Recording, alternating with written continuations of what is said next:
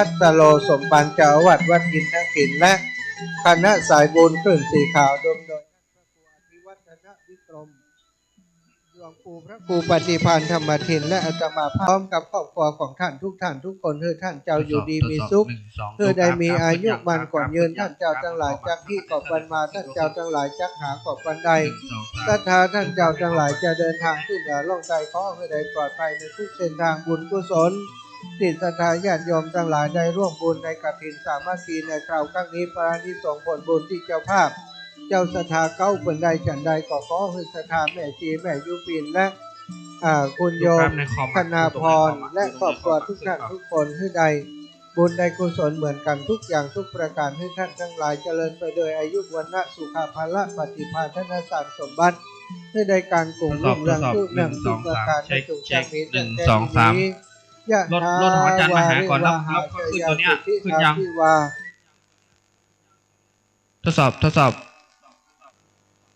โอเคแล้วเนาะโอเคมังสุขาพี่นามาด้วยไผ่แล้วอยู่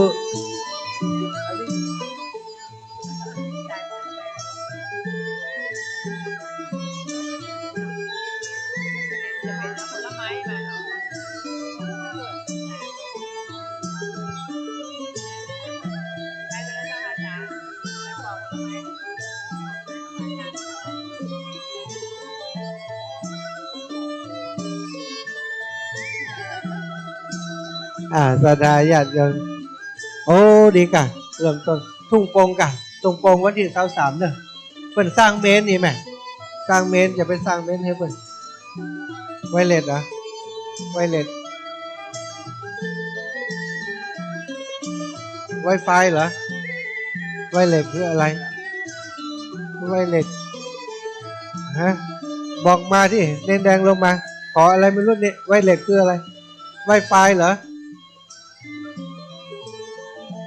ไวไฟคือลิงก์หรือว่าลิงก์หรือว่าอะไรฮะ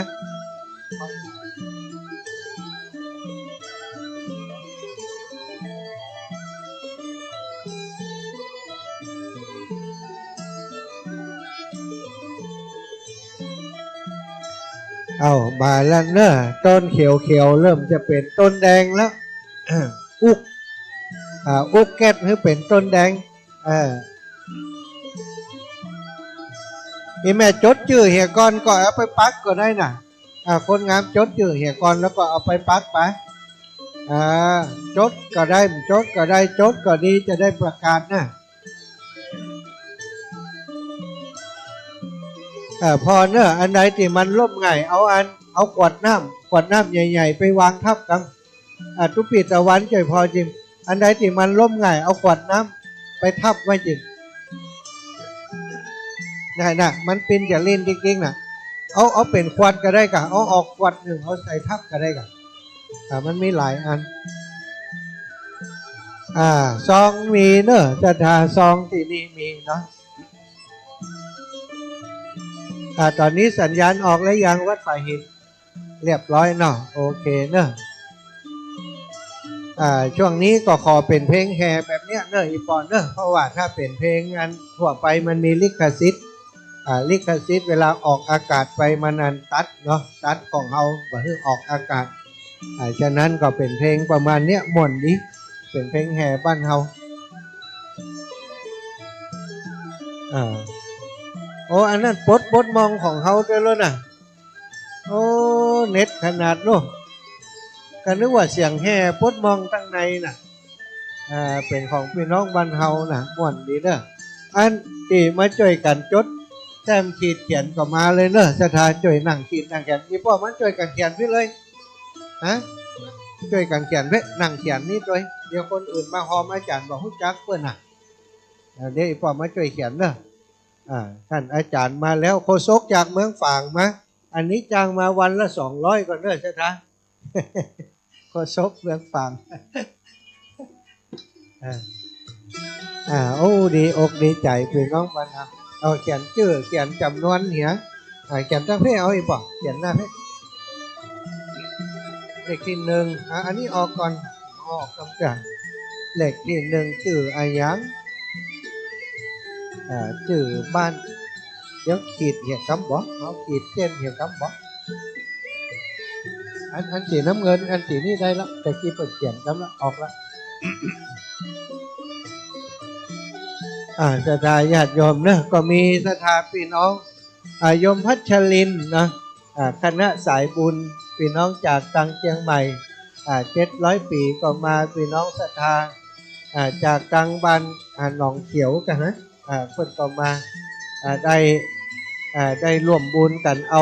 าผลไม้มาออกโครงการกำลังปอกผลไม้เนอะผลไม้ทันแล้วเอามาตานทุเจ้าเหี่ยก่อนเนอะ ทุเจ้าเป็นนั่งเป็นนั่นประชาสัมพันธ์เพื่อศรัทธาอยู่นี่เอามาหน้านี้ก่อนได้ศรัทธาพี่น้องบรรเทาเนอะที่เป็นคณะกรรมการที่จดชื่อเสียงเลี้ยงน้ำถ้าพร้อมแล้วก็มาช่วยกันจดชื่อเสียงเลี้ยงน้ำเขียนให้หน่อยเดี๋ยวอาจารย์จะได้ประกาศอนุโมทนาบุญโดยเจ้าตะกี้ก็ร้อยตำรวจโทเนาะทูลใจล่านะใจไอ้ยังจำนวนจับใจไอ้ยังโอ้ใจม่านหอกันน่ะมาช่วยเขียนนี้โอ้เป็นตำนวนแล้วจ้าละจำเลยลูกท่านอาจารย์พร้อมเลยยังใส่เอาใส่ได้ก็เดี๋ยวกรรมการก็จะเอาไปน้องจะเอาไปปักก็ได้เจ้าปักมันกับท่านใดได้หมดอาจารย์จำเริญพร้อมแล้วมอบเวรประเคนไม้แล้วขอนอบน้อมแด่องค์พระสัมมาสัมพุทธเจ้าขอนอบน้อมแด่พระธรรมนำคำสั่งคำสอนขอนอบน้อมแด่พระอริยสงฆ์สงฆ์สาวกเจ้าทั้งหลายถวายความเคารพจิตดวงวิญญาณของหลวงปู่วาธรรมใจถวายความเคารพจิตดวงวิญญาณอดีตเจ้าอาวาสวัดอินทร์ขินสันปะตองที่นี่ถวายความเคารพพระเถรานุเถระพระสังฆาธิการพระเจ้าพระสงฆ์ที่อยู่ในควงแก้วอารามของวัดอินทร์ขินสันปะตองที่นี่ขอความผาสุกความเจริญรุ่งเรืองจงมีแก่พี่น้องคณะศรัทธาวัดอินทร์ขินสันปะตองที่นี่ตลอดจะถึงพี่น้องคณะศรัทธาทั้งทิศทั้งสี่ที่ได้เดินทางมาร่วมบุญทอดกฐินของวัดอินทร์ขินสันปะตองในวันนี้เราก็จะได้มาสร้างบุญสร้างกุศลร่วมกันแม้นเราบ่ได้เป็นพี่เป็นน้องต้องเดียวกันแต่เราเป็นพี่น้องร่วมชาติเราได้มาสร้างบุญสร้างกุศลณที่ควงแก้วอารามวัดอินทร์ขินสันปะตองเป็นวัดเก่าวัดแก่ที่ได้สร้างมาเมินมานานประต่ำกว่า90 ปีขึ้นไปวันนี้เรามาสร้างบุญสร้างกุศลเอาไว้เป็นเสบียงบุญเมื่อห่อปากได้อู้ได้กินได้ใครไปไหนใครไปได้เราก็มาสร้างบุญสร้างกุศลเมื่อเราล้มตายหายจากไปแล้วที่บ้านที่จองที่ให้นาป่าตังร้อยให้ปันให้รถยนต์มี10 กันเซากันบ้านอย่างราชวังก็ยังเอาไปบ่ได้ตัง5 บาทยัดใส่ปากก็ยังเอาไปบ่ได้เอาไปได้ก็บุญกุศลที่เฮายังปากได้อู้ได้กินได้ใครไปไหนใครไปเนี่ยวันเนี้ยบุญกุศลบังเกิดแล้วพี่น้องคณะศรัทธาวัดอินทร์ขินสันปะตองเปิ่นได้มาแต่งมาดาได้3-4-5 วันช่วยกันตั้งแต่เพียววัดเพียววาอันใดที่ได้มันฮกมันอุกมันบะเปิงมันมางามหูงามตาก็ได้ช่วยกันเที่ยวกันเก็บกันกอดกันเมียดก็มดจดใส่สะอาดขึ้นมา เพื่อที่จะได้มาจัดการเตรียมงานทอดกฐินประจำปี 2567 ในวันนี้ณวัดอินทขินสันปะตองตำบลอินทขินอำเภอเมืองอำเภอแม่แตงจังหวัดเชียงใหม่ขณะนี้แม่ข่ายที่ถ่ายทอดเสียงและภาพโดยสถานีวิทยุพระพุทธศาสนาเพื่อการศึกษาและวัฒนธรรมวัดฝ่ายหินอำเภอเมืองเชียงใหม่ FM 104.5 เมกะเฮิรตซ์เป็นแม่ข่ายถ่ายทอดเสียงและภาพผ่านแพลตฟอร์มหรือผ่านโซเชียลมีทั้ง YouTube ผ่านชื่อวัดฝ่ายหินมีอยู่ 2-3 ช่องจะมีฝ่ายหิน1ฝ่ายหิน2แล้วก็ Facebook วัดฝ่ายหินแล้วก็ Facebook คลื่นสีขาวที่ลำปางวิทยาลัยสงฆ์ลำปาง FM 106.0 เมกะเฮิรตซ์อันนี้ก็จะถ่ายทอดอยู่คาดว่าตะกี้ก็ลืมเช็คเมืองฝาง FM 100.25 เมกะเฮิรตซ์สถานีวิทยุคณะสงฆ์อำเภอฝางก็บอกว่าถ่ายทอดก็แต่ว่าที่สถานีวิทยุคณะสงฆ์อำเภอฝางนั้นก็สัญญาณจากวัดฝ่ายหินตลอด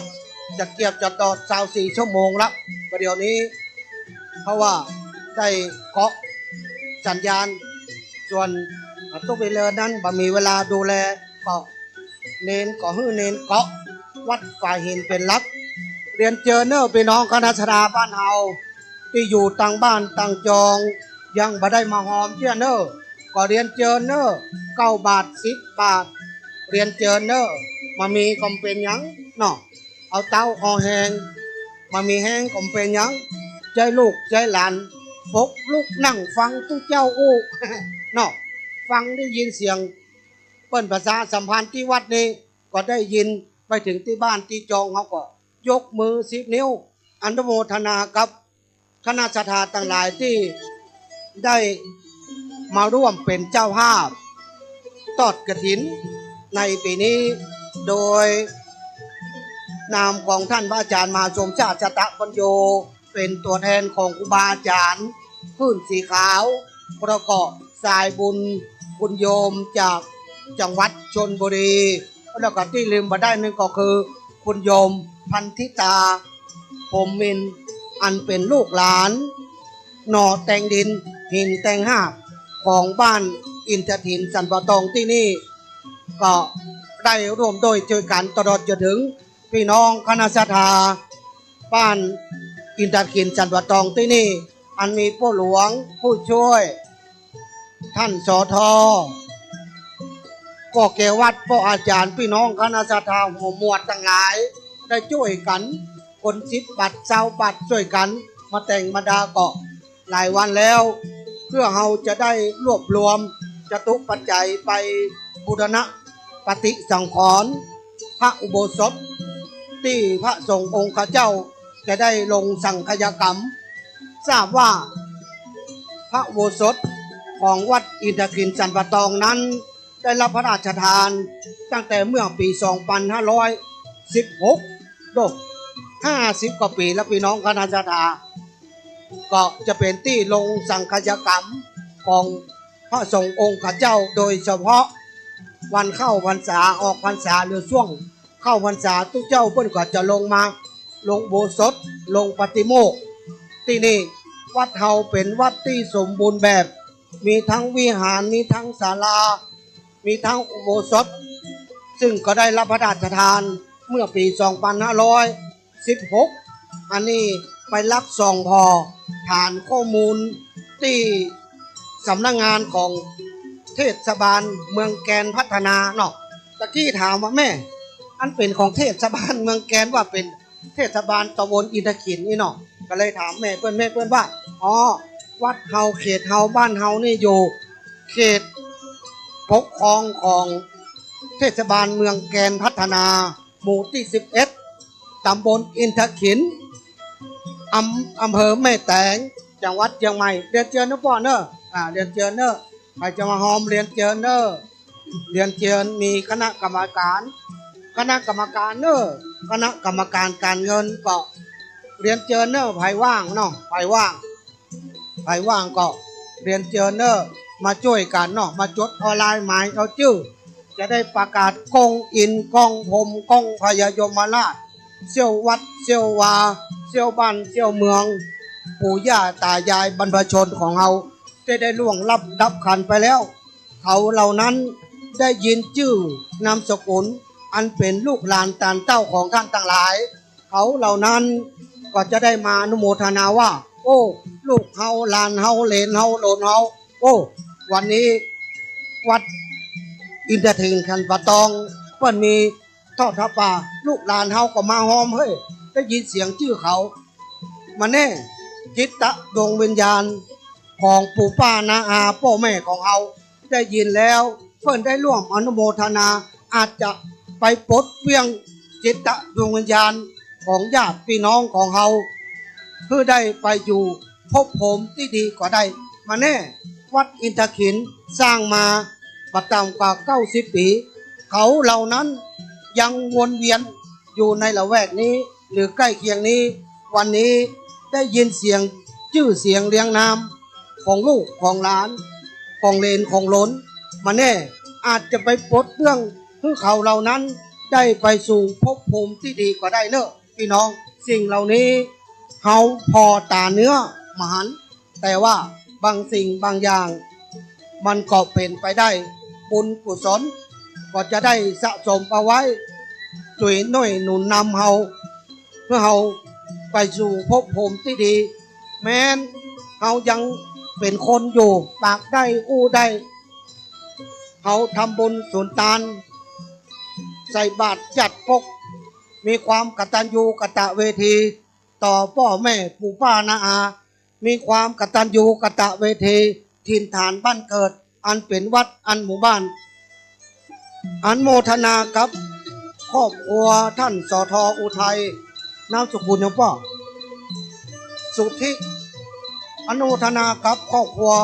พ่อสทอุทัยสุทธิได้ร่วมทำบุญทอดกฐินสามัคคีวัดอินทเขน 1,000 บาทอนุโมทนาเนอประกาศกองอินกองพรมกองพญายมราชเทวาอารักษ์เสียววัดเสียววาเสียวบ้านเสียวเมืองได้มาอนุโมทนากับคุณโยมพ่อสทอุทัยพร้อมกับครอบครัวผู้อยู่ดีมีสุขปราศจากทุกโศกโรคภัยไข้เจ็บพยาลายต่างๆนานาจะคิดจะจังจะทำพยังก็ให้ส่งความมุ่งมั่นปรารถนาเนอเรียนเจอเนอพี่น้องคณะศรัทธาวันนี้คณะศรัทธาตั้งภายในมีสมภารเจ้าวัดตั้งภายนอกมีผู้หลวงผู้ช่วยสอบตคณะกรรมการหัวหมวดได้เตรียมข้าวเตรียมปลาลงทานเนอถือว่ามากินข้าวนอกบ้านก็ได้เนอะ มาเปลี่ยนบรรยากาศมากินข้าวด้วยกันกินข้าวกับพี่น้องเมืองฝางกินข้าวกับพี่น้องเมืองปานลำปางมากินข้าวกับพี่น้องตำบลท่าบาทอำเภอเมืองลำปางมากินข้าวกับพี่น้องอำเภอเมืองเชียงใหม่วัดฝ่ายหินเรียนเจิญเนอะพี่น้องกูตี้กูตางพี่น้องสันปะตองหางดงก็จะได้มาเนอะแล้วก็พี่น้องดอยลออำเภอดอยลอจังหวัดเชียงใหม่ครูบาอาจารย์ขึ้นสีขาวโดยการนำของท่านพระครูอภิวัตรวัฒนกรมหรือท่านอาจารย์บรรยงตำแหน่งในการทางปกครองก็เป็นรองเจ้าคณะอำเภอดอยลอเจ้าอาวาสวัดปากทางเจริญผู้อำนวยการสถานีวิทยุผู้อำนวยการขึ้นสีขาวเพื่อชาวประชาประกอบครูบาอาจารย์หลายตนหลายองค์ที่เป็นพระนักเผยแผ่ธรรมะ8 ภาคเหนือ8 จังหวัดภาคเหนือตอนบนเรียนเจอเนอร์พี่น้องคณะศรัทธาประเดี๋ยวนี้ก็เวลาประมาณสัก9 โมงบ่ายเนาะประมาณ8 โมง 37อยู่ 8 โมงยังสีเจ้าอยู่เนาะบ่เป็นหยังเนาะกำลังนึ่งข้าวเป่าไฟอยู่กินข้าวงายอยู่ก็บ่เป็นหยังเอาจะทอดกฐินเวลาประมาณ12:30 นาทีก็เรียนเจอเนอะยังเต้ายังตันอยู่เนาะจะไปตัดผมใหม่ก็ตันอยู่เนอะ จะไปซอยผมก็ยังตันอยู่ เสี่ยงเกิงเอาจะทอดกฐินปีหนึ่งมีครั้งเดียวทอดกฐินนี่แล้วก็พุทธบัญญัติที่พระพุทธเจ้าองค์สัมมาสัมพุทธเจ้าของเราได้บัญญัติเอาไว้หลังจากออกพรรษาเมื่อตะวาเนี่ยคือเวลา1 เดือนสามารถการกฐินหรือทอดกฐินได้หลังจากพ้นแห่ง1 เดือนหรือว่าพ้นเดือนนี้ไปแล้วจะมาฮ้องว่ากฐินละทอดกฐินละจะเป็นทอดพระป่าเนอะ จะเป็นทอดพระป่าทอดพระป่านี่ทอดเมื่อใดก็ได้เนาะแต่ว่าทอดกฐินนี่ปีหนึ่งมี1 ครั้งก็ได้กำหนดภายในระยะเวลา1 เดือนต่ออันหลังจากออกพรรษาจนถึงเดือนนี้เนอะพี่น้องเนอะวันนี้เฮาได้มาสร้างบุญสร้างกุศลโดยกันใครจะมาให้มาหอมเนาะเรียนเจอเนอะก็จะขออนุญาตประกาศกองอินกองพรมเพื่อเพิ่มประสาทะเจตนาของพี่น้องคณะศรัทธาได้โดยตำรวจโททูลใจมั่นอนุโมทนากับคุณโยมมิ่งขวัญเก่งกาจพร้อมครอบครัวคุณโยมกระจรมันบอกกระจรเนาะอาจารย์ลูกพรกองคำอนุโมทนากับคุณโยมมีเซอร์เลสิกเนาะเลสิกอนุโมทนากับคุณโยมณัฐวัฒน์มั่นคงพร้อมครอบครัวอนุโมทนากับคุณโยมอุทัยสุทธิปสทอนุโมทนากับนายอินทผลเนาะอินผลคุณโยมอินผลพี่น้องคณะศรัทธาบ้านอินทขินสันปะตองเนอท่านใดที่ยังอยู่บ้านที่จองยังเต้ายังตันอยู่เนอมาช่วยกันเนาะที่เริ่มมาได้ก็อนุโมทนาเนอะกับกลุ่มแม่บ้านผู้เฒ่าผู้แก่มาจัดดอกจัดดวงแปลงสวยแปลงดอกตลอดจนถึงมาทำกับข้าวกับป๋าตั้งแต่เจ้ามาละตั้งแต่ตี 4 ตี 5มายะก็อนุโมทนาเนอะกับกลุ่มแม่บ้านอินทขินสันปะตองก็เรียนเจอเนอะได้ยินเสียงนี้การประชาสัมพันธ์บอกกล่าวคือกับพี่น้องคณะศรัทธาที่อยู่ที่นี่ก็ดีพี่น้องคณะศรัทธาที่อยู่ฝั่งต่างบ้านผ่านสถานีวิทยุแต่ละที่ท่านใดที่ได้ให้ได้หอมรับบ่ได้มาก็บ่เป็นอย่างเนอะร่วมอนุโมทนาผ่านตั้งสถานีวิทยุที่บ้านที่จองเอาเนอะพี่น้องคณะศรัทธาเนอะในนามครอบครัวพื้นสีขาวของเฮาที่เฮาได้ฟังครูบาอาจารย์จัดรายการโดยเผยแผ่ธรรมะแต่ละช่วงของแต่ละวันผ่านขึ้นสีขาวโดยไม่ขายลับวัดไฟหินและเกาะวัดต่างๆสถานีต่างๆก็ร่วมอนุโมทนาเนอะท่านใดที่กำลังเดินทางมาก็ถ้าจะเข้าตังใดอีนะเนาะจะเข้าตังเหนือตังใต้จะออกซอยตังใดบ่เข้าใจเลยว่าบ่ฮู้หัวหลงอีนะก็ติดต่อท่านอาจารย์พระมหาสมชาติเด้อโทร ท่านพระอาจารย์ชมชาติ แต่ละคนก็คงจะมีเนาะอย่างตุ้ลุงเลินครับตุ้ลุงหนุ่มนี่ส่วนมากเป็นเบื้องหลัง วันนี้ทีมงานถ่ายทอดสดภาพและเสียงวัดฝ่ายหินยกคณะมาแบบเต็มสเต็ปเนอะยกมาตึงมดตึงมวนทีมเทคนิคแล้วก็เทคนิคทีมเทคนิคระบบเสียงของวัดทุ่งโป่งก็มาเนอะเมืองปานก็มาทีมเทคนิคของเมืองฝางคนที่โอเนี่ย ระบบเครื่องเสียงได้หมดเนาะไฟฟ้าได้หมดยกเว้นออกก็ได้ ยกเว้นออก แล้วก็มีหลายทีมวันนี้ที่ได้มาช่วยกัน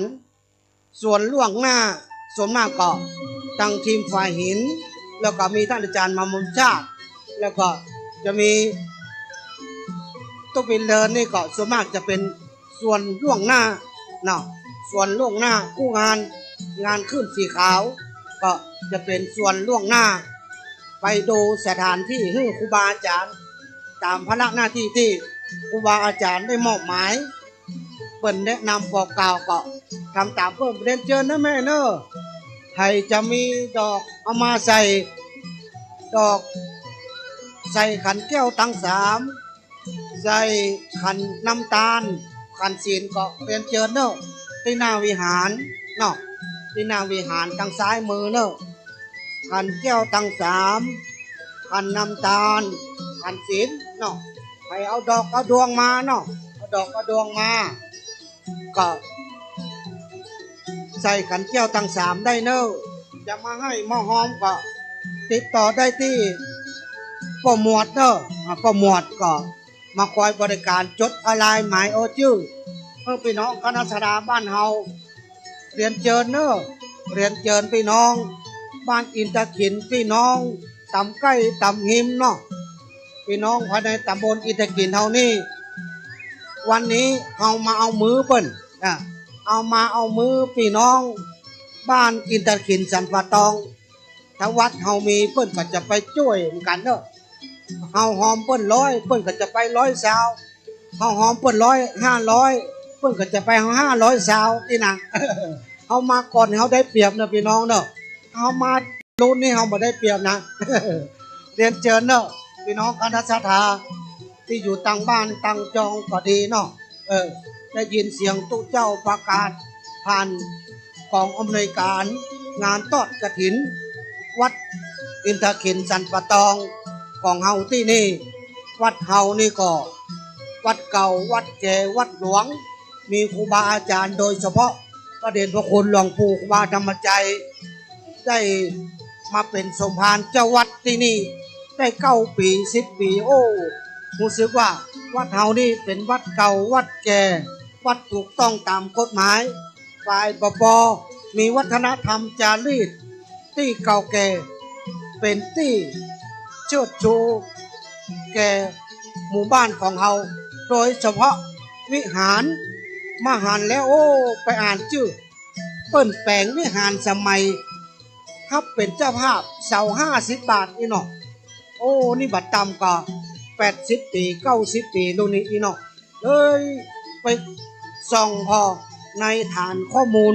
ของเทศบาลเมืองแกนพัฒนาโอ้ก็เพิ่นได้เขียนเอาไว้ว่าโอ้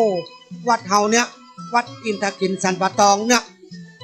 เริ่มตั้งขออนุญาตเป็นวัดนี่ถ้าจำประเพศ2504 2510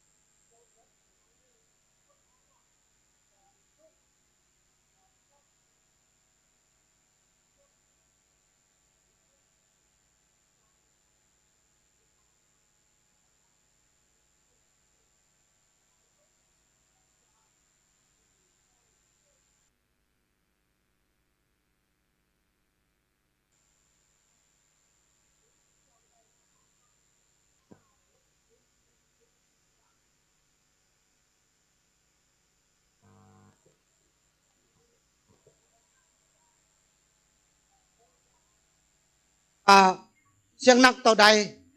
แต่ได้อู้กับกรรมการว่าโอ้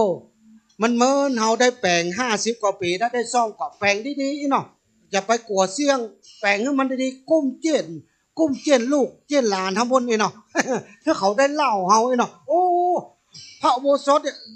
ซ่อมแซมสมัยปู่หลวงนั่นปู่เกวัดนั่นสมัยตุ๊เจ้านั่นสมัยอีป่อนั่นเนี่ยโอ้ตะฮอนบัดเดียวเนี่ยเนาะมันยังบัดลมเดียวเนาะเหมือนเตะเหมือนว่าเปิ้นแผงดีเตะดีว่าเนาะได้ตังมาจากไหนโอ้เปิ้นตั้งเก่าทอดผ้าป่าทอดกฐินเมื่อปี2567เนาะอย่าลูกหลานเฮามาได้ยินชื่อยินเสียงเรียงนามแหมน้อยเขาก็จะภาคภูมิใจหรอโอ้อีป่ออีแม่ปู่ป้านาอาเฮานี่โอ้เปิ้นก็เป็นคนวัดคนว่าบละวัดละวาแม้แต่วัดมันมีตุ๊เจ้าก็เปลี่ยนกันมานอนเฝ้าหรอเปิ้นก็จะลูกหลานเฮานี่ก็จะเล่าขานกันว่าลูกป่อเนาะพี่ปู่ป้านาอาญาติพี่น้องวงวานของเฮาเนี่ยได้บำรุงวัดวาอารามพระศาสนาลูกหลานเฮาก็จะได้มีความภาคภูมิใจวัดเฮานี้วัดเก่าวัดแก่วัดเดิมวัดเดิมเนาะบายพอมีหลวงปู่ครูบาธรรมใจได้มาเป็นเจ้าวาดสมภารเจ้าวัดได้มาขึ้นมาสร้างก็ถือว่าเป็นหน้าบุญเป็นบุญกุศลเป็นบารมีของเฮาที่ได้มาเกิดบ้านอินทขินสันปะตองที่นี่แล้วก็เป็นเมืองเก่าเมืองแก่ในข้อมูลฐานข้อมูลของเทศบาลเมืองแก่นเปิ้นว่าพื้นเพที่นี่เป็นแหล่งชุมชนเต่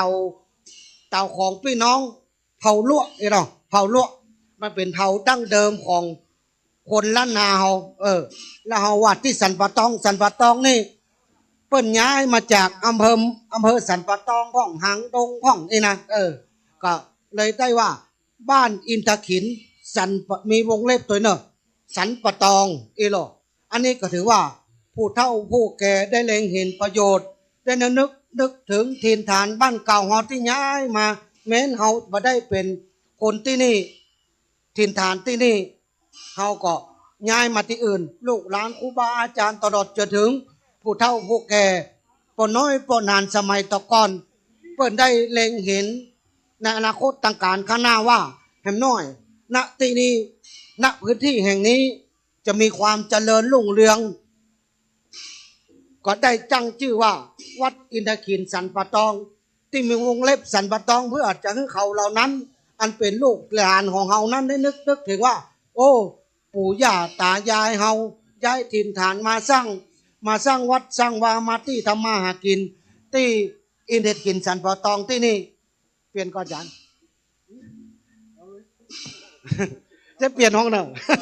สักเตือมันก็มดลมเหมือนกันนะ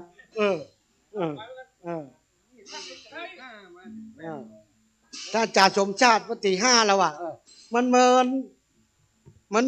นจะได้กำไม้จะเตี้ยไปตังใดเขาว่าไม้การไม่มาจังรู้อาจารย์อุเมินได้นะเรียนเจอเนอร์ไปน้องคณะศรัทธาบัดเดี๋ยวนี้ลิงออกลิงขึ้นหอกระจายข่าวแล้วดูประกาศกองอินพ้องคมกองพญายมราชพดจดไปเปาะเมืองเปล่าพดจดข้ามไปเปาะเยียงดาวเมืองฝางปะเด้อข้ามไปดอยหัวโทปะน่ะพดจดไปถึงปะน่ะพี่น้องลำปางอำเภอเมืองลำปางปะเด้อผ่านขึ้นสถานีวิทยุต่างๆที่ให้เกียรติถ่ายทอดเสียงและภาพผ่านคลื่นสีขาวโดยแม่ขายลักวัดฝ่ายหินแล้วก็ผ่าน YouTube วัดฝ่ายหินแล้วก็ Facebook วัดฝ่ายหินพี่น้องคณะญาติโยมที่กำลังเดินทางมาพี่น้องเมืองปานทุ่งโป่งลำปางพี่น้องอำเภอเมืองลำปางก็เดินทางมาพี่น้องเมืองฝางบอกมาถึงหรือยังพี่น้องเมืองฝางจากฝางมานี่ก็ประมาณสัก2 ชั่วโมงเนาะ2 ชั่วโมงพี่น้องตังดอยลอพี่น้องดอยลอพี่น้องสันกะแปงพี่น้องสันปะตองหางดง พี่น้องเวียงป่าเป้าโอ้ได้ลืมบ่ได้เนอะพี่น้องเวียงป่าเป้าโดยพระเดชพระคุณหลวงปู่ครูบาปฏิทานธรรมทินเจ้าอาวาสวัดม่อนจอมพอเนอะม่อนจอมพอ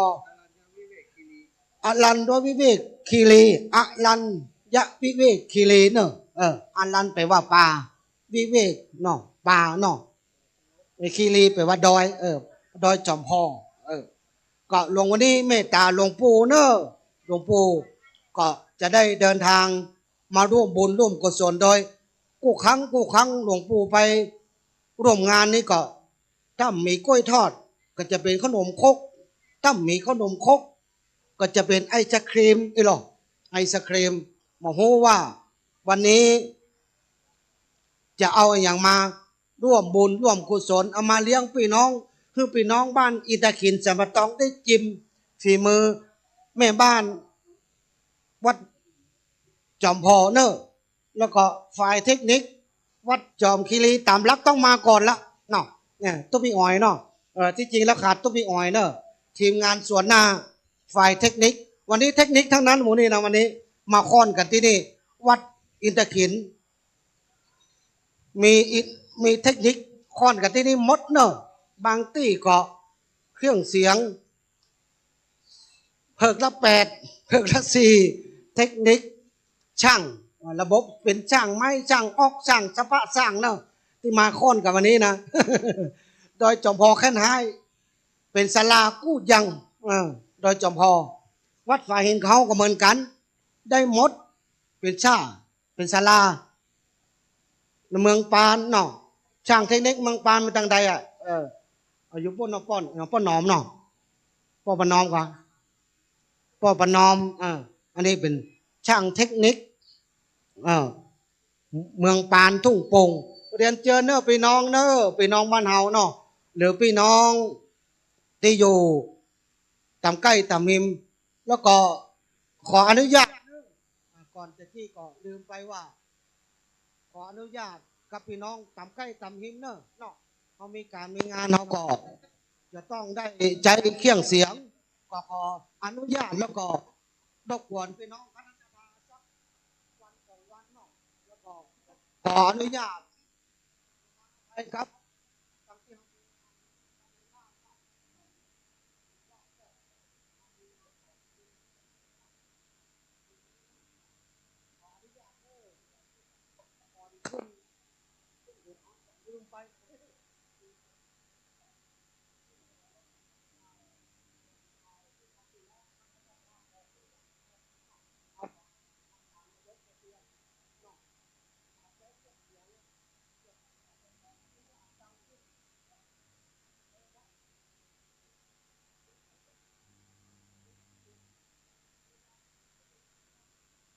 มาเนาะก่อนจะมีงานวัด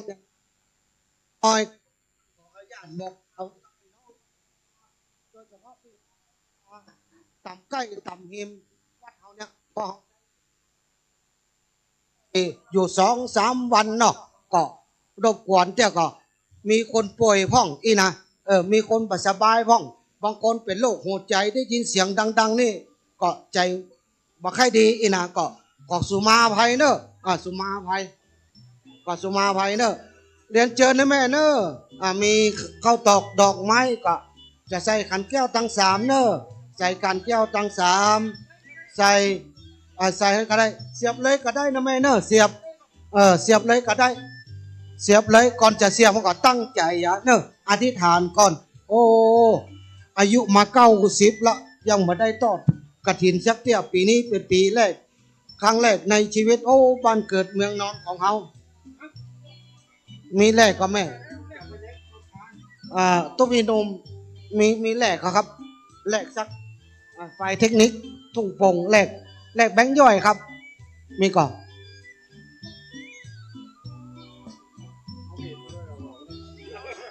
เอามีดมาตัวอีกค่ะนี่ฝ่ายเทคนิค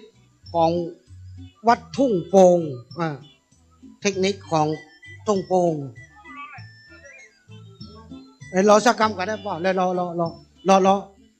ได้ได้อันนี้ป้อนอมเนอะป้อประนอมช่างเทคนิคสารถี ท่านอาจารย์พระมหาชมชาติจากวัดทุ่งโป่งอำเภอเมืองปานจังหวัดลำปางเลยมากับท่านอาจารย์พระมหาชมชาติไปพอมาตั้งต้นตัวแห่งตั้งเกาก่อนมาตั้งเกาเพื่อกับพี่น้องลำปางเรียนเจอเนอปอเนอใครจะให้จะหอมเนาะใครได้ซองก็เอาไปปักเลยเนอปอเนอปักก่อนเราจะปักเราก็อธิษฐานถ้ามีก็มาจดนี่ก็ได้แม่เนอแม่จะรวดปักก็ได้อธิษฐานก่อนเนออธิษฐานกันเดี๋ยวเราได้ใกล้เวลาเรากินข้าวตอนเรียบร้อยอย่างแล้วเราก็จะได้แห่เนอะเราก็จะได้แห่รอบเนี้ยรอบวิหารเราเนี่ย3 รอบเนอะโยมพ่ออย่างแม่พ่ออย่างอนุโมทนาเนอะกับโยมพ่อท่านใดที่จะมาให้มาหอมก็เรียนเจอเนอะคณะกรรมการเฮาเนอะก็มาช่วยกันเนาะอันใดที่เราจะช่วยกันก็ช่วยกันเนอะวันนี้เป็นวันสำคัญเป็นประวัติศาสตร์แห่งหน้าหนึ่งของบ้านอินทขินสันปะตองว่าวันที่19เดือนตุลาคม2567ปีนี้มีการทอดกฐินณวัดอินทขินสันปะกองที่นี่เราก็จะได้เป็นประวัติศาสตร์จารึกเอาไว้เพื่อลูกเพื่อหลานของเราได้จดจำได้เป็นที่เล่าขานของลูกของหลานของเราอนุโมทนากับสถานียุโฆษกคุณโยมวุฒิชาติคำปัน FM 96.0 เมกะเฮิรตซ์เนาะ96ที่ไหนเนี่ยดอยสุเทพเนาะของดอยสุเทพของดอยสุเทพเนอะสถานีวิทยุเพื่อการศึกษาก็อย่างเนี้ยจำมาได้แล้ว96.0 ดอยสุเทพอนุโมทนาเนอะแล้วก็106.0 สถานีวิทยุวิไลส่ง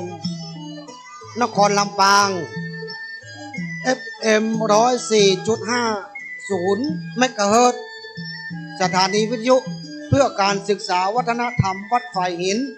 FM 100.25 เมกะเฮิรตซ์สถานีวิทยุพระพุทธศาสนาคณะสงฆ์อำเภอฝางสถานีวิทยุ78-87 ห้วยตองซักสถานีวิทยุของคุณโยมพ่ออย่างเขาที่สัมปตองแล้วก็ของวัดแห่งวันหนึ่งที่ถ่ายทอดอนุโมทนาเนอคณะสถานญาติท่านใดที่เดินทางมาก่อเรียนเจอเนอน้ำเย็นน้ำดื่มก็มีเนอมอบไม้อาจารย์ไปไม่ได้แล้วเริ่มตึกละวันนี้มีโฆษกลูกหล่อมาด้วยเนอะปัจจัยอาตมานะจะเป็นโฆษกแต่เปิ้นศรัทธาญาติโยมมีงานที่วัดพระธาตุดอยสุเทพวรวิหารศรัทธาญาติโยมจะได้พบได้ปะเปิ้นจะได้หาเปิ้น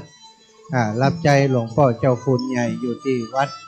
พระธาตุดอยสุเทพท่านอาจารย์มหามันกันนะวุฒิชาติคำปันมหาปรริญญา8 ปรริญญาเก่าพนะสถานเพื่อนเป็นโฆษกเป็นพิธีกรเป็นนักจัดรายการ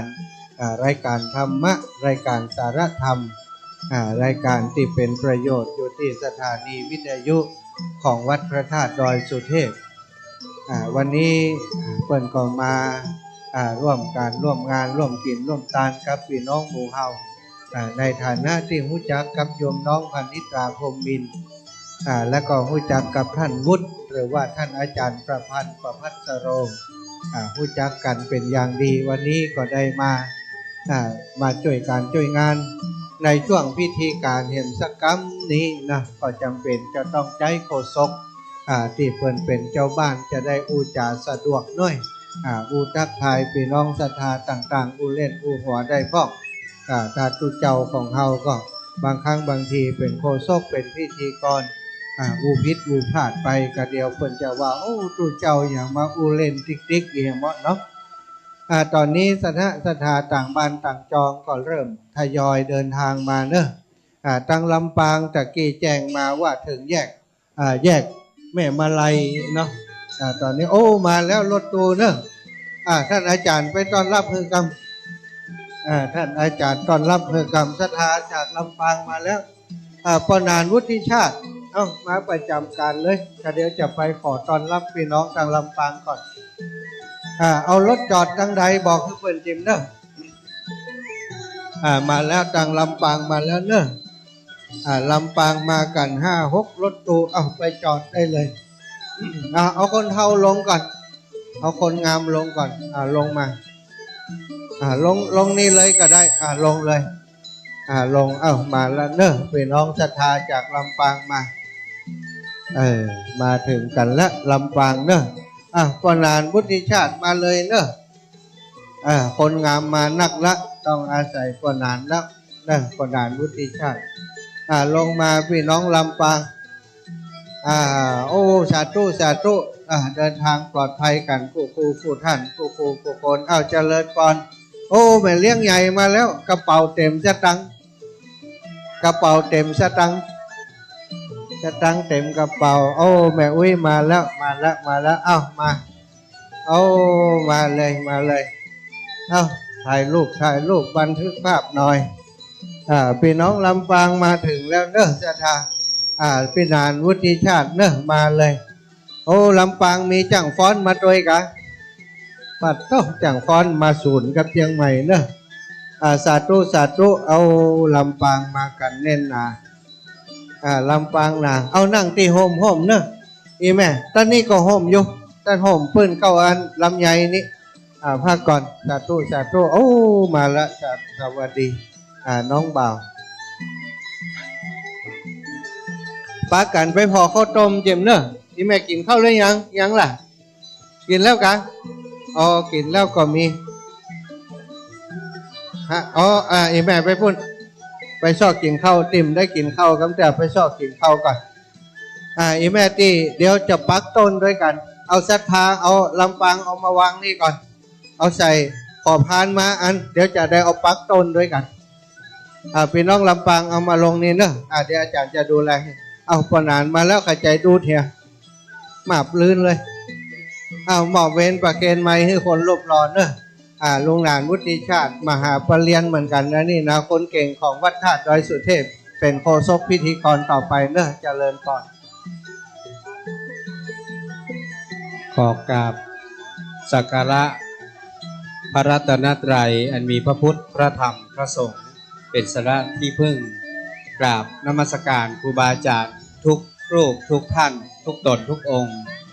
ขอกราบสวัสดีพ่อแม่นะครับทุกท่านนะครับที่มา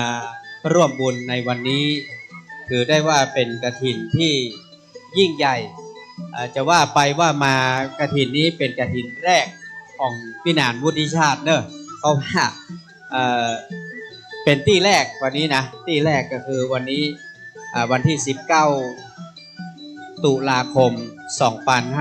2567นะครับก็ผู้ซึกปรับปลื้มยินดีเพราะว่ากฐินวันนี้กฐินใหญ่คณะศรัทธาคลื่นสีขาวครูบาอาจารย์ได้มามารวมกันณที่นี้ขอพี่น้องลำปางพี่น้องศรัทธาคลื่นสีขาวตังลำปางท่านอาจารย์พระมหาสมชาติบอกว่าให้มารวมกันที่หน้ากล่องประชาสัมพันธ์นี้เนาะเดี๋ยวจะรวบรวมปัจจัยแล้วก็จะปักต้นนะครับเป็นหมู่เป็นคณะนะครับก็เรียนเชิญเด้อส่วนท่านที่มาถึงแล้วยังไม่ได้รับประทานอาหารก็ทางศรัทธาบ้านเฮาก็ได้จัดเตรียมอาหารไว้ให้นะครับก็ขอแม่บ้านคณะกรรมการช่วยดูแลตัวในเรื่องอาหารนะครับว่าจะจัดอย่างเลี้ยงพ่อแม่ศรัทธาพี่น้องจากลำปางนะครับก็ ยินดีนะครับพี่น้องลำปางเชียงใหม่เชียงรายกับพี่น้องกันผมเองนี่ก็ถึงจะอยู่เชียงใหม่แต่ก็ได้ไปร่วมกินครับร่วมกินร่วมตาลกับพี่น้องชาวลำปางนะเพราะว่ามีสหธรรมิกก็คือท่านอาจารย์สาธิตธีระปัญโยแม่เมาะลำปางซึ่งพี่นานเองก็ได้นำศรัทธาขึ้นวิทยุ96ไปร่วมกินร่วมตาลตั้งแต่ท่านไปบุกเบิกใหม่ๆจนเดี๋ยวนี้ก็ใหญ่โตเจริญรุ่งเรืองก็ถือว่าเป็นพี่น้องกันวันนี้พี่น้องชาวอินเดียขินสันป่าตองดีใจนะที่ได้มีโอกาสต้อนรับพี่น้องศรัทธาจากลำปางจากเชียงใหม่เชียงรายนะหลายที่หลายตางวันนี้รู้สึกดีใจนะแทนพี่น้องชาวบ้านเฮานะครับที่ได้รับบุญกฐินถือว่าเป็นกฐินต้นก็ว่าได้เพราะว่าออกพรรษามาได้2 วันนะครับออกพรรษาเมื่อวันที่17-18ตะวันนี้เปิ้นตักบาตรเทโวโลหณะเป็นการต้อนรับการเสด็จลงมาจากเทวโลกขององค์พระสัมมาสัมพุทธเจ้าวันนี้วันที่19โอ้ถือว่าเป็นกฐินแรกนะเพราะว่าเอาน้ำหัวไว้ก่อน อันนี้กินกฐินน้ำหัวสาธุครับท่านอาจารย์บอกว่าจ้างฟ้อนจากวัดบุญเกิดลำปางนะเปิ้นโอ้พี่ลีพลอเนอะมีตึงสาวน้อยสาวใหญ่สาวโสดมดเนาะเพราะว่าบัวมาเจ้า สาวโสดมดเพราะว่าสามีบ่มาดีแล้วครับถ้าสามีมาก็จะบดีทำเนาะมันจะมาคางกันเพราะว่าซ้ำงามเหียเนาะวันนี้ก็ขอบคุณนะครับทุกๆโรงทานเนอะวันนี้ตะกี้เปิ้นก็มาสกิดว่าเขามีโรงทานเลี้ยงเนอะป้อนานมีโรงทานเลี้ยงยินดีครับแล้วก็ศรัทธาเฮาที่มาจากลำปางถ้ายังบ่ได้กินข้าวนะครับก็เชิญได้เนอะเขามีข้าวต้มนะครับมีข้าวต้มทางปุ้นมีกาแฟนะครับมีกาแฟเนอะท่านสนใจก็เชิญได้นะครับก็มีของเลี้ยงนะครับก็ตามแต่ที่เฮาเสาะมาหาได้เนาะในปัจจุบันนี้ต้องยอมรับว่าเศรษฐกิจมันบ่ค่อยสู้ดีภาวะน้ำท่วมก็เพิ่งผ่านไปหลายท่านก็ยังมีกำลังแรงใจที่จะมาร่วมกินร่วมตาลอันนี้ผมถือว่าเป็นเรื่องที่น่าปลาบปลื้มยินดีเป็นอย่างมากเพราะว่าในสภาวะแบบนี้ทุกท่านยังสามารถตั้งสติแล้วก็ตั้งใจได้ที่จะมากินมาตาลทั้งที่หลายท่านหลายบ้านก็ได้รับผลกระทบจากเรื่องของน้ำท่วมได้รับความเสียหายมากมายและเราก็คงจะผ่านมันไปได้ครับทุกสิ่งทุกอย่างเพื่อนบอกว่าขอให้เราแค่มีชีวิตอยู่ได้ก็ดีแล้วเนาะมีชีวิตรอดปลอดภัยก็ดีแล้วครูบาอาจารย์พระสงฆ์ก็บอกว่าแค่มีชีวิตอยู่ก็บุญแล้วพี่นานเอ้ยนะนอกนั้นไปก็เสาะไปหาเอาใหม่เป็นหนังชีวิตไม่สิ้นก็ต้องดิ้นกันไปนะครับปีนี้ถ้าเราได้ร่วมกฐินนี่ก็ถือว่าเป็นบุญเป็นวาสนาโดยพ้องยิ่งที่วัดอินทขินแม่แต่งของเราเต้าที่ทราบมาว่าจะนำปัจจัยมาบูรณะพระอุโบสถซึ่งก็มีการชำรุดเนาะสุดโทรมไปตามกาลเวลาอันนี้สร้างมาเมื่อปีไหนพระอาจารย์ตั้งแต่2480ปลายแล้วนั่นเมินนานนักแกเนาะพ่อยแม่เฮาที่อยู่ในนี่ก็บอกว่าเกิดพศไหนพ่อง2488ปลายพวกนั้นนะก็ถือว่าเมินนานนักแกก็ถึงเวลาที่จะต้องมีการบูรณะซ่อมแซมเพื่อให้ใจต่อไปในพระศาสนาของเฮาฉะนั้นวันนี้ปล่อยแม่เฮาเริ่มต้นบุญแรกก็ได้บุญใหญ่ละเพราะว่าเป็นบุญบูรณะพระอุโบสถถือว่าเป็นศูนย์กลางความสำคัญเพราะว่าพระอุโบสถเนี่ยใจเป็กตุเจ้าใจสวดปริวาสใจในการสวดผ้ากฐินนะครับพิธีกรรมต่างๆที่เป็นสังฆกรรมจะใจพระอุโบสถเป็นหลักเลยปล่อยแม่เนอะฉะนั้น ถือว่าเฮานี้ได้สร้างบุญใหญ่ฝากไว้ในพระศาสนาเปิ้นบอกว่าเวลาเฮาหาทรัพย์มาได้ต้องรู้จักจัดสรรปันส่วนยกตัวอย่างเช่นเอาไปทำอย่างหนึ่งเปิ้นบอกว่าการทำบุญนะครับก็จะต้องแบ่งเป็นสัดเป็นส่วนก้อยแม่ถ้าเฮาแบ่งได้เฮาก็จะได้บุญได้กุศลได้กินได้ใจทุกสิ่งทุกอย่างนะครับฉะนั้นอันนี้ก็ถือว่าเป็นบุญเป็นกุศลอันยิ่งใหญ่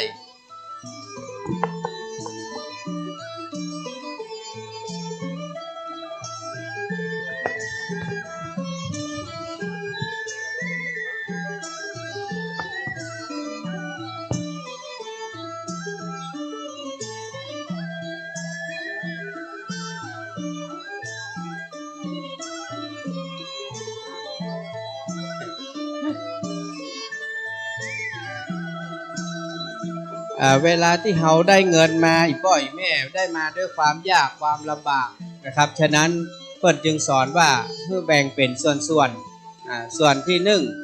ก็เอาใจหนี้เก่าส่วนที่สองก็เอาสร้างหนี้ใหม่ส่วนที่สามเอาฝังดินไว้ส่วนที่สี่เอาจอมปากเหี่ยวอีบ่อยแม่มันเป็นกุศโลบายสอนคนว่าเราต้องรู้จักจัดสรรปันส่วนทรัพย์สินเงินทองทรัพย์สินเงินทองที่เราได้มาจัดสรรเป็นส่วนเอาใจหนี้เก่าก็คือเอาฮื้อพ่อฮื้อแม่นะครับตอบแทนพระคุณบุญคุณเปิ้นเอาร่วมบุญกินทานกับครูบาอาจารย์ที่เปิ้นเป็นครูบาอาจารย์เฮาอุปถัมภ์อุปถากดูแลเปิ้นอันนี้ก็ฮ้องว่าเอาฮื้อกับบุคคลที่เปิ้นมีบุญมีคุณกับเฮามาก่อนอันที่สองก็เอาสร้างหนี้ใหม่นมัสการครูบาอาจารย์นะครับที่เดินทางมาถึงณวัดอินทขินสันปะตองแม่แตกของเฮานะครับแล้วก็เอาสร้างหนี้ใหม่ก็คือเอาเลี้ยงเอาส่งเสียลูกเต้าเราหลานคือเขาได้มีความรู้มีการศึกษาวันหน้าจะได้เป็นที่เปิ่งของหมู่เฮาส่วนที่สามก็คือเอาฝังดินไว้เนี่ยตอนเนี้ยอีป่อยแม่เฮากำลังทำก็คือการนำปัจจัยเงินทองนี้มากินมาตานฝากไว้ในพระพุทธศาสนาแล้วจะไปเบิกเมื่อใดรอก่อน ตอนนี้ยังเบิกมาได้เตื้อนะรอก่อนรอให้เฮามอดม้วยมรณาก่อนนะเฮาจะได้เบิกบุญกุศลที่เฮาสร้างเฮาทำนี้และส่วนสุดท้ายเอาจอมปากเหี่ยวก็คือเอากินเอาใจก่อยแม่มีหนี้มีสินก็เอาไปใช้มีกินมีใจไปเป็นวี่เป็นวันไปอันนี้ก็ถือได้ว่าเป็นบุญเป็นกุศลอันยิ่งใหญ่จึงฝากทุกคนทุกท่านไว้นะครับวันนี้ก็ขอบคุณนะครับแล้วก็ยินดีกับพี่น้องตังลำปางนะครับได้เดินทางมาถึงหลายกันรถตู้ตอนนี้ก็กำลังแกะซองนะครับที่จะปักต้นเพื่อรวบรวมทำบุญทำทานด้วยกันกระเดียวพี่น้องตังเจียงไฮ้ก็จะเดินทางมาตังเจียงใหม่ก็จะเดินทางมาที่วัดสันปะตองอินทขินแม่แตกของเฮาซึ่งอันนี้ก็มีศรัทธาผู้ใจบุญนะครับในทุนผู้ใจดีเต้าตี้พี่นานวุฒิชาติได้จดเอาลายหมายเอาไว้นะครับก็มีในส่วนของคุณพันพสุทธ์นะครับกิติบรรพชาซึ่งก็เป็นคนท้องว่าเป็นผู้ทำธุรกิจนะครับหลายสิ่งหลายอย่างอยู่ในเวียงเจียงใหม่ท่านก็จะได้มาเป็นประธานฝ่ายคารวะมีคุณน้องพานิกาพรหมมินทร์คณะศรัทธาบ้านสันปะตองอินทขินและพี่น้องคลื่นสีขาวนะครับก็จะได้มาร่วมกันในวันนี้นอกจากนั้นนะครับในส่วนของครูบาอาจารย์พระสงฆ์องค์ข้าเจ้าก็ไม่มีก็จะมีส่วนฝ่ายของสงฆ์หลวงปู่ท่านพระครูปฏิภาณธรรมทินวัดพระธาตุม่อนจอมพอหรือว่าพระธาตุดอยม่อนจอมพอนี่ก็เชียงไฮ้เนาะบ่เนาะเชียงไฮ้อยู่เชียงไฮ้เนาะม่อนจอมพอเนี่ย อยู่เชียงไฮ้เชียงไฮ้ก็ครูบาอาจารย์เยอะเนอะอ่านจอมนั่นจอมนี่ผมก็จำมาเสี่ยงนะมันมีหลายจอมที่เชียงไฮ้นะเวลาเพิ่นไปเพื่อจะปาไปตามจอมต่างๆอันนี้ก็จะได้เมตตาเดินทางมาเป็นประธานฝ่ายสงฆ์นะครับวันนี้อีพ่ออีแม่เฮาก็เริ่มทยอยพี่น้องบ้านเฮาก็ขอฮื้อทยอยกันมาได้ละเนอะเพราะว่าตอนนี้มีศรัทธาต่างบ้านต่างจองในเวียงเจียงใหม่ลำปางก็เริ่มทยอยกันมาเดี๋ยวเจียงไฮ้ก็จะมาแม้ว่าเฮาจะตานช่วงเที่ยงแต่ว่า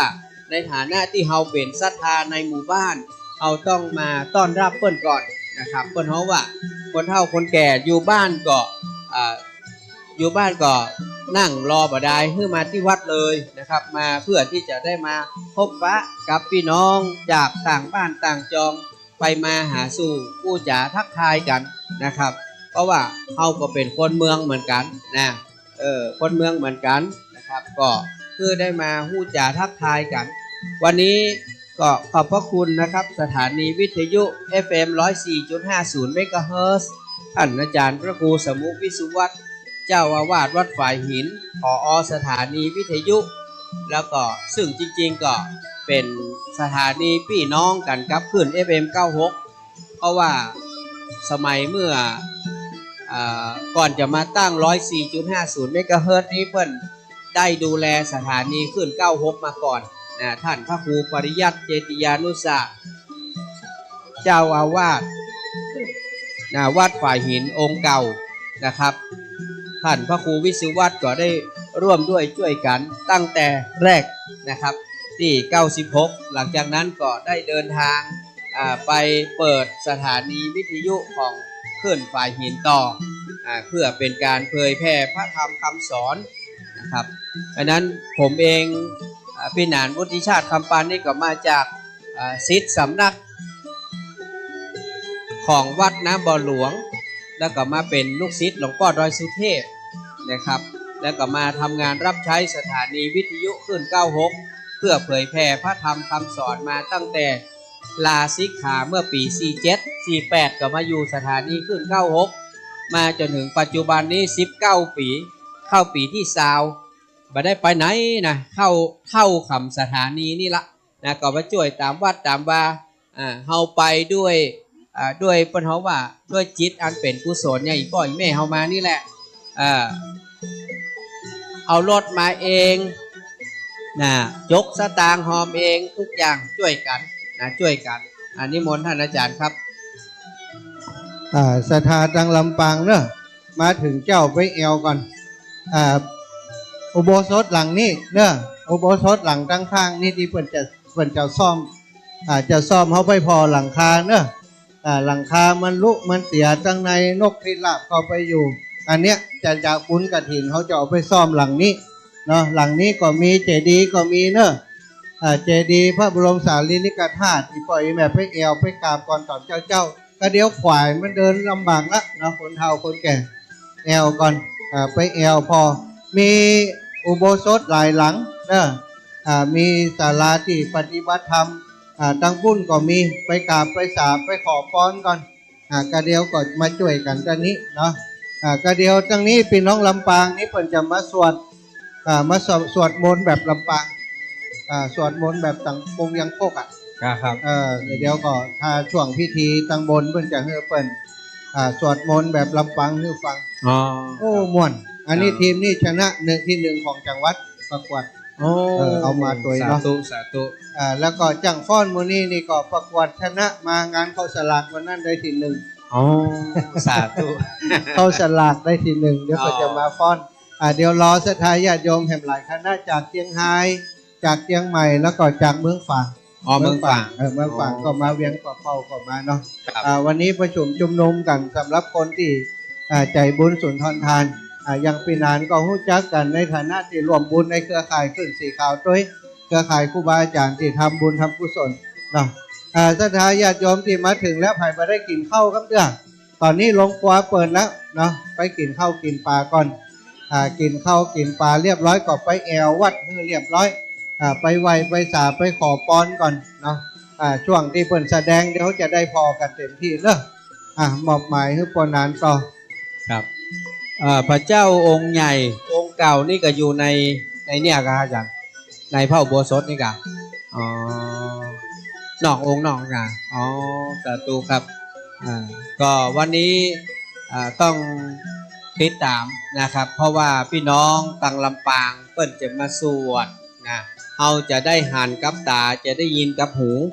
อ๋อขอไม้เสียบสตางค์เพิ่มด้วยเนอะคณะกรรมการเอามาละกะโอ้อันนี้แม่เอาตรงนี้แม่ก็ได้แม่เอาตรงนี้มาพี่เอาตรงนั้นมาให้กับเอามาให้เปิ้นกับเพราะว่าไม้บปอเนาะเชิญได้ครับมีไม้ปะเลอะหน่อยแม่เนอะมาปักด้วยกันหอมด้วยกันเอาบุญเอากุศลด้วยกันนั่นเนาะปะเลอะปะเตอไม้อ่ะเนาะกองเยอะแยะเลยหาวางเลยนั่นน่ะรวบรวมไว้นะครับถึงสตางค์ถึงรายชื่อเพราะว่าเดี๋ยวจะต้องเอาให้คณะกรรมการได้ตรวจสอบยอดนะทั้งหมดว่าได้เท่าใดเนาะแล้วจะได้แจ้งเพื่อกับอีกป้อยแม่ศรัทธานาบุญได้รับรู้รับทราบว่าปีนี้คณะศรัทธาทุกหมู่ทุกเหล่าเฮาได้ร่วมกินร่วมทานกันได้เงินมาเท่าใดจะได้เอามาเป็นยอดในการทำบุญบูรณะพระอุโบสถหลังเก่าสร้างเมื่อปี 2480 ปลายแล้วก็ถือว่าเป็นพระอุโบสถเก่าแก่นะครับถ้าเฮานับปีนี้2567อันนั้น8ปลายก็เบสเซตก็หลาย10 ปีนะครับก็ถึงกาลเวลาในปี2567นี้นะวันนี้ก็เป็นวันดี19นะครับ19ตุลาคมถือว่าเป็นกฐินกฐินแรกเลยเนอะเพราะว่าเต้าที่ผมได้ยินมาก็จะมีวัดเฮานี่แหละเป็นกฐินเรียกว่าเก่าแต้ๆนะครับก็ท้องว่าเป็นน้ำหัวตาลก่อนได้เปรียบนะตาลก่อนได้เปรียบเพราะสตางค์มันยังมาตันไหลไปตั้งไหนได้หรอเนาะกำลังบางคนก็เพิ่งจะได้เงิน10,000มาหน่อยแม่เนาะบางคนก็จะเพิ่งจะได้เงิน9,000มาเอากะผมก็มาได้น้ำท่วมบ้านเพิ่นบอกว่าของบาเสียหายเพิ่นบอกเห็นมั้ยท่วมหน้าบ้านมาเข้าบ้านเพิ่นเขายกของเขาก็ยกของผู้อี้เขาบอกของขึ้นแล้วน่ะเขาจะได้9,000โดยเพิ่นบอกให้เอาของขึ้นเขาก็เป็นคนเชื่อคนง่ายเนาะว่าหลวงกำนันประกาศเอาของขึ้นเนอะเขาก็ยกยิ้มตายิ้มยังนะสุดท้ายเอาหูไปเปียเพิ่นบอกว่ามีของเสียหายเพิ่นบอกเห็นมั้ยปุดตื่นเห็นแล้วเนี่ยน้ำท่วมเหมือนกันแต่ไม่ได้ตังค์นะวันนี้ก็จะได้ก็ขอบคุณนะฮะแล้วก็เป็นกำลังใจให้กับก้อยเม่เฮาเนอะทุกคนทุกท่านที่ได้มาร่วมกินร่วมทานอย่างน้องพันนิตานี้ก็จริงๆแล้วก็ไม่ใช่ไผลูกหลานเฮานี่แหละนะลูกหลานนี่แม่แต่งเฮานี่แล้วก็ไปมาปัจจุบันนี้ก็ไปทำธุรกิจนะค้าขายอยู่เมืองลำปางนะได้ยินว่าอ่านหรอไปค้าขายเมืองลำปางนะอย่างเนาะพี่นานเองนี่ก็ฮู้จักเนอะคนลำปางพ่อแม่ศรัทธาเฮาวัดอินทขินสะดือเมืองนี่นะที่พี่นานอยู่มา19 ปีนี่ก็เป็นคนลำปางเนอะท่านอาจารย์ดร.อาทิตย์เนี่ยนะเป็นคนลำปางอีกก้อยแม่เฮ้ยเป็นคนลำปางเพื่อนเดียวเซียวกันกับพี่นานนี่แหละเพื่อนก็เป็นคนลำปางเนี่ยฮู้จักอย่างพระครูวิสุวัฒน์นี่ก็คนลำปางเนาะวัดป่าหินนี่นะฮู้จักกันมาตั้งแต่ปี42ร้อยแม่วันเดียวนี่6-7 20 กว่าปีแล้วฮู้จักกันมานะครับก็พี่น้องชาวลำปางนี่เป็นคนนะครับทุกปีวัดบ้านเดิมอยู่เมืองปานเป็นพระครูอยู่บนดอยสุเทพอันนี้ก็เจ้าลำปางเหมือนกันเมืองปานเนาะเป็นพี่เป็นน้องกันนะครับก็ขอบคุณนักๆครับพี่น้องชาวลำปางเฮานี่ก็เป็นคนใจดีใจงามนะชอบกินชอบทานกันวันนี้รู้สึกปรับปลื้มใจดีใจอภัยยังไม่ได้กินอย่างเปิ้นมีอาหารเลี้ยงเด้อแม่เด้อแม่เฮาที่มาจากเชียงใหม่เชิญนะฮะเชิญเลยเด้อของกินปากันไปพอกรรมเปิ้นมีอาหารเลี้ยงนะครับเมื่อตอนนี้ก็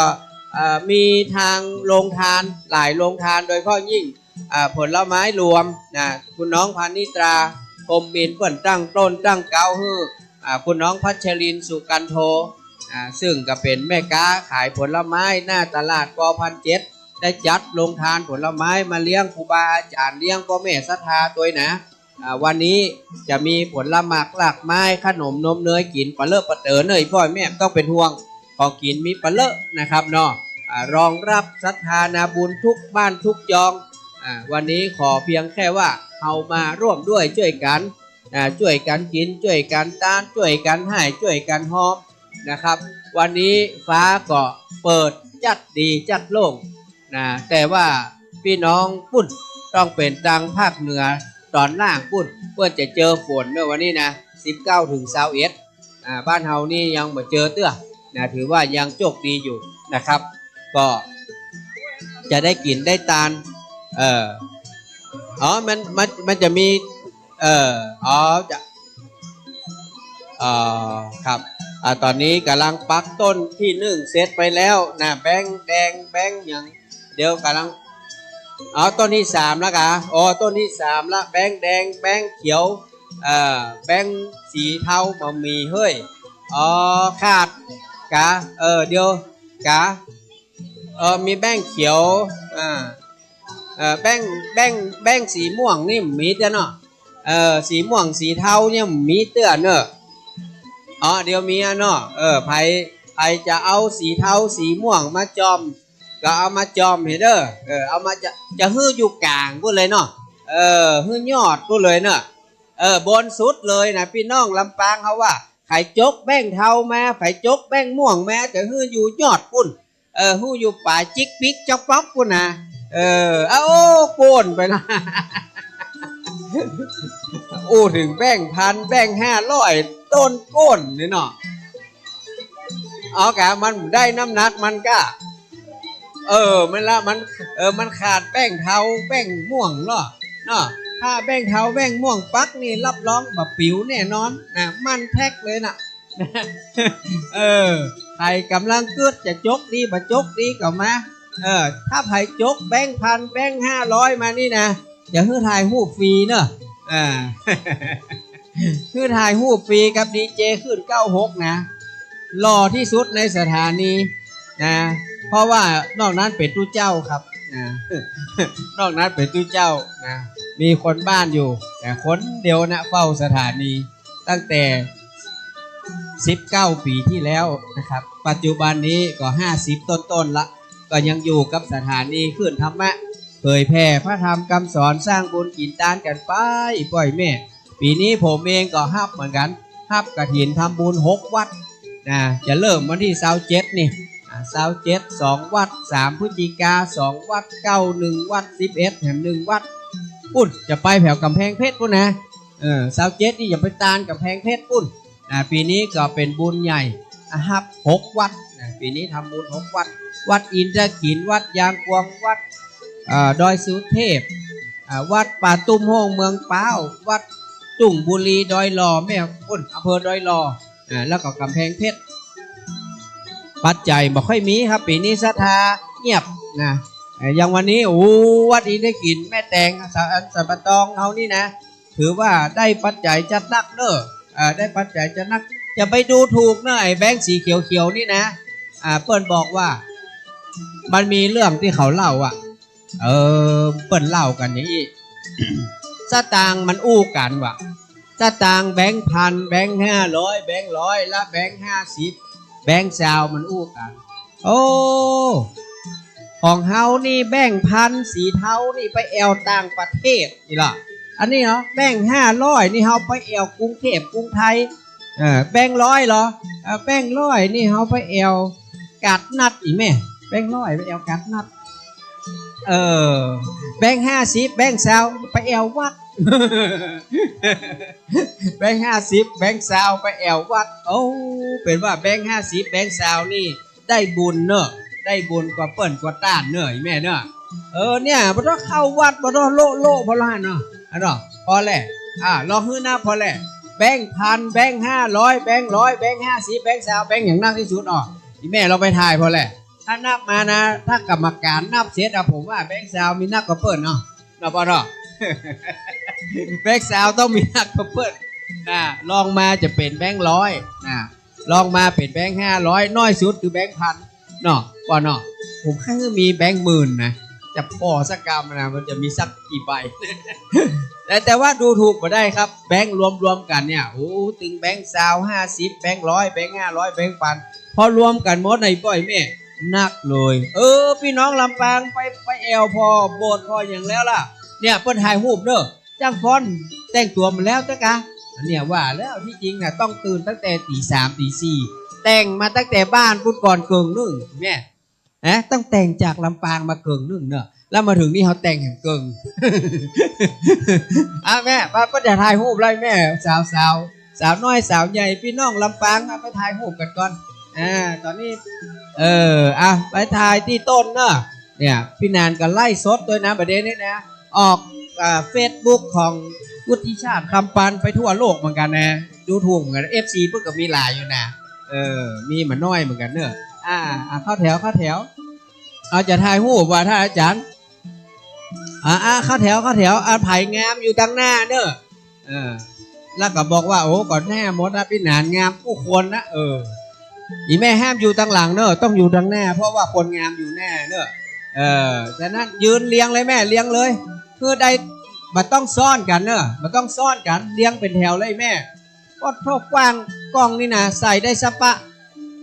ก็ต้องห่วงนะโอ้งามพี่ลีพ่อล่อคำป้อคำปานงามวับนะเจ้าแม่เปิดหอมมาเนาะแม่เนาะอยู่ในห้านมดเลยกะ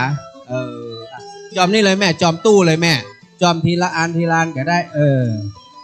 โอ้นั่นอันนี้ผมเจธรรมดาเนี่ยคือท่านอาจารย์เป็นช่างกล้องนี่นะถ้าหมังงามนี่ปั๊บเด้อ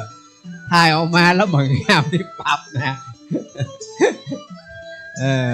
นี่เป็นจ้างฟ้อนนะครับจากพี่น้องตังลำปางเนี่ยได้อันดับ1บนมานะวันนี้จะมาฟ้อนให้กับพี่น้องเจ้าเจียงใหม่สัตว์ปะตองอินทขินได้พอเอาล่ะอันเฮาก็จะไปน้อยหน้าเพิ่นเนอะของเฮาก็เอางามๆไว้ก่อนเนอะฟ้อนงามงามบอกว่าเอาคนฟ้อนงามๆไว้ก่อนนะจะได้สู้เพิ่นได้นะวันนี้นะครับพ่อยแม่เฮาก็ตอนนี้9:30ฝ่ายนะ35เวลาก็ยังมีหลายอยู่ก็เริ่มทยอยกันมาโน่นอันนั้นมาแล้วฮะโอ้เครื่องเสียงมาแล้วกล้องกองมาแล้วอันนี้ถ้าเอาไว้เฮเนาะเอาไว้เฮแล้วก็เฮามีหรอเฮแบบอันนี้เป็นห้องแบบโอ้ไฮโซหน่อยเนาะเครื่องเสียงโอ้อันนี้นี่กระหึ่มเลยละนี่นะวันนี้ต้องขอบคุณเนอะทางเครื่องเสียงนะครับโอ้เสียงดีเสียงใสนะเสียงดีเสียงใสขอบคุณเนอะเจ้าหน้าที่เทคนิคทั้งที่เป็นฝ่ายคารวะและพระสงฆ์ทั้งหลายนะครับเดี๋ยวนี้พระสงฆ์เขาเก่งนะเก่งหลายอย่างเก่งหลายด้านนะเก่งคือทางเทคนิคเก่งทางเรื่องของการการจาเก่งในทุกๆเรื่องนะครับก็ต้องอนุโมทนาครูบาอาจารย์ทุกรูปบุญกฐินนี่เป็นบุญใหญ่ที่พ่อแม่เพื่อนบอกว่าเวลาเพื่อนฮับกฐินเนี่ยโดยปกติจะต้องใจตู้เจ้า5 ตน5 ตนนะครับถึงจะฮับกฐินได้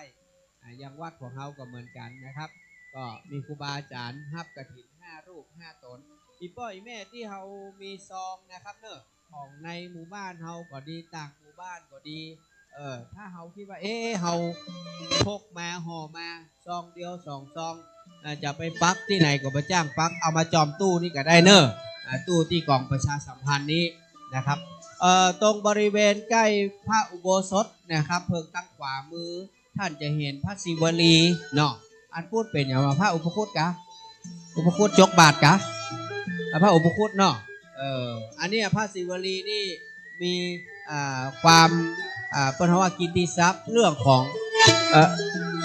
กิตติศัพท์เรื่องของเป็นโชคเป็นลาภมีกินมีใจบ่อดบ่อยากพระอุปคุตจกบาทนี่ก็เหมือนกันเนอะไผ่ได้ไหวได้ปูจาก็จะได้มีกินมีใจมีเงินมีทองก็ไปไหวไปสาไปขอโชคขอพร ตอนนี้ก็เขามีการเกาะเชื่อมสัญญาณเครื่องเสียงเพิ่มนะครับบนรถประชาสัมพันธ์ก็ขอบคุณนะครับแต่ละท่านแต่ละฝ่ายที่ได้ร่วมด้วยช่วยกันแสดงถึงความสมัครสมานสามัคคีพี่น้องต่างบ้านต่างจองบอกว่าเขาจะอยู่ที่ไหนเชียงใหม่เชียงรายลำปางเมืองฝางนะครับเวียงป่าเป้านี่เพื่อก็จะมากันเนอะเพื่อนสีขาวนี่ FC เพื่อนเยอะแฟนคลับเพื่อนหลายโอ้สมัยตะก่อนตอนที่ใหม่ๆนะผมเคยไปเจอเพื่อนโอ้ทุกคนเป็นพันก้อยแม่คนเป็นพันนะมันมาหายช่วงไหนถ้าจะช่วงโควิดเนี่ยแหละคนมันเริ่มหายไปพ่องเนาะปัจจุบันนี้ก็คงจะมีอยู่หลายร้อยนะครับหลายร้อยอยู่เพราะดูเต้าเก้าอี้นี่ก็หลายร้อยนะครับก็คงจะมาร่วมกันนับร่วมกันหลายก็ขออนุโมทนากับทุกท่านทุกคนที่ได้มาร่วมด้วยช่วยกันในการสร้างบุญใหญ่กฐินนี้เป็นบุญใหญ่มีปีละเตื้อนะครับวัดหนึ่งก็ฮับได้เตื้อเดียวเอาปัจจัยที่ได้มาทั้งหมดทั้งมวลไปบูรณะไปสร้างไปทำวันนี้ก็แดดก็กำลังงามเนาะแดดก็กำลังงามบ่ฮ้อนนะก็ยังมีลมอยู่เอาสังเกตดูนะครับตรงธงทิวต่างๆนี่จะหันว่ามีลมพัดอยู่ตลอดนั่นหมายความว่าอากาศโปร่งอากาศโล่งสบายก้อยแม่มันไม่ค่อยฮ้อนต่อใดนะครับดังนั้นก็ถือว่าเป็นนิมิตหมายที่ดีเป็นบุญเป็นกุศลนะครับที่หมู่เฮาได้มาร่วมกันกินตาลนะครับก็ขออนุโมทนากับพระสงฆ์องค์ข้าเจ้าพ่อแม่ศรัทธาเฮาผู้คนขอบคุณนะครับขึ้นเครือข่าย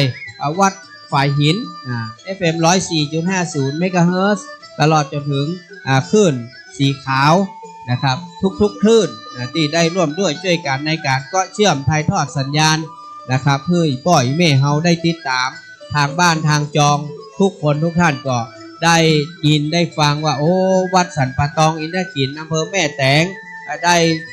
มีการตานกฐินเปิ้นฮ้องว่าเป็นมหากฐินก็ว่าได้นะเนี่ยปล่อยแม่เริ่มเอาต้นมาละทีละต้นนี่ก็มาจากศรัทธาบ้านเฮาเนี่ยเนาะศรัทธาบ้านเฮาเอาวางไว้ก่อนแม่เอาวางไว้ก่อนเนาะกระเดียวตอนปุ้นเนอะตอนที่เปิ้นจะเฮเปิ้นจะเอาไปเฮกันนี่ปล่อยแม่ก็มากำต้นไผ่ต้นมันเนอะไผ่มีผ้าก็เอาผ้ามาแห่ตัวเปิ้นไผ่มีต้นเงินก็เอาต้นเงินไปแห่ตัวเปิ้นรอบเลยนะครับรอบโบสถ์รอบวิหารแล้วก็จะโยกขึ้นไปนะเอามาวางนี่เดี๋ยวพวกก็จะพ่วงนะครับถ้าเอาไว้ตั้งนอกก็จะมีการพ่วงได้สายศีลโยงให้กับทุกท่านได้บุญได้กุศลด้วยกันหมดถึงแม้ว่าประธานนะครับหรือว่ารองประธานก็จะเป็นผู้ถือผ้าแต่หมู่เฮาศรัทธาก็ถือว่าเป็นผู้ที่ได้มีส่วนร่วมนะครับในการถวายบริวารกฐินปัจจัยทั้งหมดทั้งมวลนี้เป็นบริวารกฐินเพื่อที่จะนำถวายทานเพื่อแก่วัดแก่วาเพื่อแก่พระศาสนาเพื่อจะนำยอดปัจจัยนี้ไปบูรณะพระอุโบสถซึ่งสร้างมาเมินนานฉะนั้นท่านทั้งหลายในทางพระพุทธศาสนานั้นการที่เราได้ร่วมกันสร้างโบสถ์ก็ดีบูรณะโบสถ์ก็ดีเหล่านี้ย่อมเป็นบุญใหญ่ข้ามภพข้ามชาติบ่ฮู้กี่ภพกี่ชาติก้อยแม่โบสถ์นี่เป็นเรื่องสำคัญวันนี้กองแตกกองเฮมาจากไม่เหมาะเลยกะเป้าเพลงพีนอีสานก็จะมาบรรเลงที่วัดสันปะตองอินทขินของเฮาเนอะขอบคุณนักเนอะของแตกของเฮมาจากแม่เหมาะลำปางอาจารย์สาธิตจะมาหัวนี่มาแน่ใจวันนั้นถามท่านแล้วท่านบอกว่ามีบรรยายก็ว่าจะลองซับเปลี่ยนกับเปิ้ลจะได้บ่ได้หมูนะผมก็บอกว่าไปเจอกันที่วัดสันปะตองอินทขินแม่แตงเนอะอาจารย์บ่ได้ปะกันเมิน ตั้งแต่กฐินปีก่อนกะปีก่อนเนาะที่เขาไปตาลนี่น้องพานิตาไปตาลเนาะก็ได้ไปร่วมกินร่วมตาลกันก็ดีใจนะครับเขาได้ติดตามที่วัดที่สถาบันธรรมพิวัตรสถาบันธรรมาภิวัตรไม่เหมาะวันที่13พฤศจิกายนบุญนี่ ก็เป็นบุญที่ต่อเนื่องนะครับหลายวัดหลายวาที่จะได้ร่วมได้ทำกันโดยตลอดต่อเนื่องก็ย้ายกันไปเป็นวัดเป็นวัดแต่ว่าคลื่นสีขาวนี้เปิ้นดีอย่างคือเปิ้นช่วยกันบอกว่าจะไปวัดไหนเปิ้นก็ไปจุไปหอมไปร่วมด้วยช่วยกันเนี่ยมันแสดงถึงความเป็นอันหนึ่งอันเดียวกันแสดงว่าครูบาอาจารย์ซึ่งเป็นผู้นำนะฮะก็มีความฮักใคร่สมัครสมานสามัคคีกันจึงสามารถที่จะดึงดูดคณะศรัทธาจากจังหวัดต่างๆอำเภอต่างๆเพื่อได้มาจุมารวมกันว่าจากเมืองฝางเวียงป่าเป้าเจียงไฮ้ลำปางเจียงใหม่เนี่ยร่วมด้วยช่วยกันท่านผู้ฟังอีป้อยแม่เฮาไอ้ที่ติดตามรับฟังทางคลื่นสถานีวิทยุของวัดฝายหินก็ดีคลื่นสีขาวทุกๆเครือข่ายก็ดีนะครับก็ติดตามตอนนี้อยู่กับผมพี่หนานวุฒิชาติคำปันดีเจและเจ้าหน้าที่สถานีวิทยุ FM 96 วัดพระธาตุดอยสุเทพได้มาร่วมด้วยช่วยกันเป็นพิธีกรช่วยกับครูบาอาจารย์คลื่นสีขาวนะครับซึ่งตอนนี้หลายตนก็กำลังพักกำลังย้างกันก็เดี๋ยวสักกรรมก็จะต้องได้มาอู้มาจากันต่อสลับซับเปลี่ยนกันเอาพี่หนานเองวันนี้ก็เต้าที่ทราบมาว่าเปิ้นฮือช่วยน้ำกินน้ำตาลนะครับก็ตามที่น้องพันนิตาเปิ้นได้บอกได้ขอมาก็ยินดีนะครับแล้วก็ขอบคุณที่เปิ้นได้ระลึกนึกถึงมาได้ช่วยงานใหญ่บุญใหญ่เดินทางมาจากในเวียงเจียงใหม่ตั้งแต่6 โมงป่ายนะครับมาถึงที่นี่ก็ยังบัก9 โมงนะครับก็มาอยู่ในครูบาอาจารย์เฮาจนตะหอดมาเดียวพี่น้องหมวด4หมวด9อีกอ๋อเดี๋ยวเปิ้นมาจากลำปางเจอนะแม่เจอนะเนาะเอาไปตั้งหน้าพุ่นนะแม่เนอะมาตั้งหน้านี่อันนี้ก็จากตังลำปางนะมาเพิ่มเติมลำปางมาเพิ่มเติมก็ขอบคุณนะครับขอบคุณพี่น้องตังลำปางได้ทยอยกันมาโอ้ตอนนี้ลานจอดรถเฮาก็เริ่มเพิ่มขึ้นละนะเพราะว่า พี่น้องก็ทยอยกันมาลำปางนี่ก็ไก่นักแกเหมือนกันเนอะเจียงไฮ้ก็ไก่เจียงไฮ้ลำปางนี่จะใกล้กว่าเจียงไฮ้หน่อยเนาะ100 กว่าโลนะเจียงไฮ้นี่เป็น300 กิโลถ้าจะเดินทางใช้เวลาเมินหน่อยนะแต่ก็มาถึงแน่นอนนะครับตอนนี้ก็กำลังจะ10 โมงนะมีก๋วยเตี๋ยวเลี้ยงเนยป้อยแม่กาแฟนี่อยู่ตังตังปื้นต้นบะตื่นเนอะบางคนก็อย่างต้นบะตื่นต้นบะตื่นต้นกระท่อนต้นบะตื่นต้นกระท่อนเนอะมีมุมกาแฟอยู่เลี้ยงตลอดทั้งวันก๋วยเตี๋ยวนี่ไปตังศาลาเนาะโรงครัวศาลาโรงครัวเนอะเพิกตังถ้าอีป้อยแม่หันหน้ามาตังวิหารเพื่อเหลียวไปตังขวาศาลาโรงครัวอยู่ตังขวาเนอะใครจะไปกินก๋วยเตี๋ยวลำเปิดเลี้ยงส่วนใครจะกินกาแฟอยู่เพิกซ้ายมืออีป้อยแม่เฮาน้ำนี่เฮาเอาใส่ไว้ในถังน้ำแข็งเปิดขึ้นมาปืดขึ้นมายิบกินได้เลยบัดต้องบอกบัดต้องขอเนอะบัดต้องบอกบัดต้องขอเพื่อนบอกว่าให้จัดการช่วยเหลือทุกท่านสาธุนมัสการท่านพระครูวิสุวัตรวัดป่าหินผอ104มาถึงแล้วนะตอนนี้มาถึงที่โอ้มาตั้งแต่เจ้าแล้วเพื่อนบ้านไก่เพื่อนมาเจ้าคนบ้านใกล้มาขวายคนบ้านเจ้ามาขวายคนบ้านไก่มาเจ้าเอารถมาคนเดียวเพื่อนมีโรงทานผลไม้เนอะวันนี้นะเดี๋ยวเพื่อนจะมีเลี้ยงผลไม้น้องพันนิจานิมนต์น่ากะเพื่อนว่า104มาตั้งเนี่ยโกกอยู่ตรงนี้นะเน้นก็มาคอยดูแลอยู่ก็ขอบคุณท่านอาจารย์พระครูสมุวิสุวัตรซึ่งจะว่าไปก็เป็นพี่อ้ายตายหัวนับถือกันผมกับท่านนี่เรียนที่มหาวิทยาลัยสงฆ์วัดสวนดอกตั้งแต่ปี42 นะเรียนปริญญาตรีจบมาพร้อมกัน แต่ว่าอายุเพิ่นนักกว่าผมก็นับถือเป็นอ้ายนะก็ไปมาหาสู่กันตั้งแต่ปี42มาจนเฮาศึกษาลาเพศก็บ่ได้ละกันติดตามลามตัวกันไปมาอันนี้ก็เป็นเมตตาของท่านเพราะว่าที่พี่หนานวุฒิชาติได้มาทำงานอยู่ที่ขึ้น96รับใช้หลวงพ่อดอยสุเทพ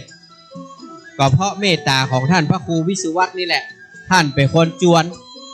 พี่หนานบรรยากาศตังใดโอ้ไปขายก๋วยเตี๋ยวกับเมียนะมาช่วยสถานีขึ้น96ป่ะเปิดใครอยากได้เจ้าหน้าที่คุมเครื่องก็เลยสดเข้ามาอยู่ขึ้น96ตั้งแต่ปี48พดก็ห่อประเดียว20 ปีจะเข้ามานี่ละยังไม่ได้ไปไหนเตื้อนะเท่าคำสถานีมาตั้งแต่อายุ32นะประเดี๋ยวนี้50จะ52ละนะครับก็ไม่ได้ไปไหนเฝ้าสถานีอยู่เนี่ยนะครับก็ดีเหมือนกันครับได้บุญได้กุศลพี่น้องที่นำปัจจัยมาจะได้เขียนกับไม่ได้เขียนก็บ่เป็นอย่างนะเอามาปักตำต้นได้เนอะเอามาปักยอดตำต้นตำยังได้เลยนะครับต้นไหนก็ได้บ่เป็นอย่างนะครับเอาทำบุญก็คือทำบุญจะเป็นต้นไหนก็บ่ว่ากันนะเพราะยอดทั้งหมดเงินทั้งหมดเข้าวัดหมดเลยนะทุกบาททุกสตางค์วันนี้พี่หนานเองก็นำปัจจัยส่วนตัวมาเหมือนกันช่วงนี้มีมานักเพราะว่าเมื่อวันที่16ที่ผ่านมาเจอ00เอาไปกินเหียอีปล่อยแม่เฮ้ยนะกะว่าอย่าได้หอมนักนะ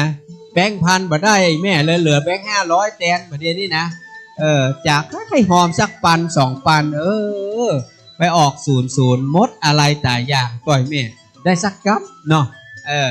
ก็มีเต้าใดก็ทำกับเต้าอั้นนะครับวันนี้เป็นที่ปรับปลื้มใจยินดีนะครับขอบคุณทุกท่านทุกคนก็แม่ที่ได้สาระบางคนนี่มามีสตังนะสาระเงินอย่างสาระเงินคนเท่าเจ้าได้เงินเดือนมา600-700พี่หนานเอามาจานกฐินวัดสันปะตองอินทถินนี่เจ้าขอบคุณเนอะแม่เนอะอีพ่อเนอะเอาเงินเดือนคนเท่ามาตานพ่ออย่างลูกหลานมันมีฮื้อช่วงนี้เงินช็อต ช่วงนี้เงินช็อตมันกลางเดือนหน่อยแม่เนาะมันกลางเดือนนะช่วงนี้เงินช็อตแต่ปล่อยแม่ก็ได้เงินเดือนคนเท่ามาก็เอามาทำบุญทำทานนะครับปล่อยแม่ที่เพิ่งเดินทางมาถึงเนอะไปไหว้พระในโบสถ์ในอย่างก่อนก็ได้นะแม่เนอะไปแอวไหว้พระไปขอจกขอพรไว้ก่อนพรนั่นขอเพื่อลูกเพื่อหลานด้วยเด้อไม่ใช่ขอเพื่อตัวเก่าคนเดียวนะขอเพื่อลูกเพื่อหลานนะเอาบุญเอากุศลอันขอคณะกรรมการไทยก็ได้เนอะขอน้ำอุ่นสักแก้วได้ก่อนฮะขอน้ำอุ่นเติมเพื่อพี่หนานดีเจสักหน่อยได้ก่อนเริ่มแห้งแล้วเนอะแห้งนี่อย่างเสียงเริ่มแห้งละใจเสียงนักกระเดียววันจันทร์ไปจัดรายการบัลลอดนี่นะครับบัลลอดนี่เพราะผมจัดวันจันทร์ถึงวันศุกร์นะครับจัดรายการฉะนั้นขอน้ำอุ่นสักแก้วเนอะมาที่กองประชาสัมพันธ์เอาน้ำอุ่นผสมมานะสักแก้วเต้เนาะจะได้กินช่วงนี้น้ำเพิ่งบะหมี่น้ำบะนาวกับบะหมี่นะครับขอน้ำอุ่นก็ได้เนอะใครมานั่งนี่เลยมาอู้ต่อเข้าใจเดี๋ยวไปซ้อกินน้ำก่อนซ้อกินน้ำกินน้องอันนี้เฮามีดีเจเสียงใสดีเจดังประจำเคลื่อน104วันนี้เดี๋ยวเพื่อจะมาอู้มาจากครับพ่อแม่ศรัทธาซุปต่อจากพี่หนานก็ขอพี่หนานภาคกรรมพี่หนานภาคกรรมเดี๋ยวเพราะว่าเดี๋ยวจะได้ช่วยเป็นนั้นโคศกตังบนอยู่ขอเชิญครับก็ขอสวัสดีนะฮะคุณผู้ฟังสำหรับผู้ที่รับฟังแล้วก็รับชมผ่านช่อง YouTube วัดฝายหิน FM 104.50 เมกะเฮิรตซ์นะฮะก็ตอนนี้ที่วัดอินทขินวันนี้เราก็จะมีการถวายผ้าพระกฐินนะฮะซึ่งเป็นงานบุญเฉพาะการคืองานบุญเฉพาะการนี่ก็ต้องบอกก่อนนะว่าเป็นงานที่สามารถจัดตั้งแต่ออกพรรษาไปนับไป1 เดือนนะฮะสิ้นสุดงานกฐินนั่นก็คือ วันเพ็ญเดือน 12 หลายๆท่านก็ให้จดจำไว้ว่าวันลอยกระทงคือวันสุดท้ายของการทอดกฐินซึ่งเป็นงานบุญเฉพาะการอันยิ่งใหญ่ระหว่างกฐินกับพระป่าเนี่ยหลายๆท่านเคยถามมาเสมอๆว่ามันต่างกันยังไงนะครับจริงๆด้วยอานิสงส์ของกฐินเนี่ยมันเป็นเรียกว่าเป็นกฐินที่เป็นงานบุญนะหรือว่างานถวายเฉพาะการซึ่งมีอานิสงส์เนี่ยนะ1 ปีมี1 ครั้งพุทธองค์บอกว่านะตรงเนี้ย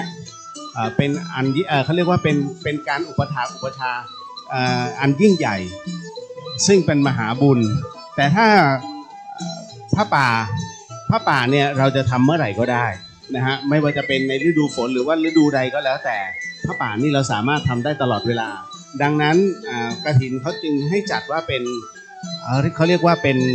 งานบุญเฉพาะการนะ1 เดือนหลังจากที่ได้ภาวนาออกพรรษาเป็นที่เรียบร้อยอธิษฐานออกพรรษาเป็นที่เรียบร้อยนะฮะก็ไม่ต้องสงสัยนะหลายๆท่านเพราะว่าตอนนี้หลายๆท่านอาจจะไม่ทราบเนาะว่าผ้าจีวรหรือว่าเรียกว่าเครื่องห่มของพระสงฆ์เนี่ยนะฮะผ้าไตรแปลว่า3เนาะนะผ้า3 ชิ้นเนี่ยนะครับโดยเฉพาะอย่างยิ่งจีวรนะจีวรเนี่ยใครเป็นผู้ออกแบบมันน่าคิดน่าสงสัยแล้วก็น่าหาคำตอบจริงๆแล้วผ้าจีวรนะทั้งหมดทั้งมวลนั้นเป็นฝีมือของพระอานนท์นะฮะพระอานนท์ที่ออกแบบให้กับองค์พระสัมมาสัมพุทธเจ้าคือด้วยสมัยก่อนนั้นองค์พระสัมมาสัมพุทธเจ้านั้นท่านห่มนะฮะห่มด้วยผ้าผืนเดียวนะก็คือตัวจีวรนั่นแหละโดยใช้ผ้าที่เขาทิ้งหรือว่าเป็นผ้าห่อศพนะฮะผ้ารองพื้นต่างๆนะจากการที่พระพุทธองค์นั้นเคยเป็นเจ้าชายก็คือเจ้าชายสิทธัตถะหลังจากที่ได้ละทั้งหมดทั้งมวลแล้วเนี่ยฮะก็นำเอาผ้าเหล่านั้นมาห่มเป็นผ้าผืนเดียวเพราะฉะนั้นนะฮะในส่วนตรงนี้นี่เองฮะเมื่อคล้องไปนะฮะโดยย้อมด้วยสีธรรมชาตินะฮะสมัยก่อนเขาย้อมด้วยดินแดงก็คือสีอิฐนั่นแหละเอาดินนะครับเอาไปแช่น้ำจนสีมันออกแล้วเอาผ้าขาวเนี่ยไปจุ่มหลังจากนั้นเมื่อออกมาแล้วเป็นที่เรียบร้อยแล้วนะครับหลังจากที่องค์พระสัมมาสัมพุทธเจ้าท่านเปิดสำนักนะครับทุกรูปก็ห่มตามอัตภาพของตนคราวนี้เวลาเดินไปเดินมาเนี่ยนะพระอานนท์ก็มองว่าดูแล้วมันไม่งามดูแล้วมันไม่เป็นเนื้อเดียวกันท่านก็เลยขอพระบรมอนุญาตจากองค์พระสัมมาสัมพุทธเจ้าบอกว่าข้าพเจ้าขอที่จะออกแบบในส่วนของผ้าจีวรสำหรับคล้องให้กับพระภิกษุที่มาอยู่ในอาวาสของท่านก็คือในสำนักเชตวันดังนั้นนะฮะพระอานนท์จึงออกแบบออกมานะครับแล้วก็คลี่ให้องค์พระสัมมาสัมพุทธเจ้าดูนะฮะทั้งหมดทั้งมวลนั้นการออกแบบของพระอานนท์ก็คือนำเอาคันนานะเอาคันนาที่เดินผ่านมาเนี่ยฮะแล้วก็ดูเสร็จปุ๊บนะที่น่าจะเป็นสาวัตถีถ้าจำไม่ผิดนะฮะที่สาวัตถีตอนที่เดินบิณฑบาตกันแล้วปรากฏว่าท่านออกแบบมาเนี่ยด้วยทั้งหมดด้วยกันนะฮะเป็น9 ชิ้น 9 ช่องดังนั้นเพื่อคลี่ผ้าตรงนี้ให้องค์พระสัมมาสัมพุทธเจ้าดูท่านก็เอ่ยปากพระอานนท์ว่าเป็นผู้ออกแบบที่เรียกว่ามีวิสัยทัศน์นะที่ดีนะฮะตั้งแต่นั้นเป็นต้นมานะฮะพระภิกษุสงฆ์ก็เลยใช้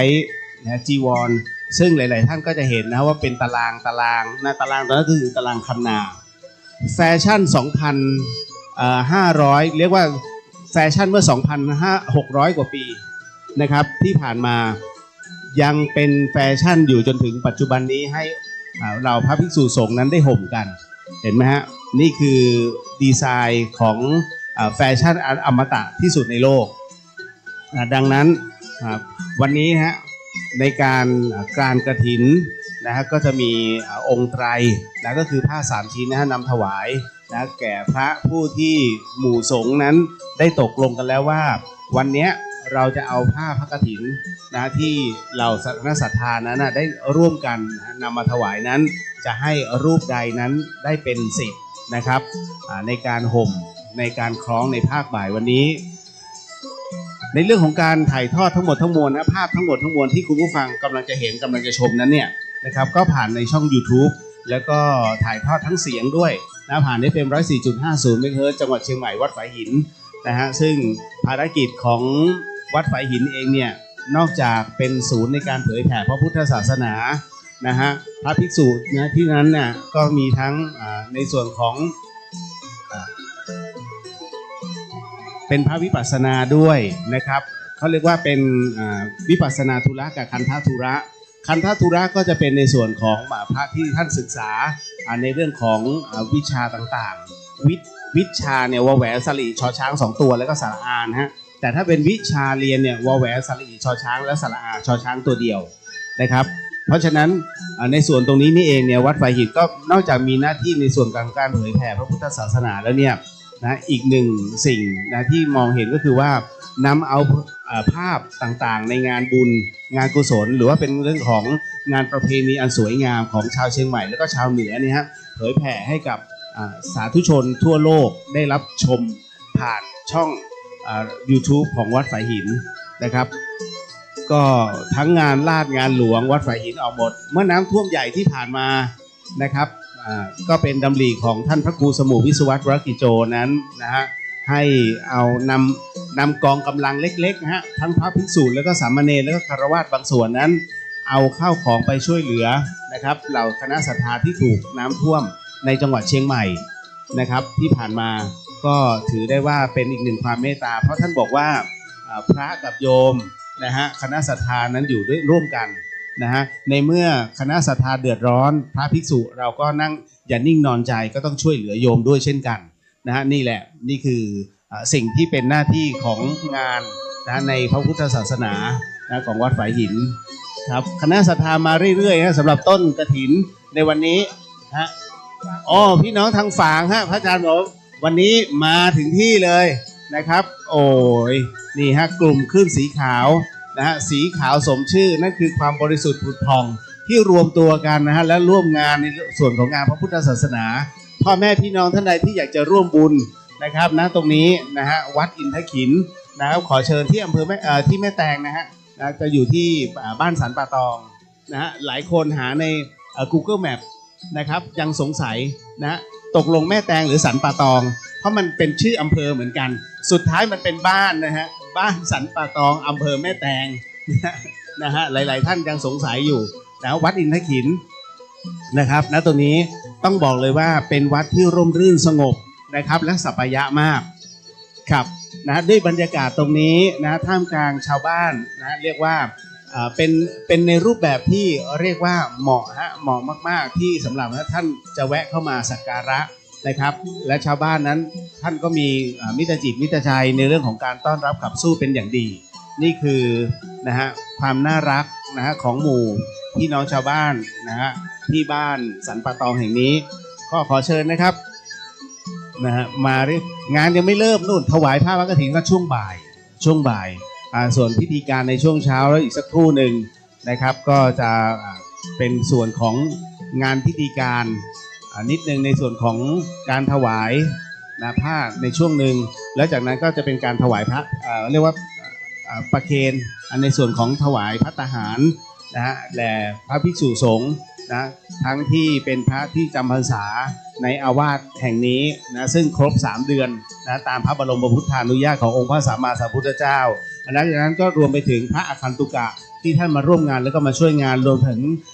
สามเณรนะครับก็ในที่ต่างๆที่มาร่วมงานเช่นกันนะก็จะร่วมกันถวายในส่วนตรงนี้หลังจากนั้นนะครับในพิธีการนั้นก็จะเป็นหน้าที่ของคณะศรัทธานะฮะรับประทานอาหารแล้วก็เข้าสู่พิธีการในช่วงบ่ายนะฮะเป็นการถวายอย่างเป็นทางการแล้วก็จะมีการกระถินนะครับการอุปโลกนะครับอันนี้เป็นงานประเพณี1 ปีมีครั้งเดียวนะครับคุณผู้ฟังคุณผู้ชมทุกท่านก็สามารถเข้ามาได้นะถนน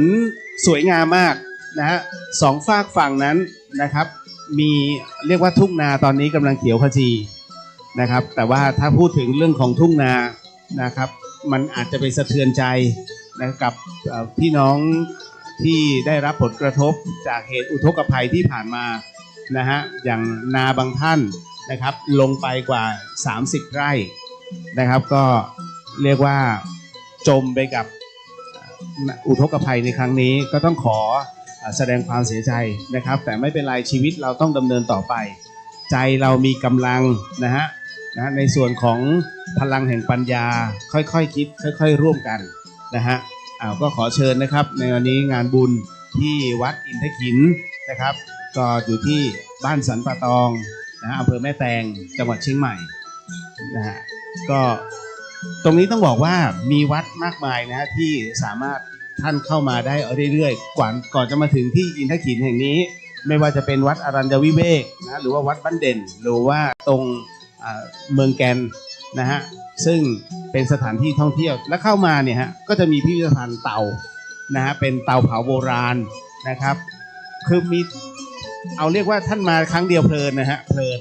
นะครับแล้วก็มีสถานที่ที่ให้ท่านได้แวะมากมายส่วนพ่อแม่ท่านใดนะครับที่มาถึงแล้วท่านอยากจะร่วมบุญเพิ่มเติมงานกฐินนะวันนี้นะครับตอนนี้ที่โต๊ะประชาสัมพันธ์ตรงนี้ก็สามารถร่วมบุญได้นะครับเรามีไม้เสียบอะไรให้พร้อม5 บาท10 บาทนะถือเป็นกุศลนะครับทั้งหมดทั้งมวลเพราะว่าทุกบาททุกสตางค์นะครับก็ต้องบอกว่าเราใช้ในการบำรุงพระพุทธศาสนาในเรื่องของการปฏิสังขรณ์ในสิ่งต่างๆครับคือในออนไลน์เนี่ยก็มีเรื่องถกเถียงในเรื่องของการถวายจตุปัจจัยทั้งหมดทั้งมวลนั้นถามว่าผิดไหมต้องบอกว่าทั้งหมดทั้งมวลจตุปัจจัยนั้นมีคฤหัสถ์เป็นผู้ควบคุมพระภิกษุสงฆ์แค่รับรู้นะฮะเพราะฉะนั้นถามว่าผิดไหมไม่ผิดฮะนะครับแต่กรณีที่ถวายให้กับแล้วแต่ตามสมณะสารูปนั้นเนี่ยก็ต้องบอกว่าในเรื่องของการถวายปัจจัยก็เข้าใจผิดกันว่าพระภิกษุสงฆ์นั้นไม่สามารถรับปัจจัยได้จริงๆไม่ใช่นะตามพระบรมพุทธานุญาตนั้นองค์พระสัมมาสัมพุทธเจ้านั้นในพระวินัยได้บอกเอาไว้อีกว่านะฮะในส่วนตรงนี้พระภิกษุสงฆ์สามารถรับปัจจัยได้ในตามเหตุปัจจัยสำหรับในการซ่อมแซมในอาวาสของตนแต่ไม่ใช่ว่ามากจนเกินไป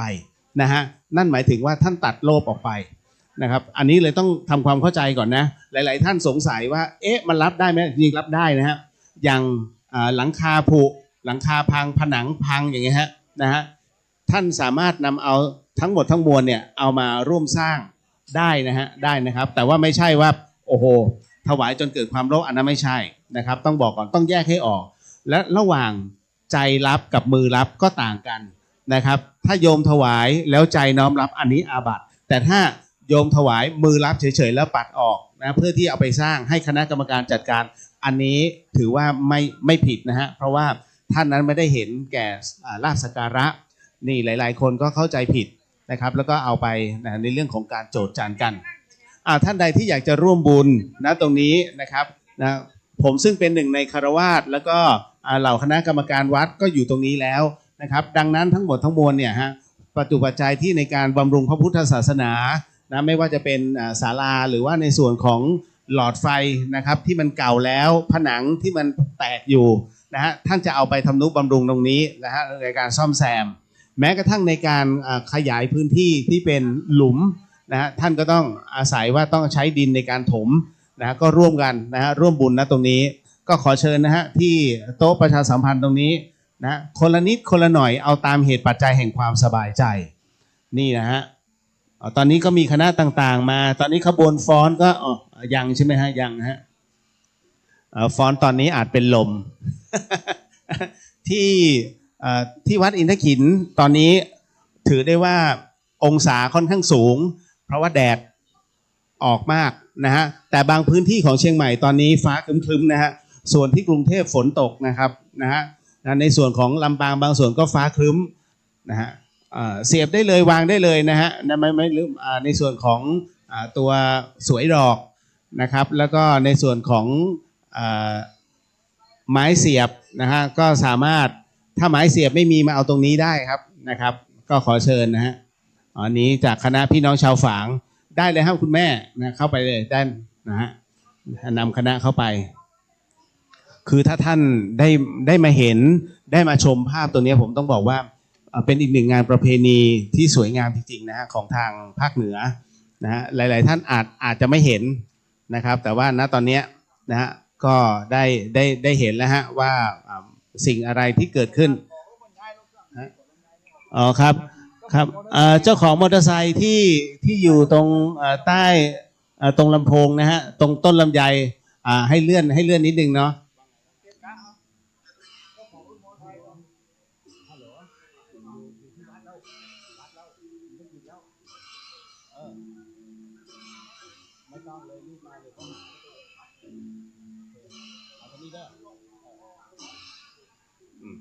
ขอเชิญนะฮะตอนนี้ช่วยย้ายรถหน่อยฮะทั้งหมดเลยใช่ไหมพระอาจารย์ทั้งหมดเลยเพราะเดี๋ยวจะมีขบวนฟ้อนนะครับท่านใดที่เอารถมาหลบร่มอันนี้เข้าใจนะครับเพราะแดดมันร้อนนะฮะที่เอามาหลบร่มใ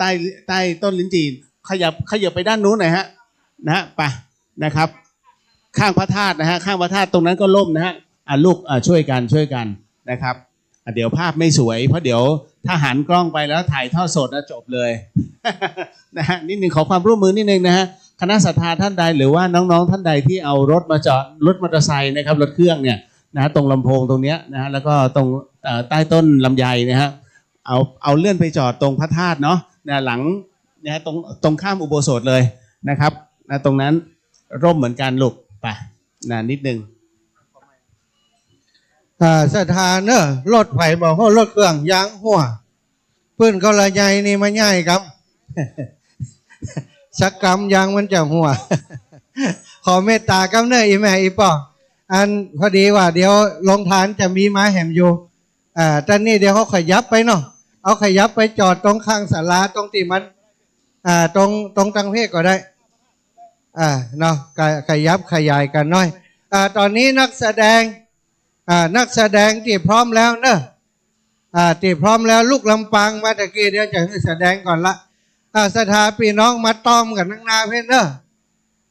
นักเปิ่นจะมีการแสดงละตอนนี้จะเริ่มทยอยว่าอย่างไร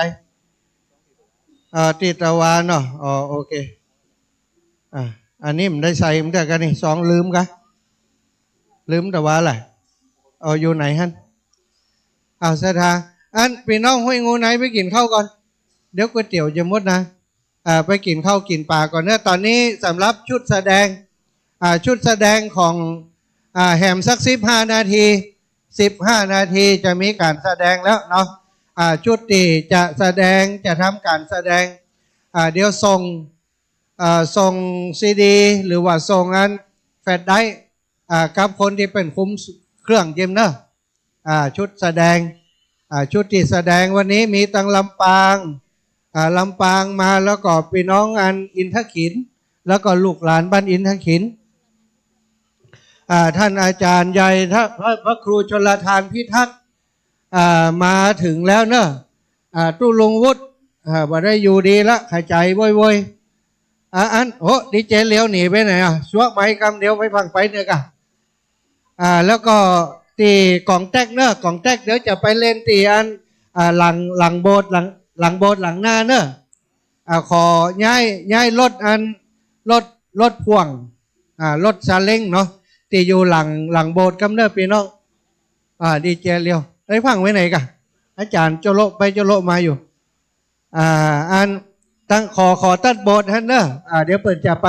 กล่องแตกจะไปแห่ตั้งนั่นเนาะขอบคุณพี่น้องตังเมืองฝางเดินทางมาตั้งแต่เจ้าเรามาถึงแล้วเนาะคุณโยมกนกพิชัยนาศรัทธาญาติโยมจากเมืองฝางมาเป็นทีมเนอะนี่เนอะเสื้อเปิ่นงามได้เสื้อที่ไหนมาน่ะอีแม่พ่อเสื้อเปิ่นล่ะหน้ากากมูนางแล้วบัดเสื้อน่ะเนี่ยที่เปิ่นไปแอวพระธาตุพนมด้วยกันมาเสื้อทีมเปิ่นขึ้นสีขาวกล่องแตกไปพุ่นเลยเนอะกล่องแตกเดี๋ยวไปแห่พุ่นเลยกำนี้ชุดที่จะแสดงเอาของลำปางก่อนลำปางมาไก่ลำปางจะฮื้อ2 รอบละ2 รอบจะกุมพอดีลำปางมาเลยเนอะส่งซีดีเจ้าโยมแม่จากบ้านนางแลเพื่อนโยมแม่โยมจากเมืองฝางเนอะคุณโยมกนกพิชัยนาจากเมืองฝางพี่น้องนางแลมูนี้เปิ่นจะมาสวดวันนี้นะสวดมนต์ฉบับลำปางให้ได้ฟังกัน นักแสดงชุดลำปางน้องสุขโยธินเอานั้นไปเสียบเลยก็เดียวเขาจะแสดงกันโฮมนี่บอฟ้อนตะใดนี่ตั้งหน้านี่กะสู้ไหวก็ฮ้อนอะละนะเฮ้ยสถานที่มาจากลำปางครูบาอาจารย์ก็ทยอยกันมาละ เอาบัดเดียวนี้ได้เกิงแล้วนะตีมานี่บางพ่องอยู่ปุ้นแหมเกิงนึงอยู่วัดบันแกนบุ่นไปเอวปุ้นโอ้มาแล้วท่านผู้ใหญ่บ้านนี่ก็สาวลำปางสังเกตพอลำปางนี่จะงามเหมือนกัน เหมือนกันกับบ้านเฮานะอยู่ปุ้นเลยนาทีอันน้องสุกโยธินท่านน่ะสาธุเนอขอบคุณโอ้จากฟ้อนจากลำเมืองปานเปิ่นมาเอามือตุลุงทำมาห้อมไปหาเขาน่ะมาแล้วเนาะเมืองปานปากันมาขอบคุณหลายๆเนอะเดินทางข้ามน้ำข้ามดอยมาลูกเมืองปานโอ้คนงามลูกสาวมาแล้วสาวงามจากเมืองปานวันที่23เนอะ23ถ้าไผ่ไปจดขาดมด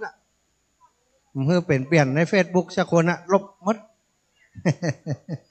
ไปหากันเนอะศรัทธาแล้วก็วันที่27ไผ่อยากจะไปแอวเมืองฝางแม่นางสามผิวงามเมืองฝางอีแม่เมืองฝางมีผลไม้ที่ส้มสายน้ำผึ้งอร่อยที่สุดในประเทศไทยอยู่เมืองฝางแล้วก็ที่เมืองฝางนี่วันที่27เขาจะไปเป็นเจ้าภาพกับครูบาอาจารย์ปั้นห้วยงูไหนเนอะไผ่จะไปด้วยกันไปได้เลยการลดคนละสาว การลดคนละสาวมาเลยการลดคนละสาวเมืองฝางเนอะวันนี้หัวหน้าทกสคนใหม่จะมาฟ้อนเนื้อพอจากลำปางลูกสาวสอบเป็นเจ้าหน้าที่ทกสได้วันนี้จะมาฟ้อนกุจจาจะไปบรรจุวันที่29ที่จะถึงนี่ละเนาะพร้อมแล้วเนาะลำปางจะเอาก่อนเนอะเอาละเรียกน้ำย่อยก่อนเอาละนี่ลำปางก็เดี๋ยวจะมีชุดของกองแตกวันนี้มาพอกองแตกเนอะเพิ่นจะแห่แบบอีสานนะมีดนตรีมีพิณอย่างสนุกสนานม่วนนั้นจะเล่าคืนกันละวันนี้ครูบาอาจารย์ก็ทยอยกันมาแล้วเนาะครูบาอาจารย์ท่านพระครูชลทานพิทักษ์ท่านพระครูปฏิภาณธรรมทินหลวงปู่ป้าแล้วเนาะป้าหลวงปู่แล้วยังหลวงปู่อยู่หลังนี่หลวงปู่เอาไอติมมาไอติมเมืองฝาเมืองอันเวียงปะเป้าถ้าไผ่บ่ได้กินนี่เสียใจเนอะมาละไอติมครับอัน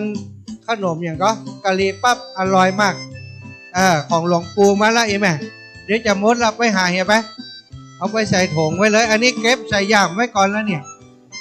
กะหรี่ปั๊บของหลวงปู่วัดม่อนจอมพออยู่ที่เก้าลำไยเนอะเอาจังฟ้อนลำปางพร้อมเลยยังพร้อมแล้วเอาเลยนะอันนั้นพร้อมกันเมืองปานเอาก่อนกันเมืองปานมาลุนเบิ่นเอาก่อนเลย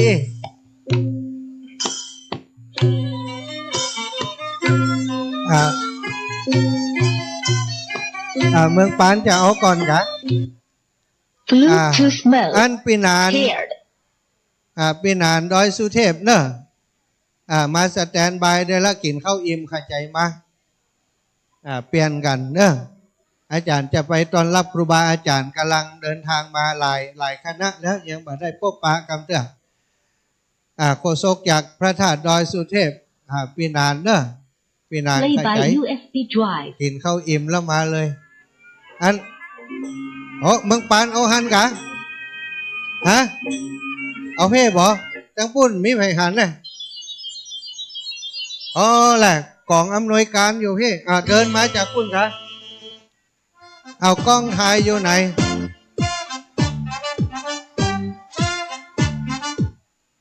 Bluetooth mode paired ช่างภาพเนอะมาปีนานโคศกเฮามาเข้าใจปีนานเพชร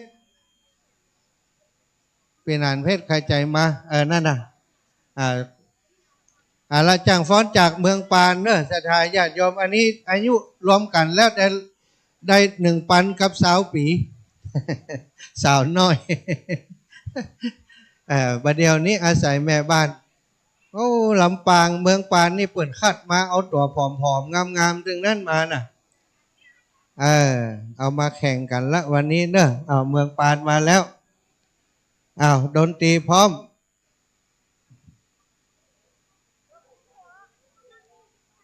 เอาตั้งนี้เลยลูกตั้งนี้เลยท่านผู้ใหญ่ปีนานมาแล้วปีนานเลี้ยวก็ได้Play by USB drive.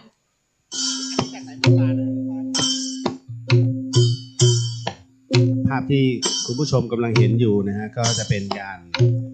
ลำฟ้อนจากหมู่คณะศรัทธาเมืองปานจังหวัดลำปาง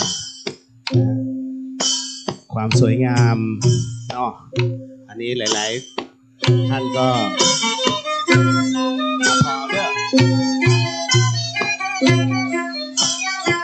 ตอนนี้ที่หน้าอุโบสถนะฮะ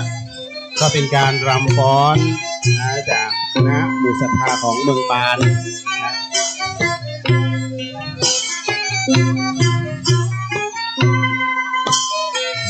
ท่านผู้ชมกำลังชมการฉลองงานทอดผ้าพระกฐินที่ณวัดอินทศิลป์บ้านสันป่าตองอำเภอแม่แตงจังหวัดเชียงใหม่นะครับ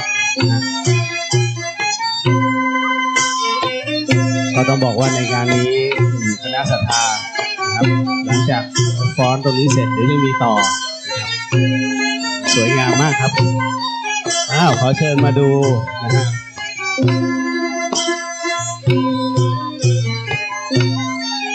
ขอพี่หนานเพชรต่อเลยนะฮะ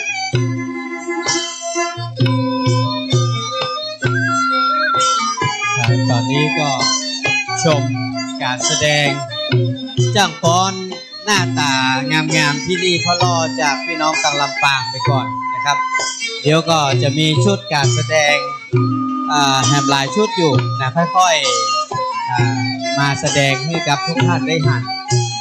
มันเหมือนเนี่ยครับชาวฟ้าชาวสวรรค์นะครับอันนี้เปิดมาแสดงการที่จะกินจะตาลก็มีของสวยๆงามๆนะมาให้ท่านเจ้าภาพเจ้าศรัทธาให้ทุกท่านได้ติดตามชื่นชมศิลปะวัฒนธรรมซึ่งในแต่ละที่แต่ละต่างก็มีความแตกต่างกันความอ่อนช้อยงดงามท่าไร่รำก็แตกต่างถ้าพอการฟ้อนในตอนนี้ก็เดี๋ยวรอชุดต่อไปลองพอว่าจะมีความสวยสดงดงาม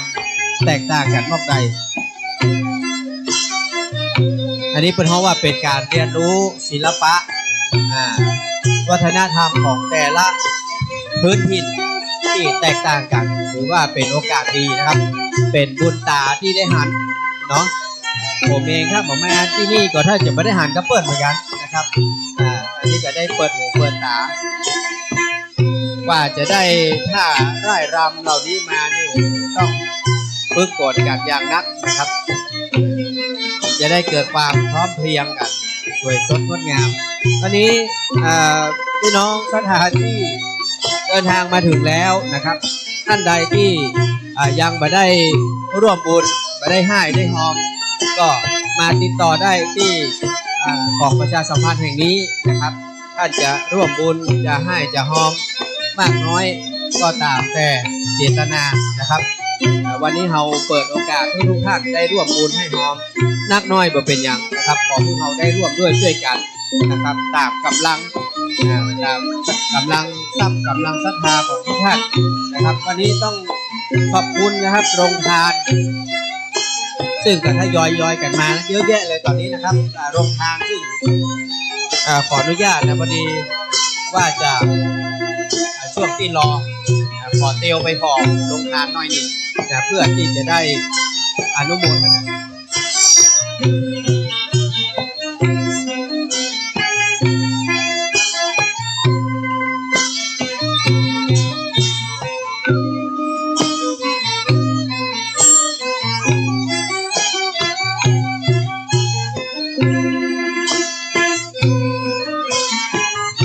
วันนี้มีทางคณะศรัทธากลุ่มเครื่องสีขาวอำเภอเวียงป่าเป้านะครับเชียงไฮ้ได้นำไอศครีมไอติมเนอร์ก้อยแม่เนอร์มาร่วมเลี้ยงนะครับท่านใดสนใจ เอิญเก้ากับลำไยตรงนี้มีไอศครีมไอติมมาเลี้ยงนะครับมาขอรับได้ตอนนี้มีลาบบ้านสวนบายภูดินไอต่อน้องพิมพ์บ้านหนองลาบหมูข้าวนึ่งผมนั่งกินก๋วยเตี๋ยวตะกี้ชาเข้าไปหูดังนะครับมายื้อพอเห็นหน่อยตอนนี้พักสดทุกอย่างกำลังเตรียมนะครับมาดูตังในสำหรับท่านที่สนใจเรื่องของอาหารเจนะครับก็มีบัวบานนิมมุนินเผ็ดสี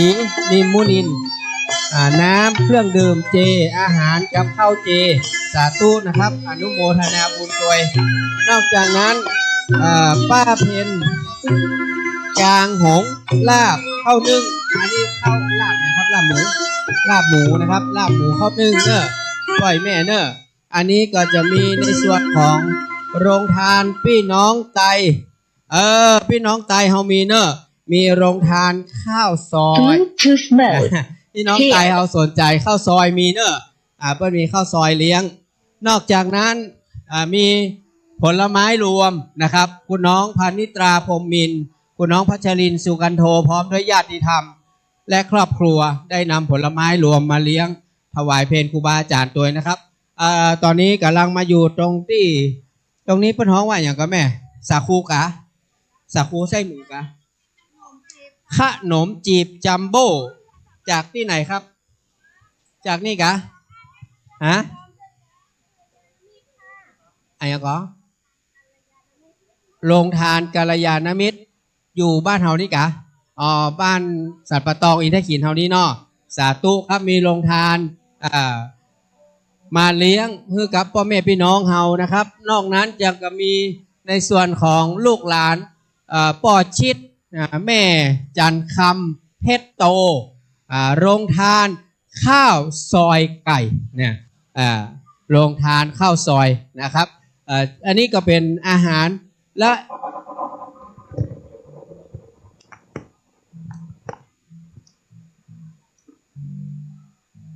ส่วนตั้งหน้าโรงทานนะครับโรงทานตรงหน้าโรงครัว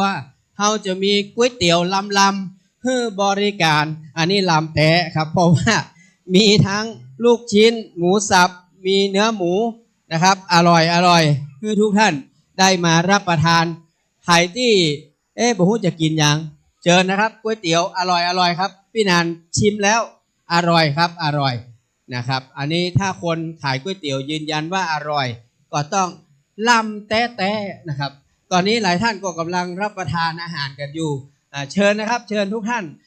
กินข้าวกินอย่างกันให้สบายใจก่อนนะเดี๋ยวเราจะได้ร่วมกันกินกันตานต่อในส่วนของกฐินวันนี้ก็มีครูบาอาจารย์นะครับทุกวัดทุกวาหลายที่หลายต่างได้เดินทางมาร่วมกัน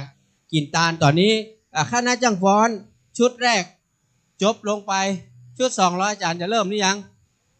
ชุด2เริ่มเลยชุด2เชิญเลยครับผมชุด2เชิญเลยครับสีจุมอนชุดสีจุมอนกำลังจะมาเริ่มในส่วนคณะที่2ถ้ามีคณะที่3ก็แจ้งกันเข้ามานะครับคณะ2กำลังจะออกอันนี้เพิ่นฮ้องว่าบานเย็นบานเย็นกะผมก็ว่าไปปุ่นจุมอนมีปุ่นเนาะสีจุมอนอยู่ตั้งหลังเพิ่นหรอนะอันนี้สีบานเย็นอันนี้เพิ่นฮ้องฟ้อนอย่างแม่ฟ้อนอย่างครับร่วมบุญกลองยาวเป็นเซิร์งกันไหมกะเป็นเซิร์งกะ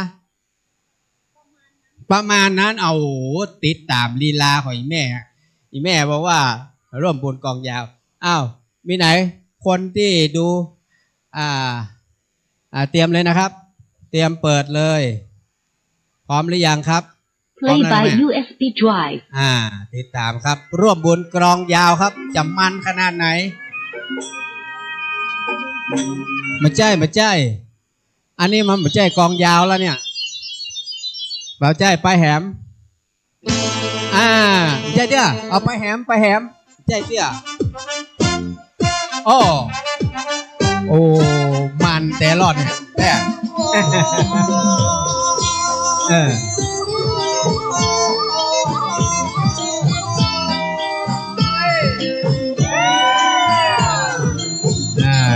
ได้มาอยู่ในจุดนี้อยู่ตรงนี้จะได้ความสนุกสนานของคณะเจ้าฟ้อนและพี่น้องก้อยแม่และทานาบุญที่มาร่วมกันในวันนี้ก็ได้หัน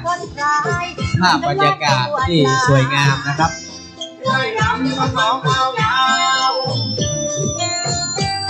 ดูผ้าถุงกรอบเนาะลายหูลายตาเนอะโอ้ดูแล้วโยกสะโพกได้ตัวนะรุ่นนี้นะเนี่ยแสดงว่าLD ให้มันดีโยกมาได้เนี่ยสะโพกนะ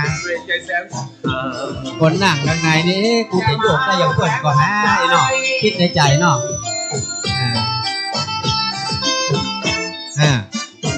ดูหรอโอ้เป็นจังหวะเห็นเนอะแอลก็เป็นแอลนะเนาะโยกกันได้ก้อยแม่เขาได้เห็นภาพสวยงามใครจะถ่ายจะยังมาถ่ายไว้เด้ออันนี้มาให้พอดีเขาไม่ได้ดูได้หันนะครับเปิดซาอิมพอร์ตมาจากลำปางอิมพอร์ตมาจากลำปางมาโชว์เพื่อทุกท่านอันนี้แม่เขานี่ปิ๊กไปถ้าจะไปลองโยกพอที่บ้านเนาะกูจะโยกเพื่อนได้เขาโยกซ้ายโยกขวานี่นะ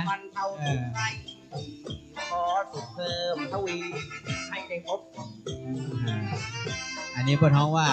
มาฟ้อนมารำมาเซิร์งถวายนะครับถวายเพื่อกับกะทิเนาะเพราะว่าเป็นมหรสพแบบรวบลัดกระชับนะฮะเดี๋ยวชุดที่3ก็เตรียมตัวเนอะจะเอาอย่างเปิดกันว่าจะเติบเตยอันนี้ยังพูดที่เราพอก่อน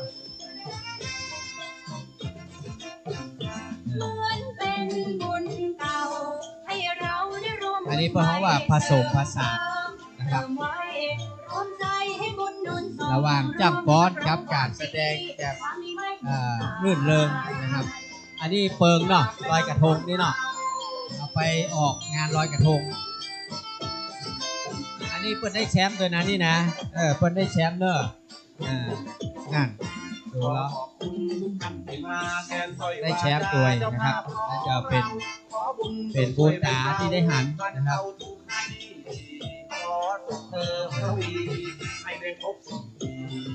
ต้องอาศัยความสมัครสมานความพร้อมเพรียง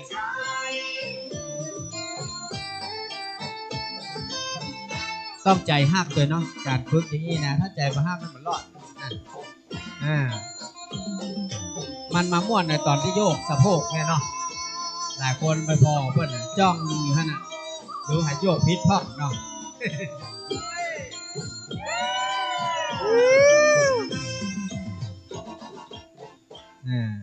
โอ้สาธุปรบมือหน่อยขอบพระคุณครับขอบพระคุณจบลงไป Bluetooth mode paired ชุดที่3เตรียมตัวเลยนะเจ้าชุดที่2จบลงไปภัยจะถ่ายรูปต้อมหน่อยแม่ต้อมหน่อยให้หน้าส่องแดดหน่อยเนอะถ้าหน้าแบบส่องแดดนี่มันจะมืดนะแม่งามถ่ายให้หน่อย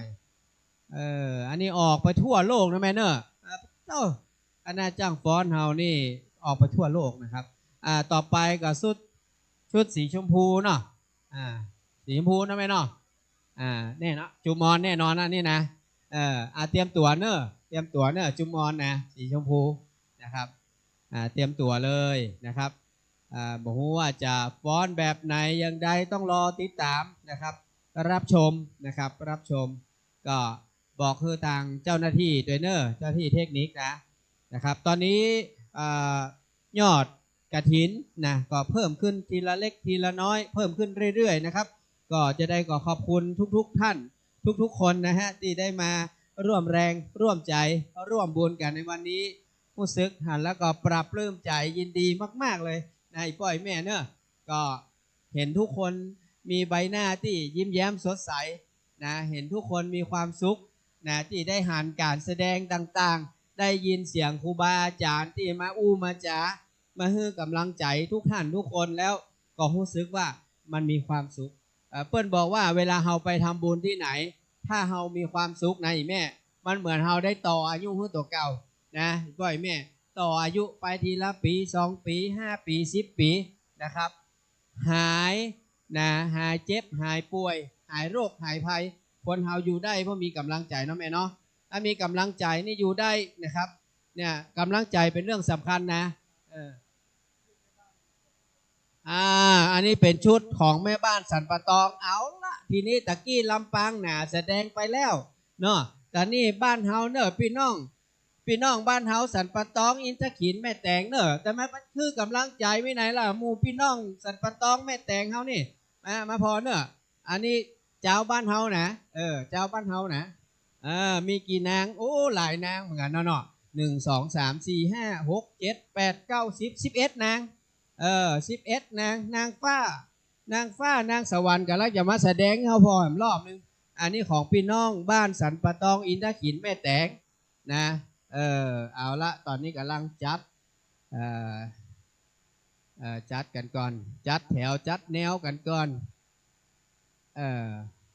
Play by USB drive เอาละอันนี้ชุดอย่างแม่ฟอนเล็บเนอร์อัปลบมือหน่อยฟอนเล็บจากพี่น้องสันปะตองได้ขินแม่แต่งครับ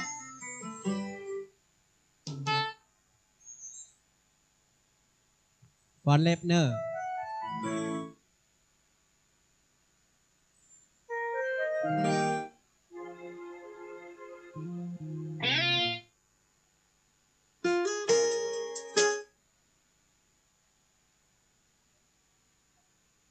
Bluetooth mode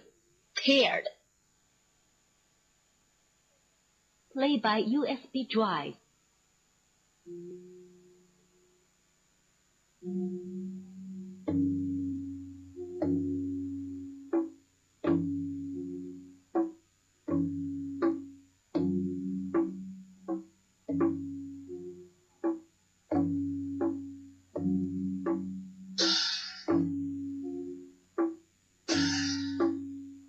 ตอนนี้ติดตามนะครับการฟ้อนเล็บของพี่น้องบ้านสันปะตองอินทขินแม่แดงของเรานะครับรับชมความสวยงามแล้วเราจะเริ่มแล้วนะครับ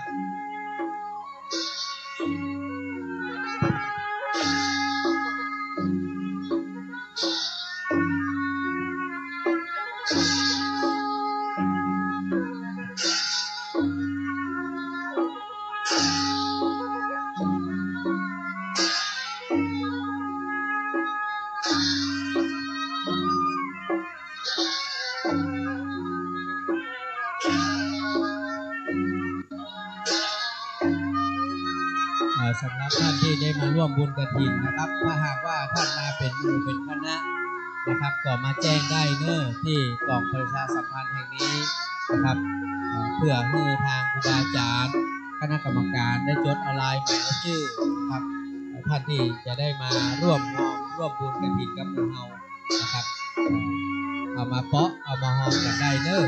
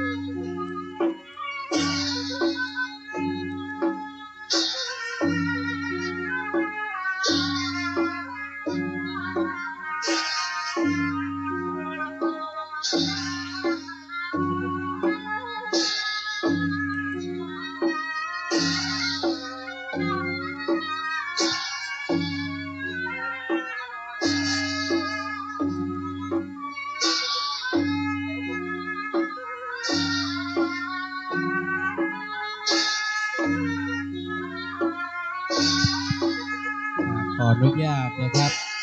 มีน้องๆกองแตกนะครับหลังโบสถ์เพื่อนได้น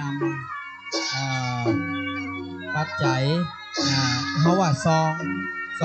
นี่จะมีทั้งโทรศัพท์มีกุญแจมีบัตรประชาชน ATM ของคุณภาวินีรัตนสมบูรณ์แม่ภาวินีรัตนสมบูรณ์อยู่ตรงไหนมาแสดงตัวหน่อยเนอะเพราะว่ามีน้องๆของแตกเปิ้นเก็บกระเป๋าของคุณแม่ได้นะครับหลังโบสถ์นะครับเอ้าของคุณนี่เหรอเอาไปคุณแม่เหรอโอ้ยโอเคเอาบัตรแม่มาใส่ตัวเลยงงน้องของแตกเนี่ยเป็นขอบคุณเปิ้นเก็บเพื่อก็ต้องขออนุโมทนาขอบคุณนะครับกับพี่น้องชาวชุมชนบ้านสันปะตองบ้านหนองรวมใจนะพอดีพี่นันก็เป็นคนที่อื่นเอาก็บอกรู้จักคุ้นเคยกับพี่น้องชุมชนเราต้องขอสิมาภัยที่ประกาศชื่อบักครบเพราะว่าเปิ้นบอกว่าเปิ้นอยู่กันเป็นชุมชนก็ชุมชนบ้านสันปะตองบ้านหนองร่วมใจก็ขอบคุณนะครับที่พ่อแม่ได้มาแจ้งเราก็จะได้อ่านเอาลายหมายเอาชื่อตามที่ท่านแจ้งเจตนากันมาเพราะว่าคนต่างนอกบ้านบอกรู้จักคนต่างในบ้านต้องขออภัยนะครับได้หันอย่างพี่นานเองก็เป็นคนในเวียงเราไม่ค่อยได้มีโอกาสเข้ามาตั้งรอบนอกก็ต้องขออภัยด้วยตอนนี้การแสดงของพี่น้องก็ได้ไล่ลำผ้าที่สวยงามอรชรก็เพราะว่างามตามที่เขาได้หันปัจจุบันนี้ละอ่อนหนุ่มละอ่อนน้อยบอกให้มีก็จะมีแต่บรรดาท่านสวเป็นผู้ที่ได้ฝึกฝนได้ร่วมใจกันแสดงเพื่อต้อนรับและให้กำลังใจกับทุกท่านที่ได้มาร่วมกินร่วมตามกฐินบ้านเราว่าสิ่งที่เราต้องฝากกันไว้ในชุมชนในหมู่บ้านในตำบลในอำเภอก็คือเรื่องของการแสดงทางวัฒนธรรมต้องเอาละอ่อนนักเรียนนักศึกษามาฝึกวันหน้าเราก็จะได้ถ่ายทอดส่งต่อให้เขานะครับสิ่งเหล่านี้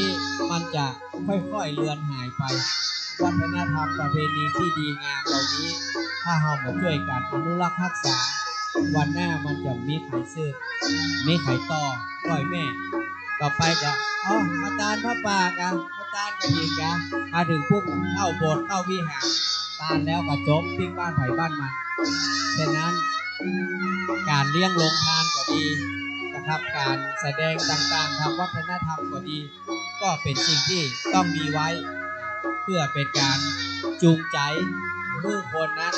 ได้มีก็เพราะว่าได้มีความสามัคคีนะครับความสามัคคีนี่เป็นเรื่องสำคัญนะครับจะได้ก่อฝากไว้ครับท่านผู้รักผู้ใหญ่ในตำบลในหมู่บ้านในชุมชนด้วยอย่างพ่อพี่น้องถ้าเป็นต่างกรุงเทพนี่นะต่างจังหวัดนี่นะถ้าเปิดมาหันการแสดงแบบนี้เนี่ยเพื่อจะเกิดความประทับใจเกิดความตราตึงใจปีกไปโอ้ยไปฉันไปที่วัดสันปะตองอินทขีนพี่น้องชาวชุมชนเขามาแสดงให้ดูเพื่อจะถูกใจประทับใจเอามาให้บดีเขาไม่ได้ดูการต้อนนำแบบนี้นะครับถ้าจะไปดูตามสถานที่ต่างๆก็ต้องมีการจ้างไปเพราะว่างานอีเวนต์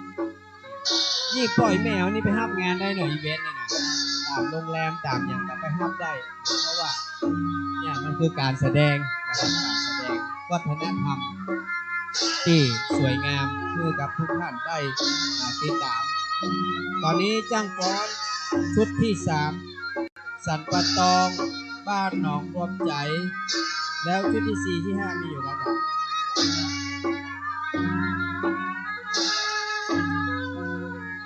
ลำปางมีแหมชุดหนึ่งเนาะแต่ต่อจากนี้กันฟ้อนขัดดอกของพี่น้องเขากันของลูก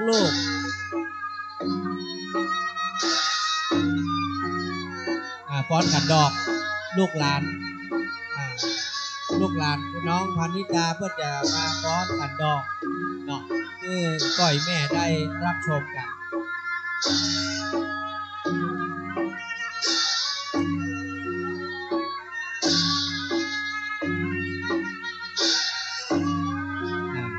เป็นชุดที่5เนาะชุดที่5เดี๋ยวจะมีการฟ้อนขัดดอกนะครับโดยลูกหลานทางคุณน้องพันนิกาพรหมินทร์แล้วจะเป็นท้ายชุดที่5ด้วยพี่น้องลำปางนะครับวันนี้การถวายกฐินนะครับก็จะเป็นหลังที่พระสงฆ์สามเณรฉันเพลแล้วคณะศรัทธาที่มาร่วมกินร่วมทานได้กินข้าวน้ำข้าวตอนแล้วก้อยแม่ประมาณเที่ยงบ่ายก็จะพร้อมกันก็จะได้มีการแห่นะครับแห่ต้นกฐินห้องแห่บริวารแห่ผ้าไตรแห่บริวารกฐินหลังจากนั้นก็จะได้ขึ้นสู่วิหาร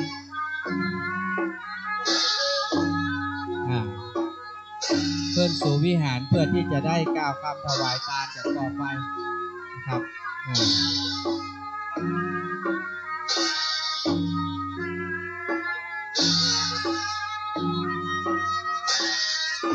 เดี๋ยว5 ปอนด์พร้อมกันนะแม่เนาะ5 ปอนด์พร้อมกันครับ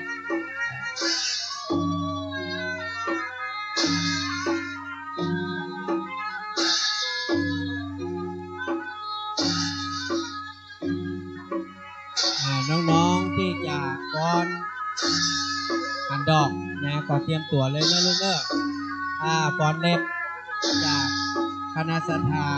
บ้านสันปะตองและบ้านหนองรวมใจเสร็จแล้วก็จะได้เป็นคิวของน้องๆที่จะฟ้อนขันดอกนะครับเป็นชุดที่4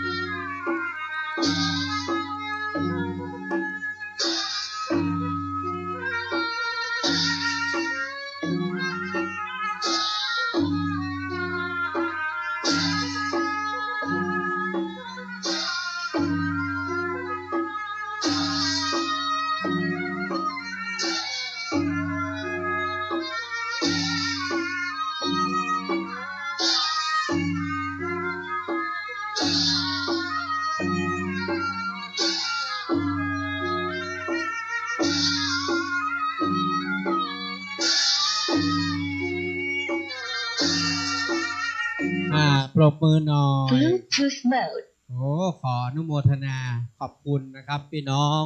บ้านสันปะตองบ้านหนองรวมใจเนี่ยที่ได้มาฟ้อนเล็บงามๆคือสถาเฮาได้ติดตามนะอ๋อเดี๋ยวก่อนอย่างถ่ายรูปกรรมเอาเลยเนาะหน้าวิหารเลยเนาะหน้าวิหารเลยแม่มาถ่ายรูปก่อนว่ะถ่ายรูปถ่ายรูปก่อนนะครับเชิญนะครับถ่ายรูปก่อนเด้อดีบดีจะมีอันเจ้าภาพเปิ้นจะให้อันรางวัลกะจะได้กะก็เดี๋ยวเปิ้นจะได้จำแล้วโอ้มีไผ่พ่องหาอ๋อแม่อย่างก็แม่คำแต้มคมประธานนะครับกฐินก็ขอบคุณนะแม่เนอร์แม่คำแต้มคมได้เข้ามาคือกำลังใจกับครูบาอาจารย์คณะกรรมการโอ้ภาพนี้สวยงามนะครับหลายมันมีหลายช่องนะครับช่อง9153 ITV อมรินทร์ช่องวันช่องสปะแต่บ่มาสักช่องนะครับที่อู้ไปนี่นะมาก็เนี่ยเป็ดลายของไฟของมัน อ๋อ สวยงามครับปรบมือแห่งกรรมครับขอบคุณเด้อขอบคุณทุกท่านนะครับเอาละต่อไปจะเป็นฟ้อนขันดอกชุดที่4นะครับน้องๆลูกหลานของคุณน้องพันนิตราพรหมินทร์จะมาแสดงคือทุกท่านได้เห็นความสวยงามนะครับแล้วก็จะปิดท้ายในชุดที่5ด้วยพี่น้องชาวลำปางนะครับพี่น้องชาวลำปางเขาจะปิดชุดที่5นะครับ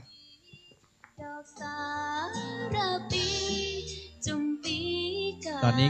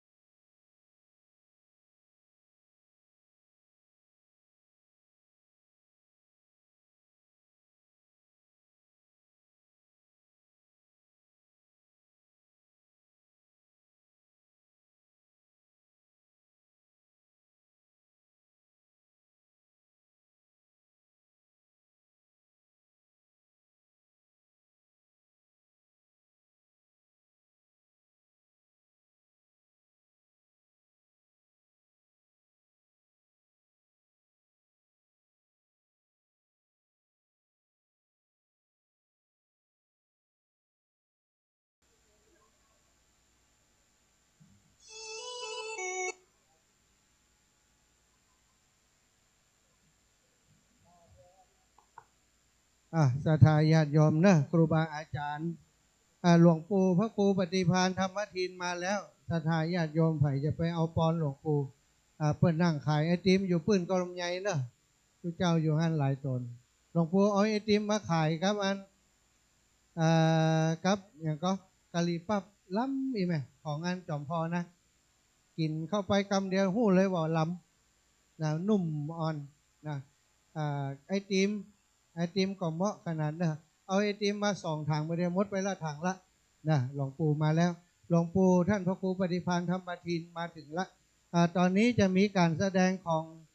วัดตุงปองอันนี้คือชุมชนที่บ้านเกิดของอาตมาเนอีปอยแม่ทั้งหลายท่านผู้ใหญ่บ้านท่านผู้ใหญ่บ้านพร้อมกับคณะผู้ใหญ่บ้านโชว์ตัวหน่อยเหรอผู้ใหญ่บ้านโชว์ตัวให้กันไปพ่อนด้วยกันอะไรเนี่ยการแสดงของเมืองปานเนอะตรงโป่งเมืองปานตะกี้เปิ่นฟ้อนไปละชุดหนึ่งนะอันนี้ก็จะเป็นลักษณะรำประกอบเพลงเนอะศรัทธาญาติโยมทั้งหลายฟ้าสีทองเหลืองอารามชื่อถิ่นบัวงามเลอล้ำเลิศถิ่นกลองยาวฟังเสียงนั้นเนียนต้องเราสะท้านสะเทือนถึงดาวเทพเท้าเทวันชันชมช่วยแทนประทานฝนหลังโปรยพร่องกรูลงพื้นดินฉลองทั่วแหล่งลาไรนาอุดมชนชื่นชมอารมณ์การสุขสมเรื่องเล่นกลองยาวถึงปีใหม่สุขใจฉลองเอาเสียงกลองรับขวัญปีใหม่รำกลองยาวแล้วเราสุขใจเรื่องแบบไทยถูกใจหนุ่มสาวสืบทอดไว้ให้นานเท่านานกลองพื้นบ้านที่สานถิ่นเราตลอดปีไม่มีผ่อนเผาเสียงกลองยาวกลองยังยิ่งใหญ่อ่อนซ้อนเหลือจะกล่าวสายเลือดกลองยาวจังฟ้อนยิ้มหน่อยเนอะอาการมันห่อนยิ้มเอายิ้มหลังกับห่อนช่วยกันโอบอุ้มสืบสานนิรันดร์การไกลเพื่อคงความเอกลักษณ์รับมันตำนานพื้นบ้านสุดใจให้เรารู้กลองยาวเพื่อผู้ไทยสุขและเนื้ออื่นใดเมื่อได้ฟังกลองยาว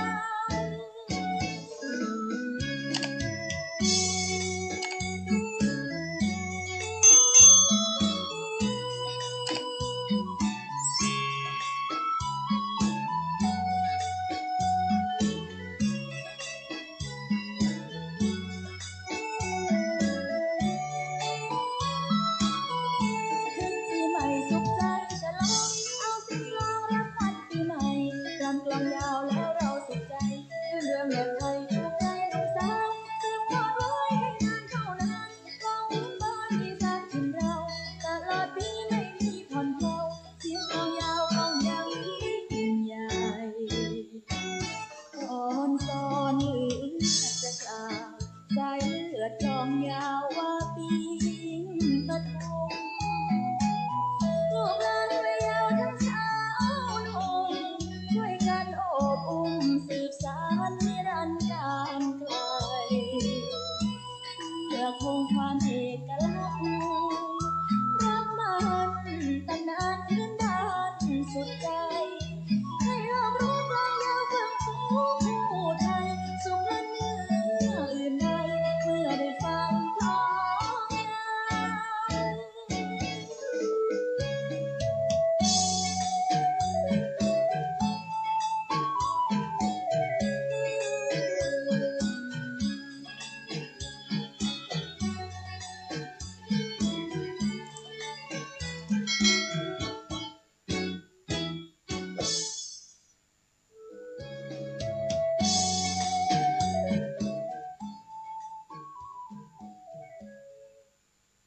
วสาวๆนะ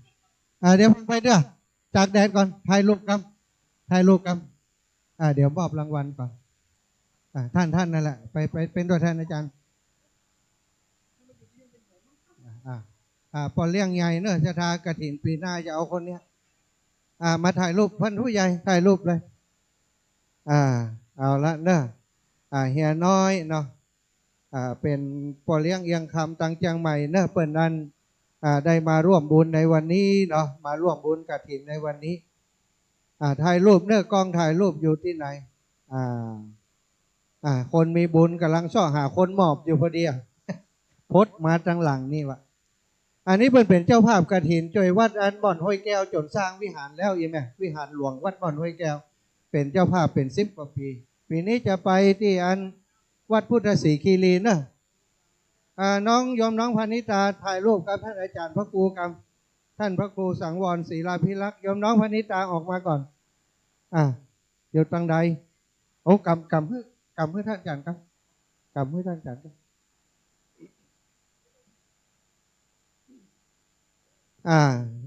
ท่านอาจารย์พระครูสังวรศรีลาภิลักษ์เนอสถานี้นะมรดกธรรมกำเมืองที่สถาฟังกุฎเดือนนั่นเนี่ยตอนเนี้ยเนอะยมน้องพานิตามาไอ้เบิ้มเอากล้องให้เบิ้มฮะกล้องยมน้องไปฮับเร็วละสาธุเนอะทุกปีวันใหม่มาให้กรรมเมตตามาให้กรรม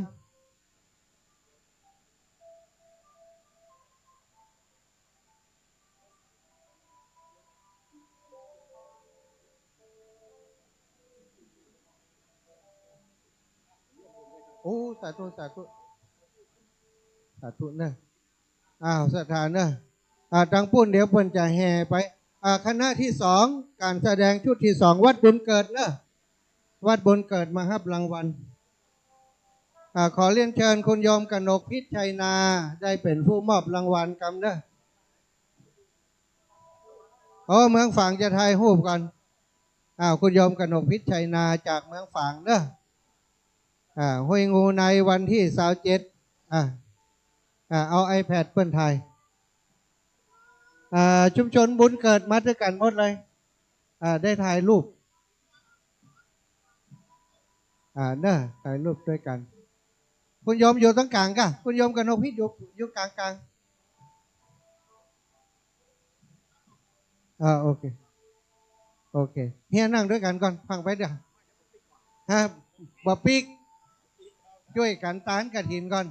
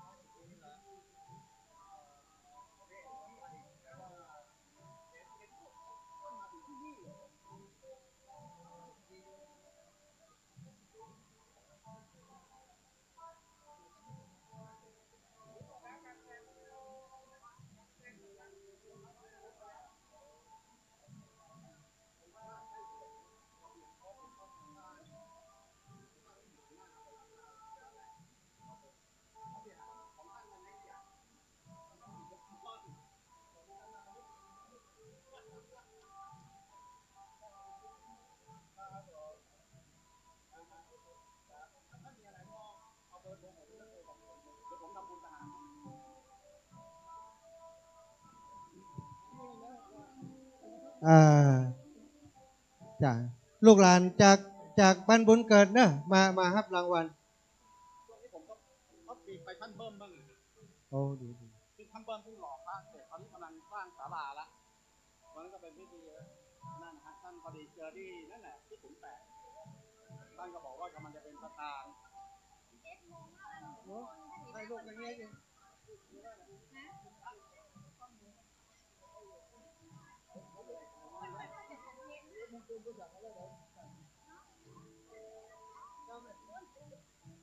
ดี๋ยวท่านสมหวังมาก่อน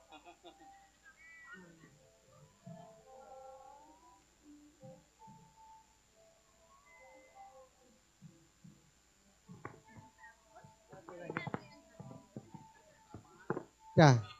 สาธุติดเลย สาธุแม่โอ้สาธุเนอะบุญรักษาอยู่ดีมีสุขอันนี้ตกข้างกะ อายุวันโนสุขังพลังสาธุสาธุเจ้าได้เจ้าแม่จ้ะอาจารย์มาครูบาอาจารย์ถวายความเคารพครับอาจารย์ครับคุณยอมกนกพิชชัยนาได้มอบรางวัลให้หน่อยมาจากลำปางเชียงใหม่เนี่ยมอบให้อาจารย์นะ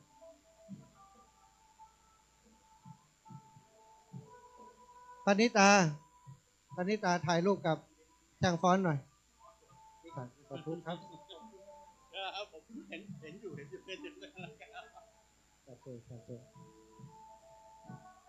ต่อไปชุดที่3เนอะศรัทธาวัดอินทขินเป็นชุมชนสันปะตองบ้านหนองรวมใจเนาะบ้านหนองรวมใจเรียนเชิญเนอะคณะจากบ้านหนองรวมใจคณะบ้านหนองรวมใจไปกินข้าวเห็นแล้วก็พังพ่อนจะเนอะพูดเนอะ อยู่นี่มีก่อบ้านหนองรวมใจมีก่อเอาตัวแทนก็ได้นะศรัทธาอินทขินศรัทธาอินทขินแล้วก็ลูกสาวเนอะคณะที่4คณะที่4เนอะ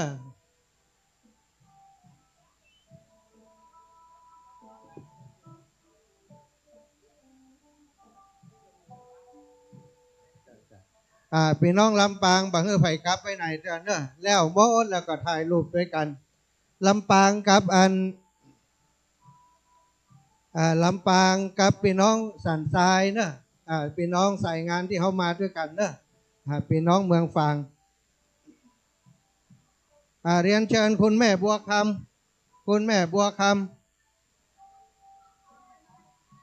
มอบรางวัลให้จ้างฟ้อนมอบรางวัลให้จ้างฟ้อนรางวัลจ้างฟ้อนจ้างฟ้อนลูกสาวหลานสาวฟ้อนขันดอกกะเกียมาเลยนะครับรางวัลก่อนรอบนี้คือรางวัลรอบหลังฟ้อนฟรีเนอะรอบรูนนี่ฟ้อนบ่ได้เอามอบเพื่อนเนอะเอามอบเลยแม่เรียบร้อยแล้วแม่สาธุชุดที่4จากวิทยาลัยนาฏศิลป์เนอะลูกสาวไปไหนหมดล่ะตอนนี้กราบนิมนต์ครูบาอาจารย์ครูบาอาจารย์พระสงฆ์องค์สังฆเจ้าทุกรูปทุกองค์ฉันพระทหารเพลเนาะส่วนของเฮาที่นี่ตั้งปุ้นก็จะบรรเลงเพลงพิณไปแล้วก็ตั้งในจะมีการสวดใครจะสวดมนต์ด้วยกันไปตั้งในเนอะจะมีการสวดมนต์แบบฉบับของตังลำปางเพื่อนจะออกอากาศไปในคลื่นสีขาวด้วยเนาะ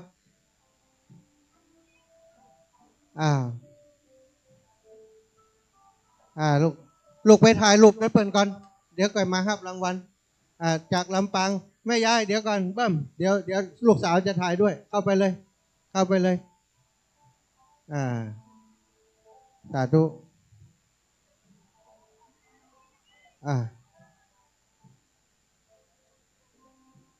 เดี๋ยวมอบรางวัลให้ลูกสาวแม่เป็นผู้มอบเด็ก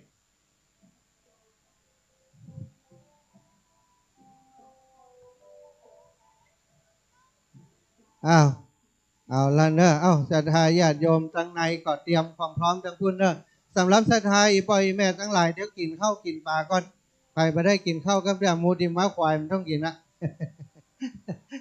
พี่น้องลำปางโอ้แม่วันนี้กลับมาแต่วันนี้คือคำหล่อกินข้าวก่อนเนอะแม่เนอะกินข้าวเรียบร้อยแล้วแล้วเขาก็จะไปตาลจะแห่ก็ตาลด้วยกันแห่กฐินจะแห่ออกมาจากหน้าวัดเนอะเดี๋ยวแห่จากพุ่นมาเลยภายที่เป็นจังฟ้อนมาเลยจะเอาเพลงพิณเนี่ยนะจังฟ้อนมีแก่คณะฟ้อนเข้ามาเดี๋ยวจะมีการบันทึกภาพเดี๋ยวจะฟ้อนจะแห่จากตั้งหน้าวัดมาเลยถ่ายรูปเพื่อได้หันป้ายวัดเฮาเนาะ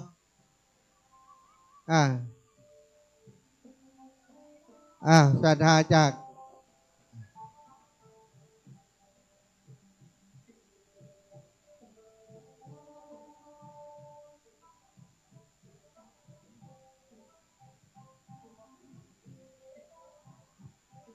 อ่ะ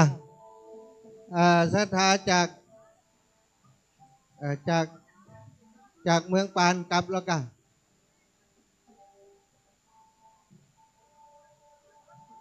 สาธุแม่อ๋อกันเทศล่ะ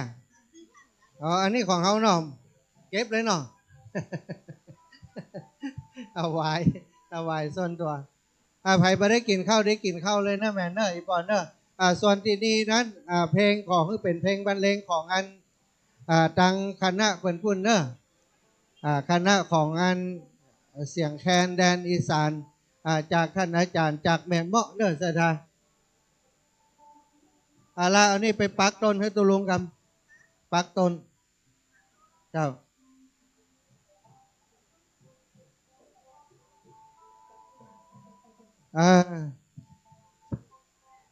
ปีสาวไปแข่งขันปีสาวอันท่านมหาสมชาติพ่อเนอร์เจ้าภาพเก้ากำลังมาเนี่ยสตังนี่จกจ่ายเหียอย่าล้ำจิ้มพอละเอาแจกกันได้กันเอาเหียอันแล้วแจกเพิ่นไปนิมนต์เนอะนิมนต์ครูบาอาจารย์นิมนต์หลวงปู่ครูบาอาจารย์ฉันที่นี่เนาะโอ้ล่ะเจ้าภาพไอ้มาเพศเลยเนอะตั้งเลยแม่ขึ้นบนเลยเดี๋ยวเจออาจารย์เดี๋ยวจะถ่ายอาจารย์ครับตั้งบนแม่ขึ้นบนเลยเดี๋ยวจะถ่ายทอดตัวอันเสียงสวดขึ้นไปเลยแม่ตั้งบนจะมีการสวดมนต์เนอะไปจะสวดโดยพี่น้องนางแลขึ้นไปสวดเลยพี่น้องนางแลจะสวดแบบฉบับของลำปางออกอากาศไปขึ้นสีขาวตอนนี้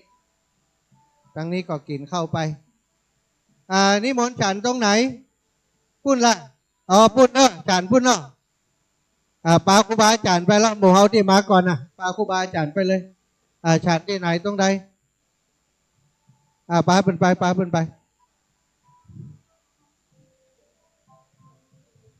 ถูก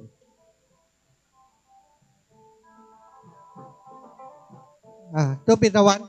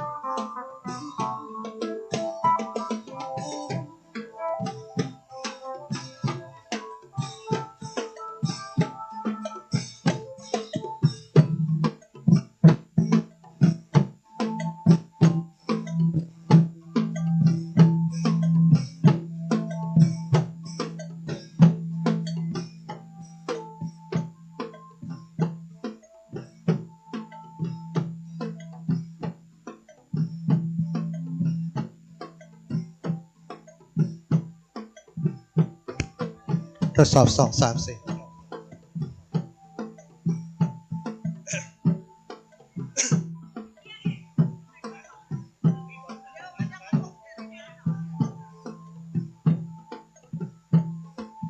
ศรัทธาใครจะสวดด้วยกันมาเนอะมานี่เลยยกแม่นั่งหน้าได้จ้ะนั่งหน้าได้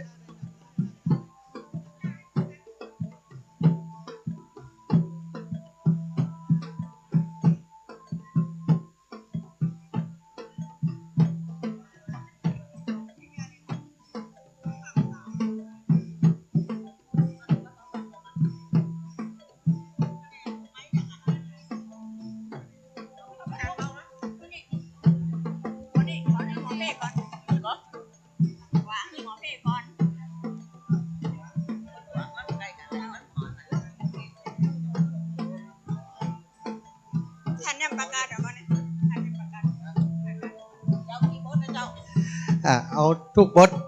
ที่เขาสวดกันศรัทธาญาติโยมที่ติดตามทางคลื่นสีขาวเพื่อชาวประชาในขณะนี้เป็นการถ่ายทอดเสียงที่วัดอินทขินช่วงเวลานี้ทางครูบาอาจารย์พระสงฆ์จะฉันภัตตาหารเพลส่วนญาติโยมก็จะทานข้าว กลางวันกันก่อนที่จะมีการถวายแห่องค์กฐินและก็ถวายกฐินในวันนี้จะมีคณะศรัทธาจากบ้านนางแลโดยโยมแม่บัวลอยสายเขียวแม่พิษสมัยเขื่อนคำแสนแม่ทองสุขนามสกุลอย่างก็แลกัน จะได้มาสวดขอเปิ้นไว้ว่าไปตานกฐินปุ้นขออีแม่ไปสวดมนต์ให้จิมเตะไปแผ่เมตตาให้เทวบุตรเทวดาเปิ้นตัวเนาะวันนี้เปิ้นก็ฉลองศรัทธาแล้วได้มาอยู่ที่นี่ก็จะได้ให้เปิ้นสวดมนต์ต่อไปเนอะรับฟังจากทางบ้านได้เลยก้าวนมัสการท่านพระคุณเจ้าทุกพระองค์เจ้าขออนุญาตสวดมนต์เจ้า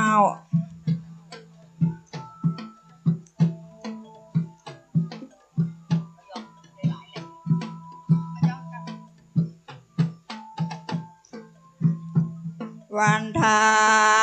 มิพุทธังสาภาเมโทสาคามาเมพันเตข้าแด่พระองค์ผู้เจริญข้าพระเจ้าขอกราบไหว้พระพุทธเจ้าเพื่อขอขมาโทษทั้งปวงขอพระองค์ทรงประทานอภัยโทษแก่ข้าพเจ้าด้วยเถิดวันทามิธรรมังสัพพะเมโทสังฆัมมัทธาเมพันเตข้าแด่พระธรรมอันเจริญข้าพระเจ้าขอกราบไหว้พระธรรม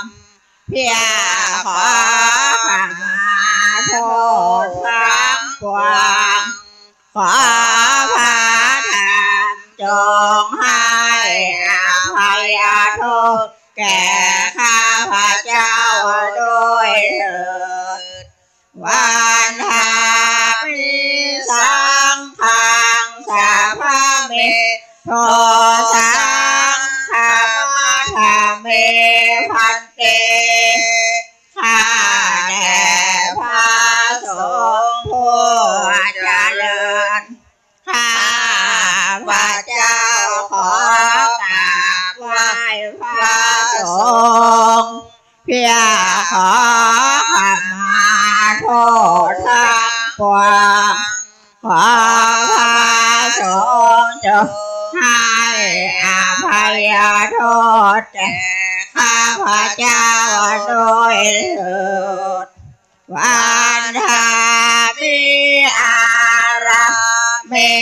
พันธเสมายังพอเทโลคังเจติยังสัพพะเมโทสังฆัมมัทธาเมพันเตข้าแด่ปุสานิยสถานอันเจริญข้าพระเจ้าขอกราบไหว้พระเสมาโดนหัวเพิกและพระเจดีย์อันมีอยู่ในอารามเพื่อขอขมาโทษทั้งปวงขอผู้สนิยสถานจงให้อภัยโทษแก่ข้าพเจ้าด้วยเถิดวันทามิคูปัสสายาอาจาริยโคนังสัพพะเมโทสังฆัมมัทธาเมพันเตข้าแด่ท่านผู้เจริญข้าพระเจ้าขอกราบไหว้ครูปัสสาอา คุณเพียขอขมาโทษทั้งปวงขอท่านจงให้อภัยโทษแก่ข้าพเจ้าด้วยเถิดวันธามิพระสัพพะปิตุโคนังสัพพะเมโทสังฆามาธเมพันเตข้าแต่ท่านผู้เจริญข้าพระเจ้าขอกราบไหว้คุณมารดาบิดาผู้มีพระคุณเพียขอขมาโทษทั้งปวงขอท่านจงให้อภัยโทษแก่ข้าพเจ้าด้วยเถิดวันธามิพันเตภควะโลกนาทังอาทิตังเมโทสังอนาคตังเมโทสังปัจจุบันนังเมโท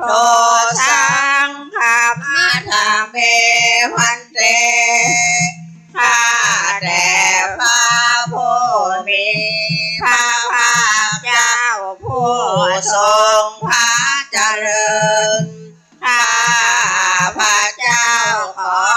กราบไหว้พระองค์ผู้ทรงเป็นที่พึ่งของชาวโลกเพียขอขมาโทษทั้งที่เป็นอดีตอนาคตและปัจจุบันขอพระองค์ทรงประทานอภัยโทษแก่ข้าพเจ้าด้วยเถิดสาธุสาธุสาธุอนุโมทามิข้าพเจ้าขออนุโมทนาอะระหังสัมมาสัมพุทโธภะคะวะพุทธังภะคะวันตังอภิวาเทมิสวากขาโตภะคะวะตาธัมโมธัมมังนามาสามิสุปฏิปันโนภะคะวะโตสาวกสังโฆสังฆังนามามินะโมตัสสะภะคะวะโตอะระหะโตสัมมา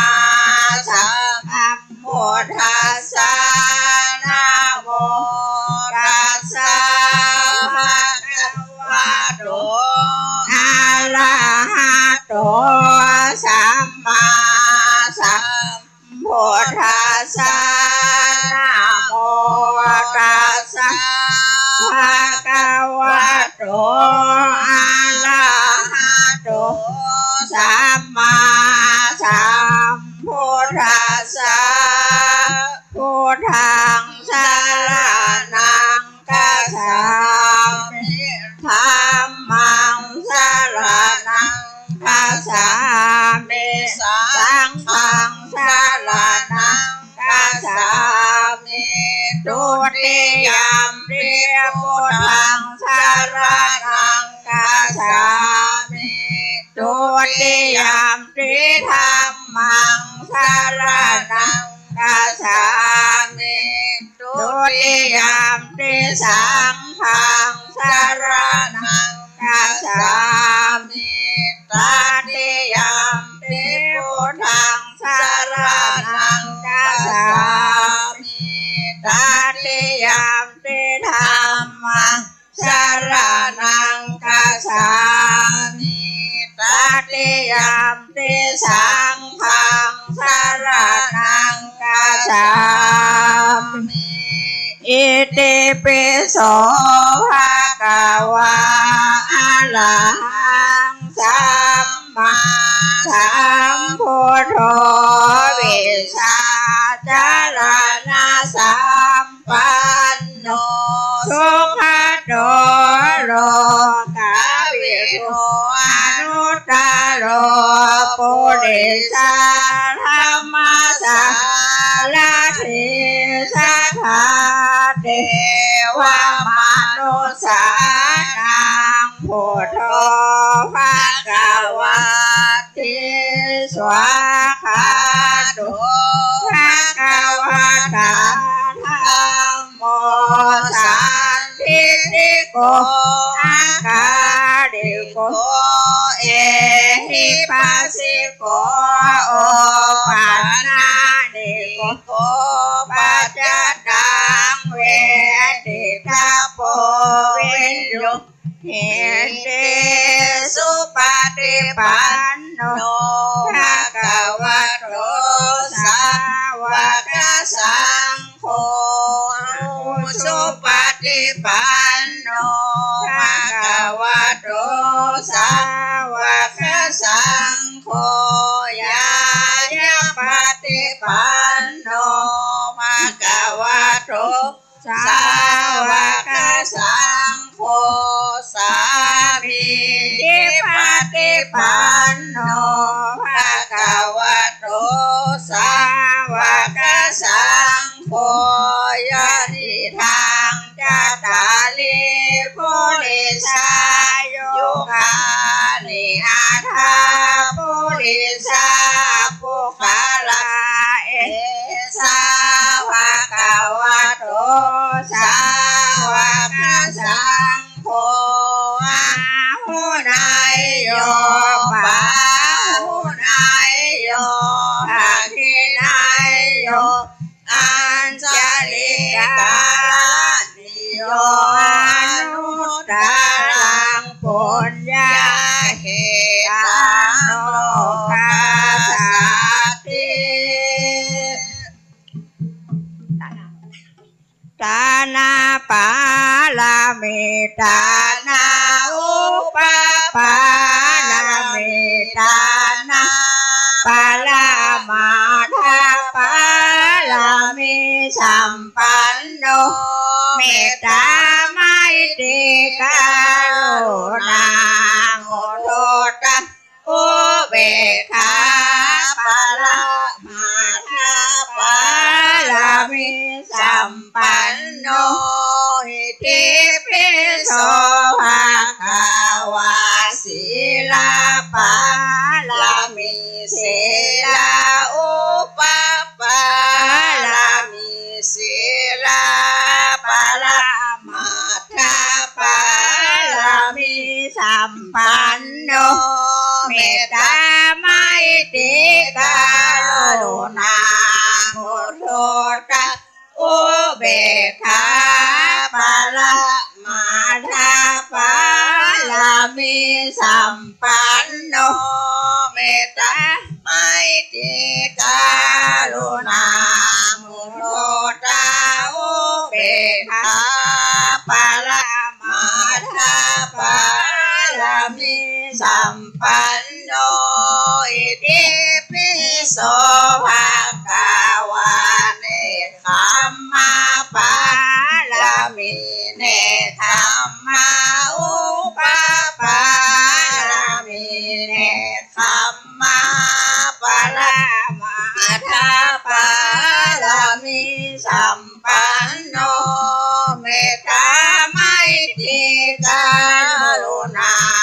โมโทตะอุเบกขาปาลามาทาปาลามิสัมปันโนอิติปิโสภะคะวะปัญญาปาลามิปัญญาอุปปาลามิปัญญาปาลามาทาปา สัมปันโนเมตตาไมตรีกรุณาโมโทตัสอุเบกขาปะละมาทาปะละมิสัมปันโนอิติปิโสภะคะวะอุวิริยะปะละมิวิริยะอุปปะละมิวิริยะปะละมาทาปะละมิสัมปันโนเมตตาไมตรีกรุณาโมโทตาอุเบกขาปะละมาทาปะละมิสัมปันโนอิติปิโสภะคะวะขันติปะละมิขันติอุปปะละมิขันติปะละมาทาปะละมิสัมปันโนเมตตาไมตรีกรุณาโมโทตาอุเบกขาปะละมาทาปะละมิสัมปันโนอิติปิโสภะคะวะสัจจะปะละมิสัจจะอุปปะละมิสัจจะปะละมาทาปะละมิสัมปันโนเมตตาไมตรีกรุณาโมโทตาอุเบกขาปะละมาทาปะละมิสัมปันโนอิติปิโสภะคะวะอธิฐานะปะละมิอธิฐานะอุปปะละมิอ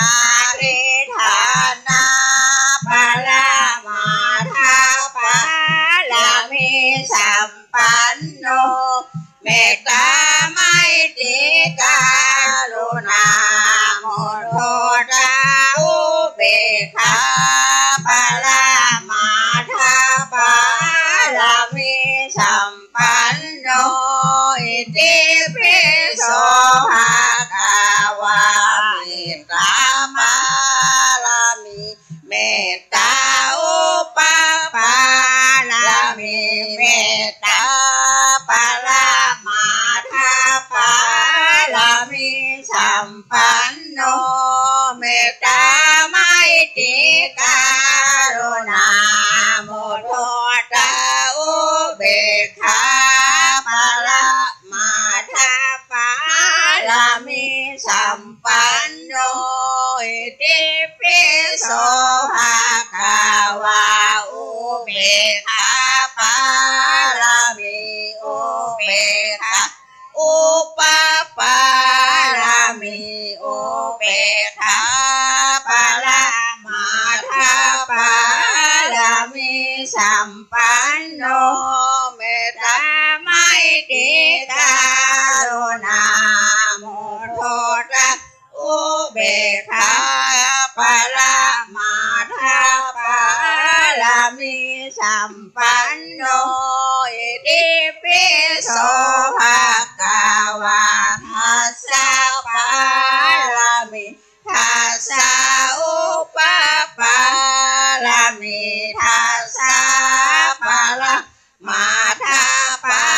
ละมิสัมปันโนเมตตาไมตรีกรุณาโมโทตาอุเบกขา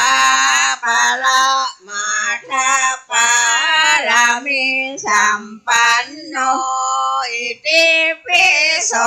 ภะคะวะสัมมาทิฏฐิปะละมิสัมมาทิฏฐิอุปปะละมิสัมมาทิฏฐิปะละมาทาปะละมิสัมปันโนเมตตาไม ติกาโลนาโมโทตาอุเบกขาปะละมาทัพพะลามิสัมปันโนอิติปิโสภะคะวะพุทโธอนันตาทิโกโนวะตาโสภะคะวะอิติปิเตมิโยนะโมนะมะภะคะวะเสทังวัตกังอะรัมมานังทุวังโสหังพุทโธภวิสัตติกุสลธรรมเมสัมมาสัมพุทโธอิติปิโสภะคะวะจะนะโมนะโมนะมะภะคะวะเสทังวัตกังอะรัมมานังทุวังโสหังพุทโธภวิสัตติกุสลธรรมเมสัมมาสัมพุทโธอิติปิโสภะคะวะสุวรรณสายาโมนะโมนะมะภะคะวะเสทังวัตกังอะรัมมานังทุวังโสหังพุทโธภวิสัตติกุสลธรรมเมสัมมาสัมพุทโธอิติปิโสภะคะวะเนนิโรนะโมนะมะภะคะวะเสทังวัตกังอะรัมมานังทุวังโสหังพุทโธภวิสัตติกุสลธรรมเมสัมมาสัมพุทโธอิติปิโสภะคะวะสุโหเสโธนะโมนะมะภะคะวะเสทังวัตกังอะรัมมานังทุวังโสหังพุทโธภวิสัตติกุสลธรรมเมสัมมาสัมพุทโธอิติปิโสภะคะวะปุริทัสโตนะโมนะมะภะคะวะเสทังวัตกังอะรัมมานังทุวังโสหังพุทโธภวิสัตติกุสลธรรมเมสัมมาสัมพุทโธอิติปิโสภะคะวะจันตาโกมาโลนะโมนะมะภะคะวะเสทังวัตกังอะรัมมานังทุวังโสหังพุทโธภวิสัตติกุสลธรรมเมสัมมาสัมพุทโธอิติปิโสภะคะวะนะระตะโตนะโมนะมะภะคะวะเสทังวัตกังอะรัมมานังทุวังโสหังพุทโธภวิสัตติกุสลธรรมเม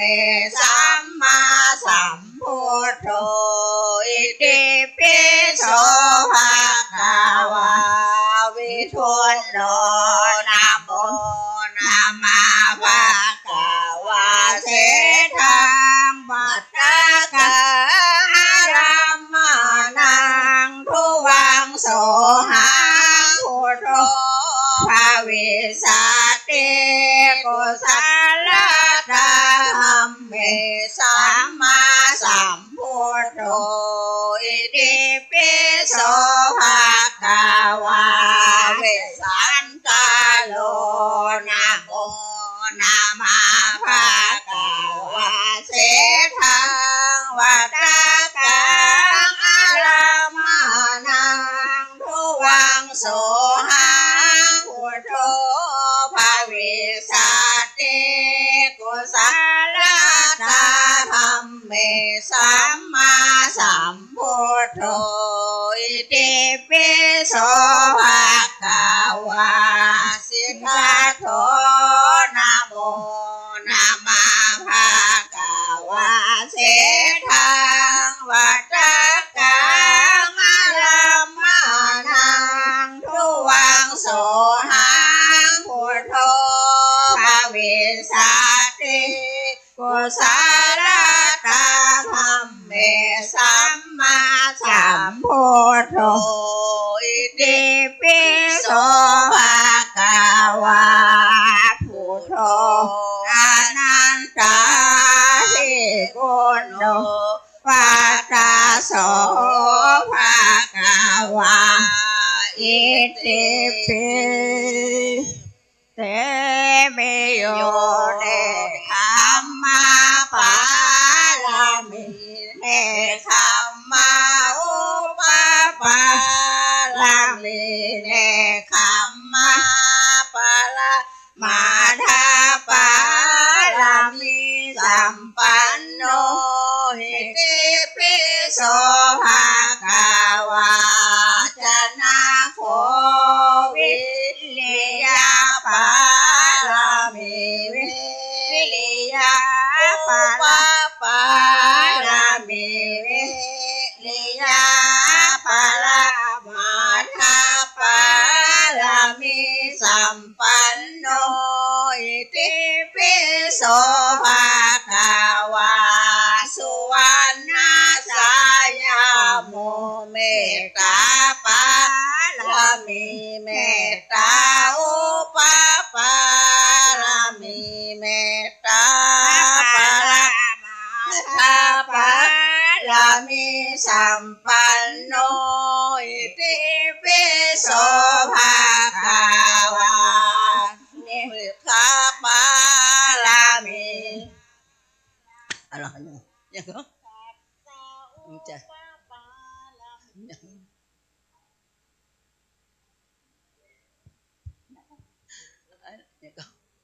ฟูลิตาโตนะโหนะพันอย่างก็ยี่ห้ออย่างก็อะไรจำได้เนมิโลเนมิโลตามาทิฐานาปาลามิอาทิฐานาอุปปาลามิอาทิฐานาปาลามาทาปาลามิสัมปันโนอิติปิโสภะคะวะปุริตาโตศิลาปาลามิศิลาอุปปาลามิศิลาปาลามาทาปา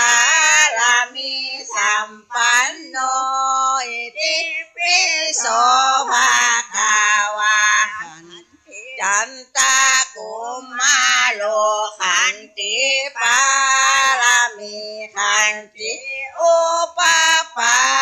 ลามิขันติปาลามาทาปา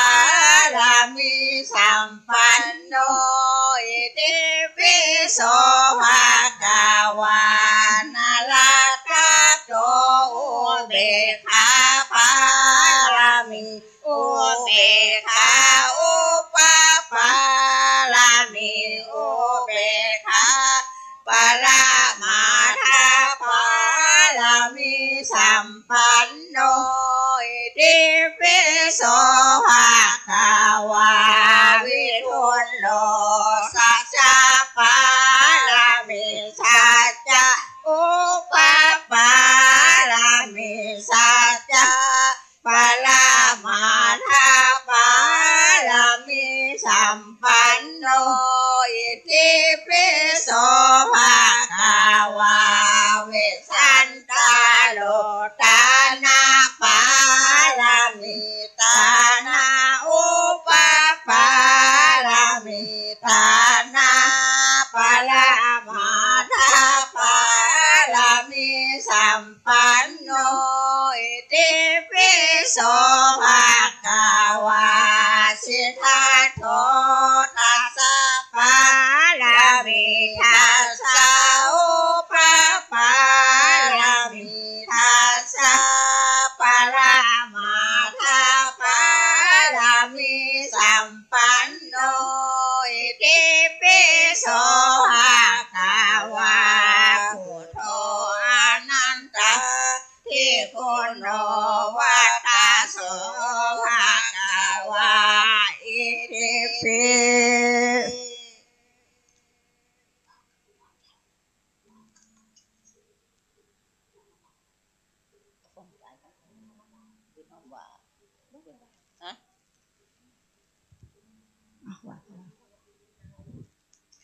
ธรรมตาอันว่าพรหมทั้งหลายก็ดีเทวาเทวดาทั้งหลายก็ดีอากาศธา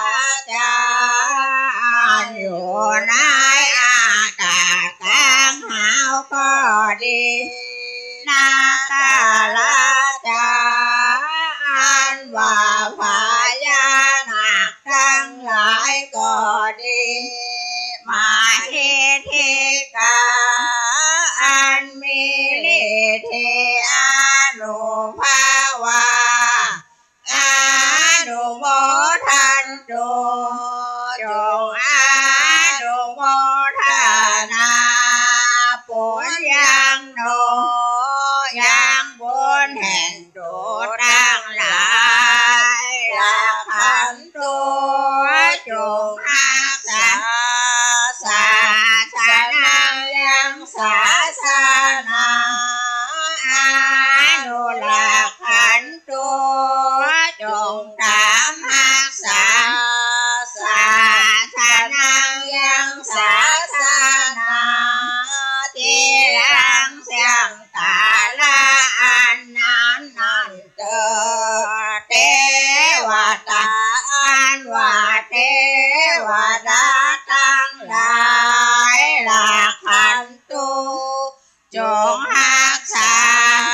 อันมียังตัวทั้งหลายเตอโสติอันว่าความสวยสดีภาวันตัวจงจักมีเทวตาแก่เทวดาทั้งหลายเถิดโสติอันว่าความสวยสดีภาวันตัวจงจักมีมายังอันว่าทุกขาทั้งหลายได้มาถึงกันนี้เถิดโสติอันว่าความสวยสดีภาวันตัวจงจักมีญาติกาแต่ญาติพี่น้องทั้งหลายเถิดโสติอันว่าความสวยสดีภาวันตัวจงจักมีอายาตากาอันบ่ใจญาติพี่น้องนั่นเถิดโสติอันว่าความสวยสดีภาวันตัวจงจักมีปานิโนแก่สัตว์ทั้งหลายเถิดโสติอันว่าความสวยสดีภาวันตัวจงจักมีโนแก่เฮาทั้งหลายสา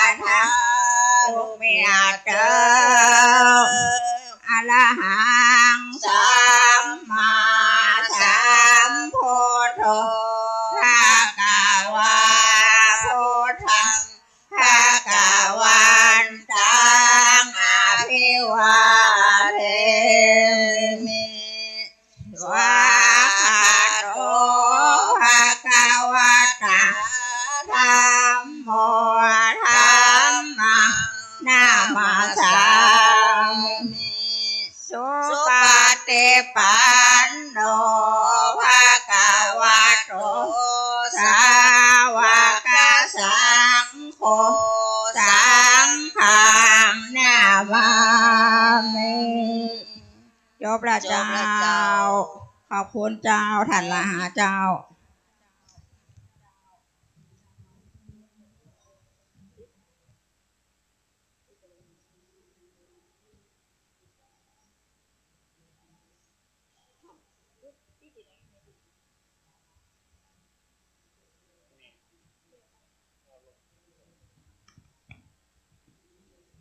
ฮัลโหล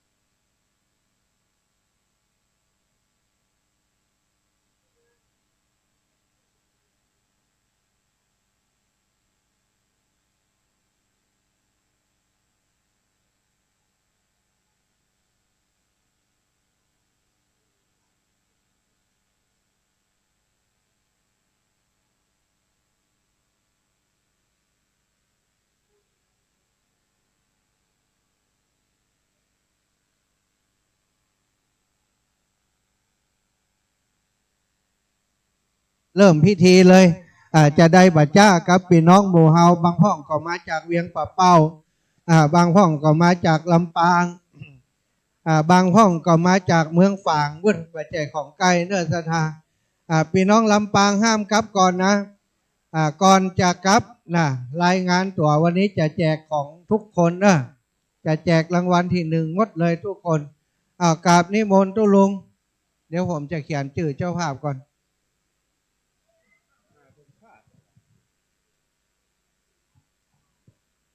ขอแตบไตไหวสาในปารมีธรรมของครูบาอาจารย์พระมหาเถรานุเถระเจ้าคณะพระสังฆาธิการจุโตนจุองค์ขอความผาสุกในธรรมจุมีแก่บรรดาพี่น้องศรัทธาตายกตาญิกาทั้งหลายที่เดินทางมาจากเมืองฝางเวียงป่าเป้าวังเหนืออำเภองาวจังหวัดลำปางอำเภอเมืองจังหวัดลำปางและที่อื่นที่ไกลแถมหลายผู้หลายต้านวันนี้เฮาท่านทั้งหลายได้มาร่วมแหงร่วมใจกันที่วัด อินตะขินที่นี่ก็เพื่อจักได้ทำพิธีทอดกฐินสามัคคีของคณะสงฆ์สถานีวิทยุคลื่นสีขาวเพื่อชาวประชาใน8จังหวัดภาคเหนือนี่และญาติธรรมจากจังหวัดชลบุรีเพื่อมาช่วยกันกึดลำตามสร้างกองบุญกองกุศลจักได้ทอดกฐินสามัคคีวัตถุประสงค์ของการจัดงานครั้งนี้ก็เพื่อจะนำปัจจัยไปสมทบในการบูรณะปฏิสังขรณ์อุโบสถที่ชำรุดทรุดโทรมไปตามกาลเวลาวันนี้ก็จึงได้จัดงานทำบุญทอดกฐินตอนนี้พระเจ้าประสงค์ก็ทำภารกิจเรียบร้อยแล้วพี่น้องศรัทธาท่านทั้งหลายส่วนใหญ่ก็กินข้าวน้ำข้าวตอนกันเรียบร้อยกำเดียวเฮาท่านทั้งหลายจะได้นำเอาต้นเงิน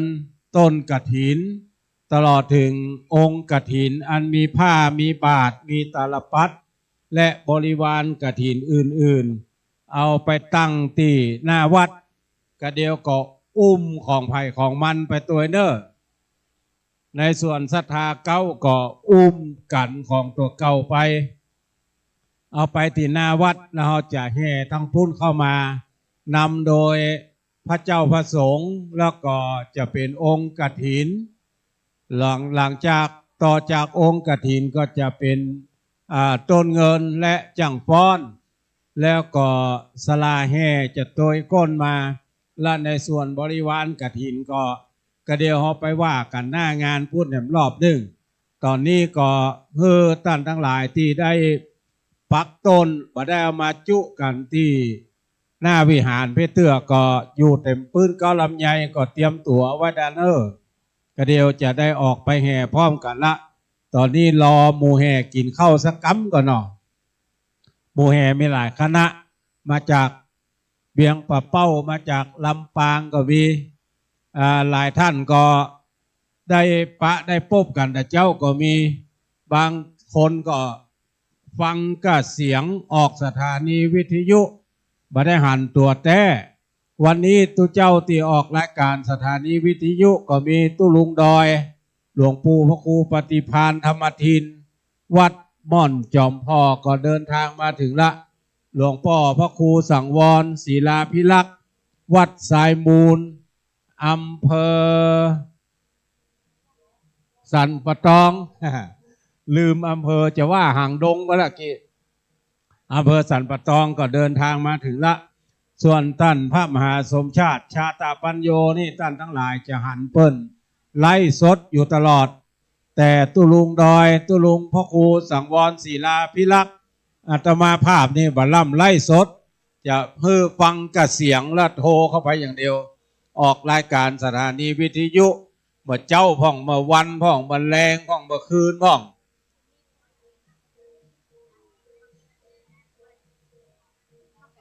ก็เดียว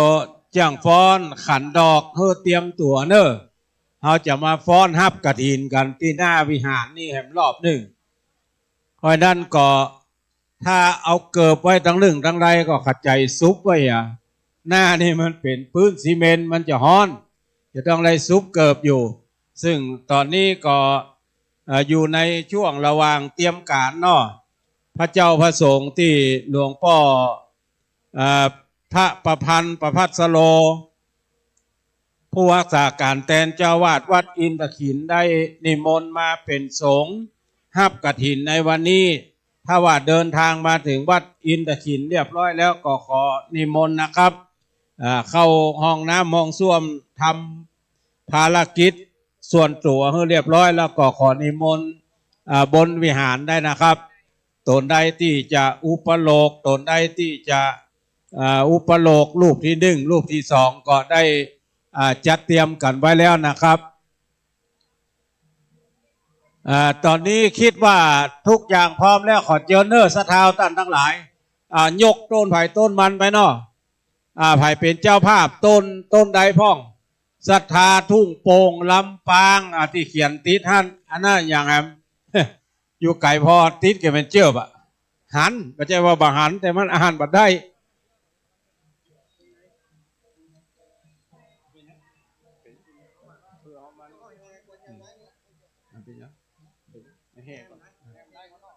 ศรัทธาเฮาเจอเนอร์พี่น้องที่มาจากวังเหนือลำปางมาจากที่อื่นๆแถมหลายที่หลายต่างน่ะเมืองฝางมากับคุณโยมกนกพิษชัยนาเจอเนอร์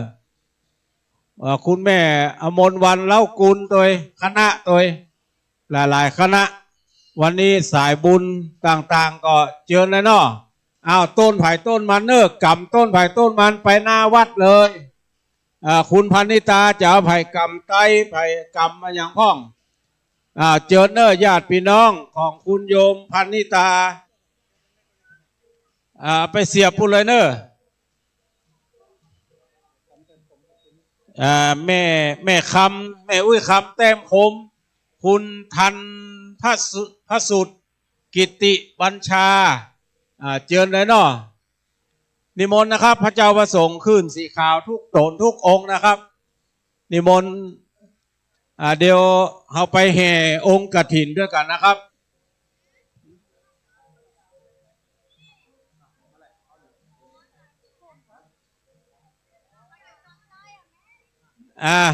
แม่คำมาแม่คำเอาไตไปกรรมการวัดเฮาตัวนอกกรรมการวัดอินตะขินช่วยกันศรัทธาหัวหน้าหมวดเลยเมื่อนี้มีปัญหาว่าต้นเฮาต้นใดมั้ยก่อ จำเอาไว้มันแม่บัดเตียวแม่นั่งนี่เลยเนาะแม่นั่งนี่เลยแม่นั่งรอไผ่หู้ตัวว่าหัวเข้าแข้งขาบดีบัดถ้าไปติวนี่เนอะมันบัดใจว่าบักไก่นะไก่อะละก่อนหน้าวัดมานี่ตีแล้วเราไปเลยอยู่พุ่นท่าเลยศรัทธารวมพี่น้องไตท่าทานเจอเนอร์มาเอาต้นไปแห่ตัวอันนี้ของไผ่เอ่ยนายจำเริญผลเจริญกุลนางวิมลกันทิยะต้นของท่านมินี่เอาไปแห่เลยเนอะยกไว้ต้นไผ่ต้นมันเนาะมีทางในนี่เนอะช่วยกำไปหมู่ที่มามีต้นมาก็เอาไตอย่างนี้ไปกำบาทกำไตไป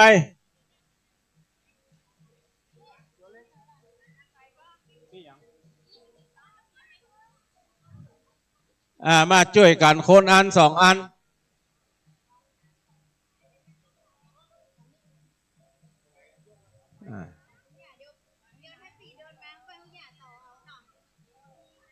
ได้แล้วไปหน้าไปเลยเนอะคนต่อไปจะเข้ามาเอาครัวอื่นเนี่ยยกเลยยกนี่ข้อแขนบดีก็เอาของเบาๆไปอันใดที่มันนักเอาออกก่อนเอาน้ำออกก่อนมันนัก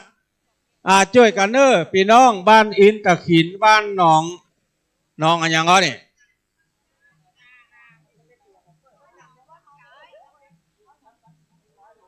เจอเนอร์บ้านหนองรวมใจซ่อหาในนี่บ้านหนองจำกับบ้านหนองอย่างนี้บ้านหนองรวมใจมีอยู่ครัวมีอยู่มาเอาเนอะมาเอาคนอันได้เราออกไปอยู่หน้าวัดท่าเลยเนอะ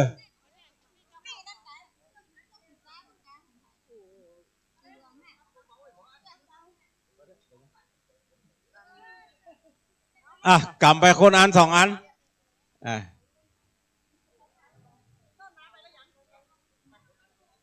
ต้นมินี่หรอในนี่สองต้นเอาไปเลยแม่อันไหนก็ได้เป็นยัง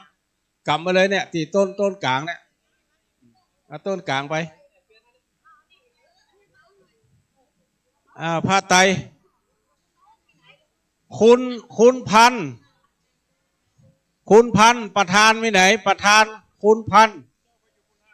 ทุกเจ้าก็นิมนต์ไปอยู่หน้าวัดเลยนะครับทุกเจ้าจุดตนจุองนิมนต์ไปอยู่หน้าวัดเลยนะครับ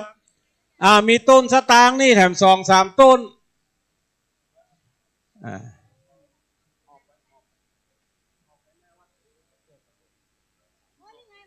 นี่คุณพันมีนี่เหรอ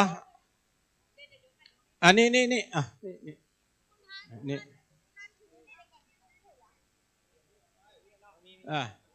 ไม่เอาต้นเงินไปเลยต้นใดก็ได้เอาไปต้นเอาต้นเงินนี่ไปแถมนักก่อนเนี่ยถ้านักเปลี่ยนต้นน้อยไปถ้านักเปลี่ยนต้นน้อยไปเนี่ยไหน2-3ต้นเอาออกมาเลยอันนี้นักเอาเบาๆไปพ่อแห่ไก่ไปได้ผ้าได้อุปกรณ์อะไรแล้วไปอยู่หน้าวัดเลยไปอยู่หน้าวัดเลยเนอะเอากระต้นไปพูดอันพูดเตะยากมันเตะน้ำเลี้ยวฮะเดี๋ยวยกนั่นขึ้นเนี่ยเอาไปเลยแม่เอาต้นไปเลยแม่อันนี้นัก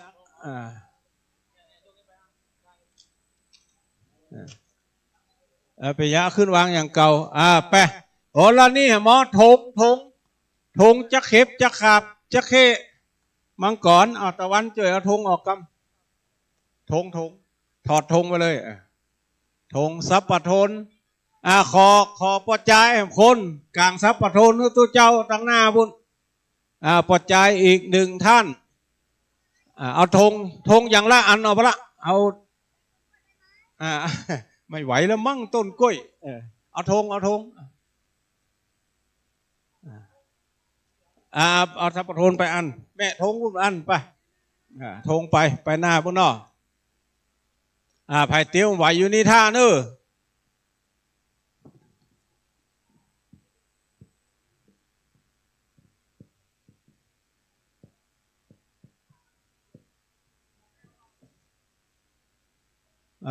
ห้องกูกำลังปักอยู่ขัดใจเนอะมองไปแว่หันแว่ที่นั่นน่ะ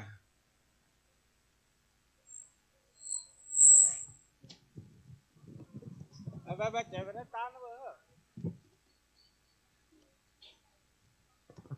อไปหมู่แห่ไปหน้าพวกเลย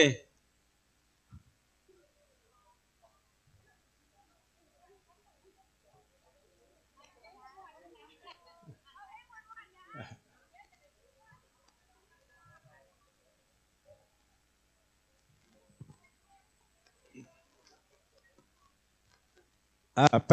ตั้งขบวนเลยเนาะ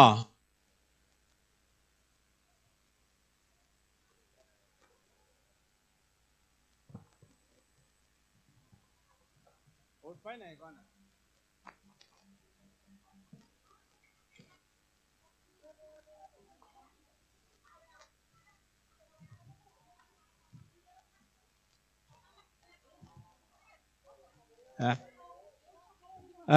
ธงมีอยู่เอาเลยเนอะธงจะขัดจะเข้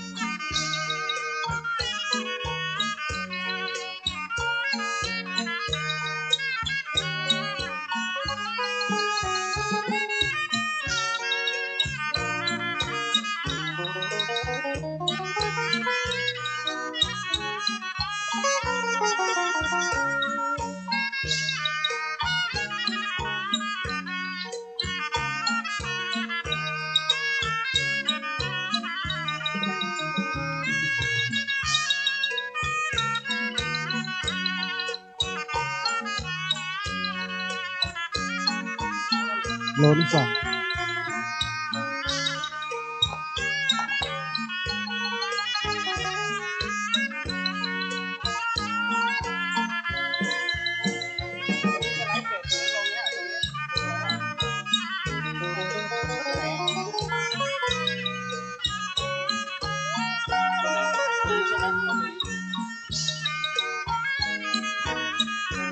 ตอนนี้ภาพที่เห็นนะฮะในอินเทอร์เน็ตอยู่ก็จะเห็นว่ามีขบวนตอนนี้กำลังตั้งแถวอยู่นะฮะอยู่ทางหน้าวัดอินทขินที่แม่แตงแห่งนี้ฮะก็ต้องบอกว่าพ่อแม่พี่น้องที่อยู่บริเวณสันป่าตองตรงนี้นะครับนะฮะก็ขอเชิญนะฮะตอนนี้1 ปีมี 1 ครั้งและนี่คือครั้งแรกนะครับที่ว่าสำหรับวัดอินทขินของเราในวันนี้ถือได้ว่าเป็นอานิสงส์แรงนะครับนะฮะและเดี๋ยวหลังจากนั้นมีการเคลื่อนขบวนนั้นก็จะขึ้นมาอย่างช้าๆนะฮะเหตุที่จะต้องไปตั้งแถวอยู่บริเวณนอกเขตพุทธาวาสหรือว่าอาณาเขตของวัดนั้นนะฮะเพื่อเป็นการให้รับรู้ว่ากฐินตรงนี้มีการแห่ด้วยความสามัคคีจากหมู่เฮาชาวบ้านเนาะนะฮะเมื่อเข้าสู่ในเขตพุทธาวาสแล้วทั้งหมดทั้งมวลนั้นที่ด้วยน้อมใจอันบริสุทธิ์นั้นอานิสงส์ตรงนี้ถึงทุกท่านอย่างสมบูรณ์บริบูรณ์ก่อนที่จะขึ้นไปในเข้าไปในพระอุโบสถตอนนี้ยังตั้งอยู่นะฮะเดี๋ยวอีกสักครู่ก็คงจะเคลื่อนเข้ามาสู่ในเขตบริเวณวัดอินทขินแห่งนี้ตอนนี้หางแถวรถไปอยู่ตรงถนนนะฮะอันนี้ก็ต้องให้ระมัดระวังเรื่องของรถยนต์ด้วยมองซ้ายมองขวาดีๆโอ้ไม่น่าเชื่อว่าขบวนยาวขนาดนี้นะครับท่านใดที่อยากจะมาร่วมนะตรงนี้นะครับพ่อแม่พี่น้องภาพแบบนี้มันจะมีนานๆสักครั้งหนึ่งก็ขอเชิญนะครับเป็นร่วมกันถ่ายภาพเก็บอารมณ์ตรงนี้ไว้เป็นประวัติศาสตร์ของหมู่บ้านของเราตอนนี้ขบวนเริ่มเคลื่อนเข้ามาแล้วนะฮะเริ่มเคลื่อนเข้ามาแล้วนี่คือขบวนการขบวนแห่ผ้าพระกฐินเป็นกฐินสามัคคีนะครับโดยคลื่นสีขาวร่วมกับทาง FM 104.50 เมกะเฮิรตซ์แล้วก็ร่วมกับชาวบ้านชาวบ้านสันป่าตองแล้วก็พระเดชพระคุณนะฮะเจ้าอาวาสหลวงปู่วัดอินทขินแห่งนี้ขบวนแห่นะฮะเริ่มเข้ามาเรื่อยๆเดี๋ยวอีกสักครู่หนึ่งผมจะปล่อยให้เป็นเสียงของขบวนนะฮะพระมหรสพตรงนี้ในการนำเนี่ยฮะมีด้วยกัน3 ชุดนะฮะภาพที่คุณผู้ชมได้เห็นอยู่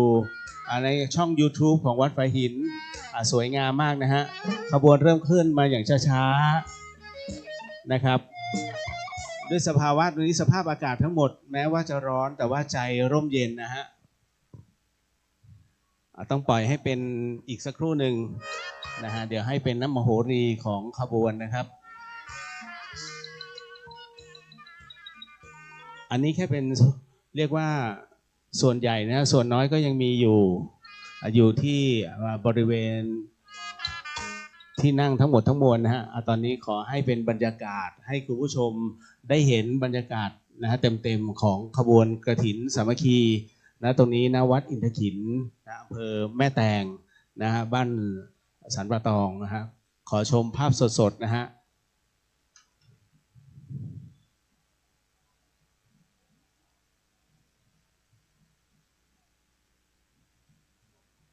ภาพที่เห็นเป็นขบวนฟ้อนนะครับขบวนฟ้อนของชาวสันป่าตองนะครับบ้านสันป่าตอง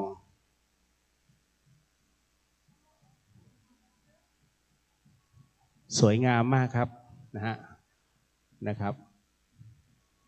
ในการจัดแถวนั้นก็จะเป็นขบวนสงฆ์ก่อนนะฮะแล้วตามมาด้วยขบวนฟ้อนนะฮะแล้วก็มาเป็นในส่วนเครื่องบริวารของกฐินนะฮะแล้วก็ตามด้วยผ้าพระกฐินนะครับนะฮะนี้เจ้าภาพฝ่ายคฤหัสถ์ก็คือคุณทันพสุทธิ์นะฮะกิติบรรพชา นะครับก็เป็นประธานฝ่ายคฤหัสถ์ตอนนี้ก็เป็นผู้ถือไตรนะค่อยๆแห่ขึ้นมานะฮะก็ถือว่า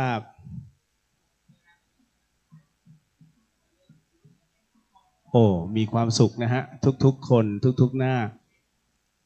ขบวนผ่านมาเนี่ยสามารถร่วมบุญเพิ่มเติมได้นะฮะโมทนาสาธุการพร้อมๆกันได้นะครับนะฮะแล้ววัดหนึ่งสามารถรับกฐินได้เพียงครั้งเดียวนะฮะรับซ้อนไม่ได้นะครับนะฮะตอนนี้โอ้สวยงามมากครับนะฮะเอกลักษณ์ของการทอดกฐินนั้นก็คือธงนะฮะธงนั้นก็จะมีธงสุวรรณมัจฉานะธงเต่านะครับธงจระเข้ธงตะขาบนะครับ4ธงนี้ทุกธงนั้นมีความหมายนะฮะส่วนใหญ่แล้วเขาจะชอบธงจระเข้นะครับเพราะว่าถ้ามีไว้บูชานะก็ถือว่าเป็นเขามีความเชื่อว่าเศรษฐีซึ่งกลับชาติมาเกิดเป็นจระเข้นั้นยังหวงสมบัติอยู่นะก็ถือว่าเป็นภคทรัพย์มีความมั่งคั่งร่ำรวยนะฮะถ้าใครถือครองธงจระเข้นะนี่ฮะตามขบวนพระสงฆ์นะครับนะฮะท่านเดินนำมาตามด้วยทางขบวนท่านเจ้าภาพฝ่ายคฤหัสถ์นะฮะประธานฝ่ายสงฆ์ก็คือพระอาจารย์มหาสมชาตินะครับส่วนประธานฝ่ายคฤหัสถ์ก็คือคุณพันพสุนะกิติบรรพชานะครับหลังจากนั้นก็เป็นระวังต้นไม้ฮะระวังต้นไม้ฮะเดี๋ยวเกี่ยวต้นบริวารฮะอ้าวนะครับเปิดเพลงตรงนี้เลยแต่ว่านี่คนเปิดเพลงเดี๋ยวสักครู่นะฮะฟ้อนขันดอกมาเลยเนอะฟ้อนขันดอกมาหน้าไปเลยจ้างฟ้อนขันดอกมาหน้าเลยเนาะจ้างฟ้อนขันดอกฟ้อนฮับกฐิน Mode paired.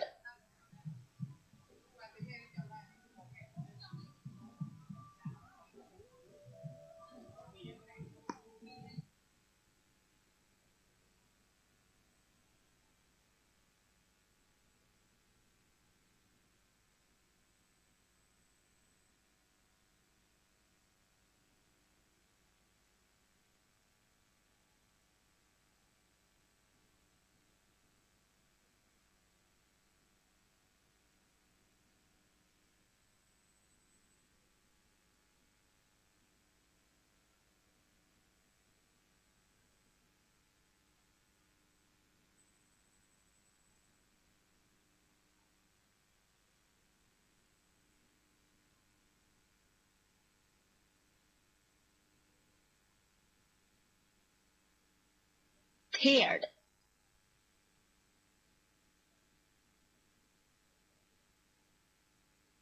Paired. H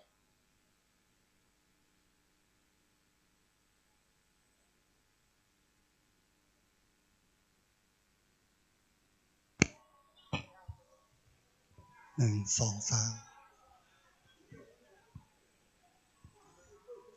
พ่อหลวงบุญศรีเดิมสมานพ่อหลวงสมศักดิ์สิทธิชัยพ่อหลวงอุทัยสุทธิท่านดร.พสิทธิ์โชติโกวลิตเจิญบนวิหารนะครับ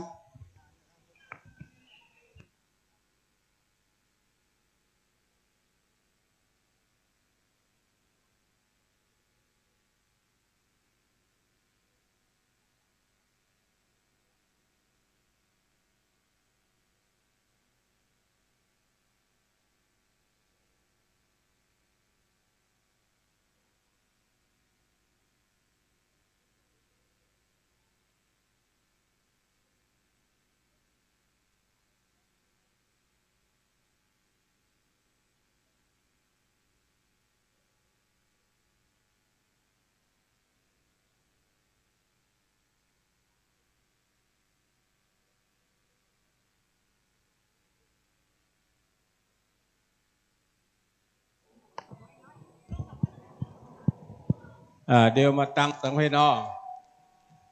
วางกันเลยแม่วางบนนั่นเลยวางบนโต๊ะเลยเอาเข้าในวะเข้าในเอาตั้งแล้วออกไปนอเอาตั้งแล้วขยับออกไป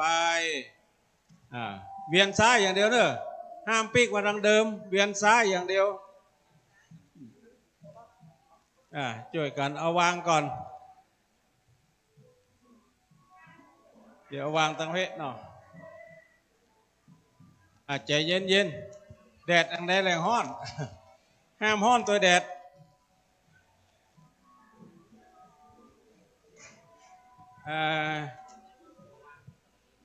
ง่ายของผู้จานไปทั้งพวกเอาไปพูดก่อนก้อยๆทยอยเข้ามานะครับเด้อต้นจตุปัจจัยบริวารกฐินทั้งหมดทั้งมวล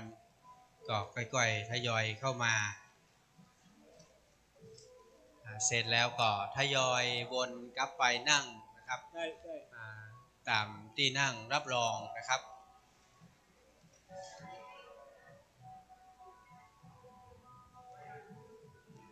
ต้องขออนุโมทนาครูบาอาจารย์นะครับทุกตนทุกองค์นะครับที่เมตตามาร่วมเป็นสงฆ์ในการถวายทานกฐินในวันนี้มาร่วมเป็นคณะศรัทธาร่วมกับญาติโยมบาอาจารย์ก็ถือได้ว่าเป็นผู้ที่ได้มาสร้างสมบุญบารมีด้วยกันบาศกอุบาสิกาที่เดินทางมาจากทั่วสารทิศก็ได้มาร่วมบุญกันในวันนี้ถือได้ว่าเป็นมหากุศลนะครับเป็นบุญเป็นกุศลอันยิ่งใหญ่เอาได้แห่กันมาตั้งแต่หน้าวัดถึงแม้แดดจะฮ้อนนะแต่ทุกคนก็บ่ย่อท้อมีความตั้งอกตั้งใจที่จะมาร่วมกันแห่กฐินและบริวารกฐินเข้ามาในวิหารตอนนี้ครูบาอาจารย์พระเถรานุเถระก็ได้มาประจำอาสงฆ์เป็นที่เรียบร้อยนะครับคฤหัสถ์ญาติโยมเขาท่านทั้งหลายก็อยู่ตามที่นั่งถ้าตรงจุดไหนที่นั่งบปอเอาก็ขยับขยายด้านล่างก็ได้เนอะด้านล่างก็มีที่นั่งให้กับทุกท่านที่นั่งรับรองนะครับบรรยากาศนี้ได้ถ่ายทอดสดไปทั่วโลกนะครับผ่านทางคลื่นสถานีวิทยุและ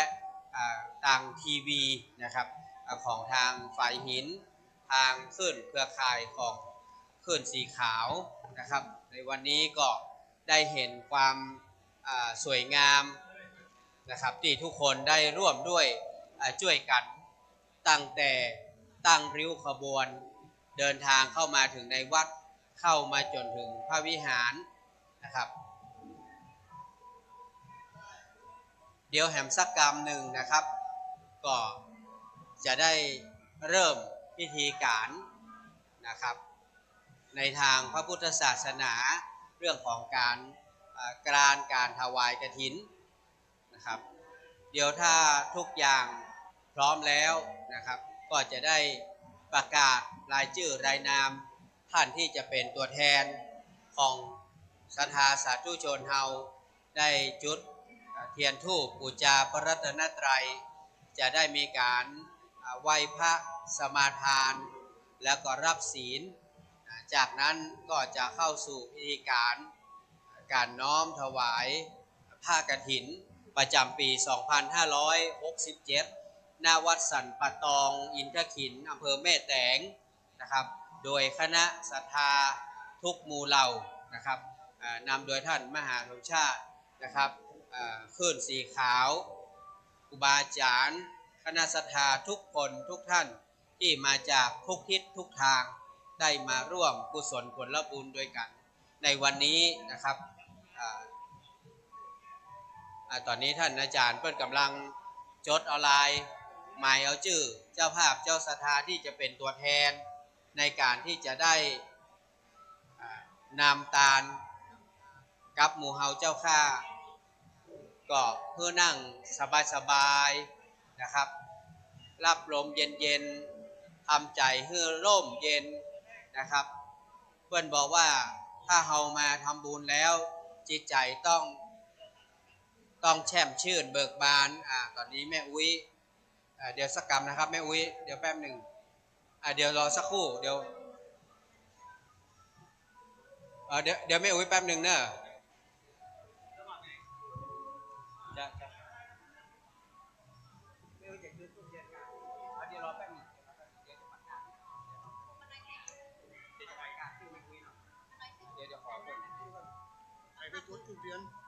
เดี๋ยวจะท่านอาจารย์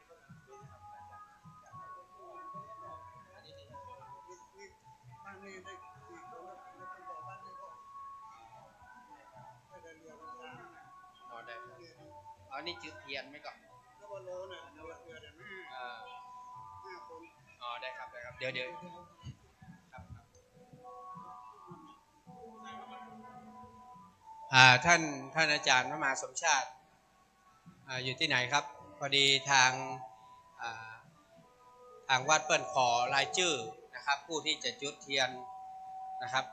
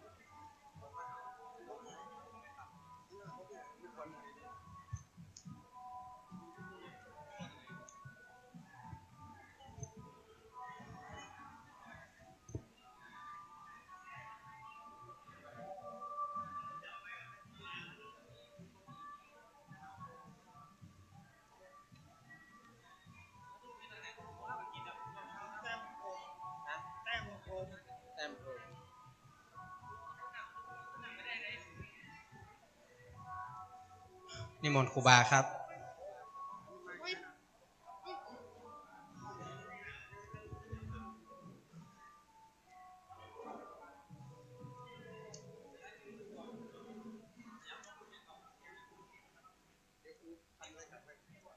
ครับตอนนี้รอสักครู่นะครับตั้งหนกจะมีรอนะฟ้อนสวยเดี๋ยวจะมีการแสดงการฟ้อนสวยก่อนจะเริ่มพิธีด้านในวิหารนะครับสักครู่นะครับท่านที่อยู่ข้างในก็ขอให้ได้นั่งพักผ่อนตามอัธยาศัยให้จิตใจสบายๆนะการทำบุญกฐินที่อยู่ด้านในนี้ล้วนแล้วแต่เป็นเศรษฐีมหาเศรษฐีขหบดีนะครับในภายภาคหน้าทุกท่านทุกคนจะมีแต่ความสุขมีแต่ความเจริญรุ่งเรืองนะครับเพราะว่าการทานกฐินนี้เป็นบุญใหญ่โดยเฉพาะทางท่านเจ้าภาพแม่คำแต้มพรหมนะครับแล้วก็ทางคุณพันธสุดกิติบรรพชาเนาะครับแล้วก็ครอบครัวนะครับแล้วก็ญาติธรรมเฮาคุณน้องพันนิดาพรหมมินก็ดีนะครับแล้วก็พ่อแม่ศรัทธาจากทางลำปางก็ดีทางเวียงป่าเป้าทางเมืองฝางทางเจียงไฮ้แล้วก็ทางเจียงใหม่ซึ่งหลายท่านหลายคนก็เดินทางมาเป็นเพราะว่าตั้งจิตมาแต่ไกลตั้งใจมาแต่บ้านทุกคนก็มีความอยากที่จะมาร่วมกุศลผลบุญคุณแม่คำได้เห็นสายตาของทุกคนเฮาบ่ฮู้จักเนาะแม้แต่พี่หนานเองก็บ่ฮู้จักนะครับครูบาอาจารย์นี่เฮาเจอกันทางคลื่นวิทยุนะครับผมเองก็อยู่96อันนี้เปิ้นของเครือข่ายคลื่นสีขาวเมื่อก่อนก็อยู่ด้วยกันนี่แหละตอนหลังก็แยกกันไปกระจายกันไปแต่วันนี้เห็นทุกคนที่มาที่นี่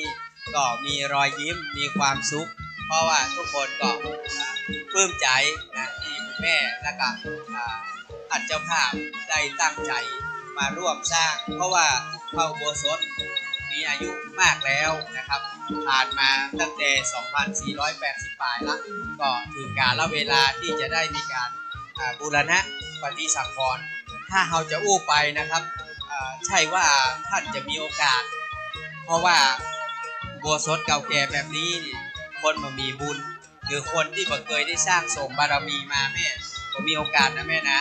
บางคนอายุนักกว่าแม่บางคนรวยกว่าแม่รวยกว่าท่านเจ้าภาพก็มีแต่เพิ่นมีบุญบารมีที่จะได้มาทำตรงนี้อย่างหมู่เฮาเหมือนกันเนี่ยถือว่าเป็นกฐินแรกๆเลยนะครับวันที่19พ่อออกพรรษาวันที่17 18เทโวโลหณะ19อีแม่ได้ตาลละถือว่าเป็นวัดแรกเลยนะแม่นะผมเองยังไม่ค่อยได้ยินว่ามีวัดไหนตาลถือว่าเป็นน้ำหัวเป็นเก้าแสดงว่าเจ้าภาพนี่เป็นผู้มีบุญบารมีได้สร้างได้ทำบุญใหญ่โดยเฉพาะยิ่งพระอุโบสถนี่ผมถือว่าเป็นสิ่งที่ต้องสั่งสมมานะครับแม่ถ้ามาอันแม่ได้มาเป็นเจ้าภาพแต่เนอะนะคนที่บ่มีบุญมีบารมีนี่มีโอกาสนี่แล้วก็โดยเฉพาะยิ่งครูบาอาจารย์นะครับขึ้นสีขาวเนี่ยเขาจะหันได้ว่าเวลาเปิ้นไปที่ไหนเปิ้นไปเป็นหมู่เป็นคณะแม่ถ้ามาให้ดีนี่เขาไม่ได้หันครูบาอาจารย์นะเหลืองห้าแบบนี้นะนอกจากเนี่ยเมตตาของครูบาอาจารย์นี่แหละถ้ามาอ่านเดี๋ยวมีโอกาสได้หันพระสงฆ์จำนวนนักแม่ปกติก็5 ตนเอาไปตานที่ไหนนะ5 ตนครับอันนี้ลองนับเลยครับกับเฉพาะสงฆ์นี่กับต่อใดนะครับเนาะครูบาอาจารย์ที่อยู่บนอาจตั้งรูปนี่แหมต่อใดครับเนี่ยแต่ละองค์แต่ละตนนี่ไม่ใช่ธรรมดานะครับเป็นครูบาอาจารย์เป็นนักปราชญ์เป็นท่านผู้รู้นะครับเป็นพระเถรานุเถระนะครับแล้วก็ทุกองค์ทุกตนนี่มาด้วยความตั้งใจนะแม่นะมาร่วมมุทิตามาร่วมยินดีกับคุณแม่กับท่านเจ้าภาพตัวนะครับม่านบดีเฮาบ่ได้เจอครูบาอาจารย์แบบนี้นะครับถือว่าเขาต้องมีบุญเนาะท่านพระอาจารย์ได้กำหนดการเรียบร้อยหรือยังได้แล้วก็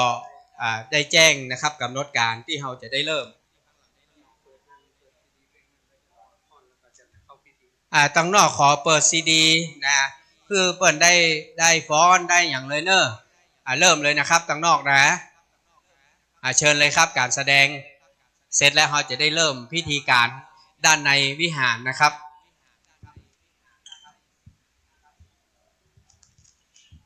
ด้านในนี้อาจจะไม่ได้หันแต่ด้านนอกก็เปิดได้หันนะครับด้านในนี้เราก็นั่งดูพระเจ้าไปก่อนชั่วคราวนะครับเดี๋ยวสักครู่นะเราก็จะเริ่มพิธีการด้านในแล้วนะครับวันนี้ปรับปลื้มใจนะครับ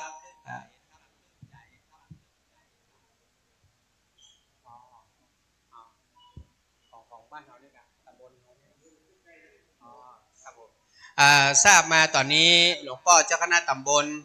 ในเขตการปกครองของเราก็กำลังเดินทางมาอยู่วัดใกล้ๆนี้บ่ได้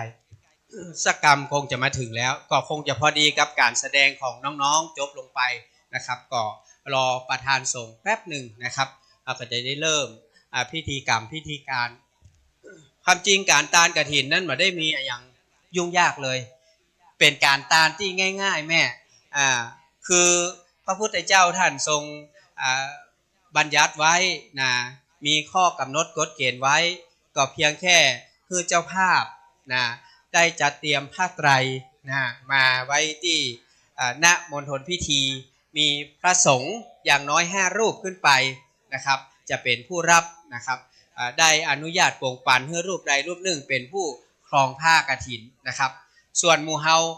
หลังจากที่เฮาได้ ไหว้พระสมาทานศีลรับศีลแล้วเนี่ยเฮาก็ได้ยกยอยื่นตาลพระสงฆ์เปิ้นก็จะอุปโลกขึ้นมาเพื่อจะได้อนุญาตโปร่งปันรูปหนึ่งรูปใดเสร็จแล้วเปิ้นก็จะได้นำผ้ากฐินเนี่ยนะครับไปกระทำพิธีในพระอุโบสถแห่งกรรมหนึ่งเพราะว่าสวดผ้ากฐินส่วนคฤหัสถ์เฮานี่หลังจากที่ถวายแล้ว5 ปอนด์แล้วก็ได้อานิสงส์เป็นที่เสร็จสิ้นเรียบร้อยบ่มีอย่างยุ่งยากเลยนะครับส่วนเหลือจากนั้นก็เป็นเรื่องของพระสงฆ์จะต้องทำให้เสร็จภายใน1 วันอันนี้เป็นข้อกำหนดนะครับการตานกฐินนี้เปิ้นเฮาว่าเป็นกาลการเป็นการทำบุญที่จำกัดการเวลาตั้งแต่วันออกพรรษาไปแล้วนะก็คือวันเทโวโลหณะก็คือตะวานี้แล้วก็สามารถที่จะทำบุญทำทานได้ภายใน1 เดือนนะครับไปสิ้นสุดวันไหนครับสิ้นสุดวันยี่เปงครับวันยี่เปงหรือว่าวันลอยกระทงนั่นคือวันสิ้นสุดของการตานกฐินฉะนั้นบุญกฐินนี้มันจึงแปลกกว่าบุญอย่างอื่นโดยเฉพาะยิ่งการที่เขาได้ตานแบบนี้พระสงฆ์ที่อยู่ในวัดอยู่จำพรรษาท่วนไตรมาส3 เดือนก็ได้รับอานิสงส์โดยนะครับ ปกติเป็นบุญอื่นบุญผ้าป่าบุญโน่นนี่นั่นพระสงฆ์มาได้อานิสงส์ตรงนี้แต่ว่านี่คือการอนุเคราะห์สงเคราะห์พระสงฆ์วันหน้าหลังจากที่ออกพรรษาทำบุญฮับกฐินเรียบร้อยพระสงฆ์สามารถจะเรียกไปที่ไหนก็ได้มาต้องเอาผ้าไปครบไปฉันกันเป็นหมู่คณะเก็บผ้าเก็บครัวได้ อันนี้คืออานิสงส์ที่พระสงฆ์เปิ้นจะได้นะครับถ้าเฮาบ่มาตานกฐินเฮามาอนุเคราะห์สงเคราะห์พระสงฆ์จะไปไหนก็ลำบากต้องห่อผ้าพกผ้าไปกินเป็นหมู่คณะก็บ่ได้นะครับจะไปไหนต้องล่ำต้องลานะจะไปโดยพระราชการก็บ่ได้นะครับมันหลายสิ่งหลายอย่างนี่เปิ้นเฮาว่าเป็นการอนุเคราะห์สงเคราะห์พระสงฆ์นะครับอันนี้ถือว่าเป็นบุญใหญ่เปิ้นเฮาว่าเป็นมหาบุญเลยก็ได้นะครับนอกจากเขาได้แล้วพระสงฆ์ก็ได้ตัวเนี่ยครับเป็นการช่วยวัดวาพระศาสนาโดยเพราะกฐินนี้เขาได้ปัจจัยนักเนาะปัจจัยนี่ก็คือเอาไปทำอย่างครับก็คือเอาไปบูรณะเอาไปซ่อมแซมนะครับสิ่งที่ชำรุดทรุดโทรมไปตามกาลเวลานะครับอันนี้ก็คือสิ่งที่หมู่เฮาท่านทั้งหลายจะได้รับตอนนี้ข้างนอกนะอาจจะมีเมฆครึ้มลมเริ่มมาแสดงว่ามีฝนตกอยู่บักไก่จากที่เฮานี่ละนะครับก็ลมก็จะพัดเข้ามาทำให้พี่น้องที่มาตานกฐินได้รับความเย็นสบายอันนี้เพิ่นบอกว่าถ้าการตานบุญอะไรอย่างก็แล้วแต่ถ้าที่ไหนมีฝนโปรยฝนตกแสดงว่าเทพบุตรเทวดาเปิ้นรับรู้นะเปิ้นมาร่วมอนุโมทนาเหมือนกับเปิ้นมาประพรมน้ำมนต์นั่นแหละนะบางทีเปิ้นบอกว่าบุญที่ไหนมีตัวเจ้ายังตันพรมน้ำมนต์เทวดาเล่นก่อนนะเทวดาพรมก่อนขออนุญาตนะครับประกาศนะครับแจ้งกำหนดการให้กับทุกท่านได้รับทราบตามนี้นะครับเดี๋ยวสักกรรมหลังจากที่ทุกอย่างพร้อมแล้วเปิดเพลงให้เด็กๆได้นี้หรือยังข้างนอกแล้วยังเปิดเพลงให้รออ่อนตัวเนอร์หลังจากที่ทุกอย่างพร้อมแล้วนะครับก็จะได้เรียนเชิญท่านประธานในพิธีนะครับได้จุดธูปเทียนบูชาพระรัตนตรัยก็คงจะได้เรียนเชิญคุณแม่คำแต้มคมอันนี้เพิ่นเขียนแต้มคมแต้มพรมว่าคมแต้มคมเนาะคุณแม่คำแต้มคมและคุณทันพสุดนะครับกิตติบรรพชาจะเป็นตัวแทนพ่อแม่ศรัทธาเฮาในการจุดธูปเทียนบูชาพระรัตนตรัยนะครับหลังจากนั้นจะได้เรียนเชิญนะครับแขกท่านผู้มีเกียรติก็ทั้งฝ่ายสงฆ์ก็ประกอบด้วยหลวงปู่พระครูปฏิภาณนะครับธรรมทินนะครับแล้วหลังจากนั้นก็จะนิมนต์พระครูสังวรศรีลาภิลักษ์นะครับรูปที่3พระครูปริยัติรัตนโชตินะครับรูปที่4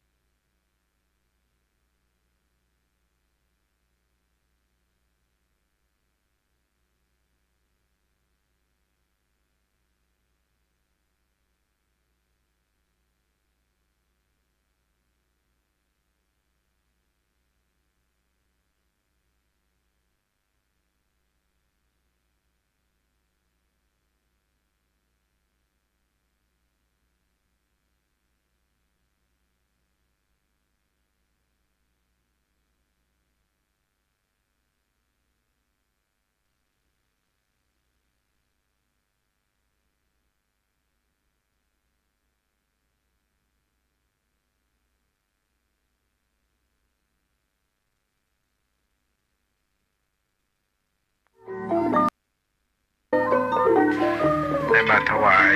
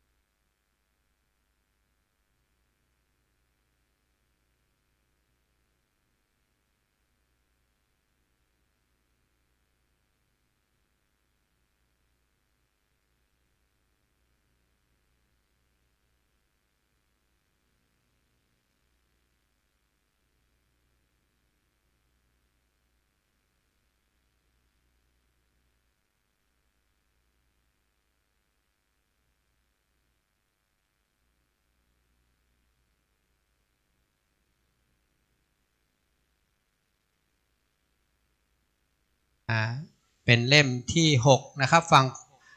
ขวาฝั่งซ้ายมือครับแม่สา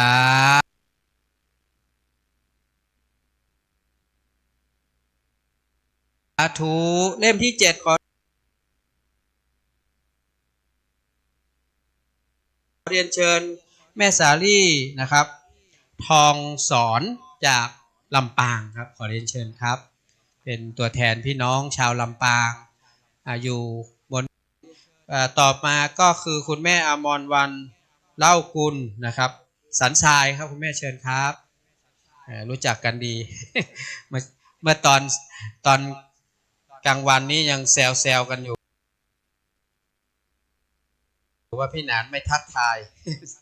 ขอบคุณนะครับทางนี้เลยแม่ฝั่งขวาข้างบนแม่ฝั่งขวาครับยังมีอีกเล่มหนึ่งสาธุครับแม่คุณแม่อมรวรรณเล่ากุลคุณแม่มาแล้วเนาะจากลำปางใช่ไหมแม่จุดข้างล่างฝั่งซ้ายนะครับแม่นะสาธุครับคุณแม่สาลี่ทองสอน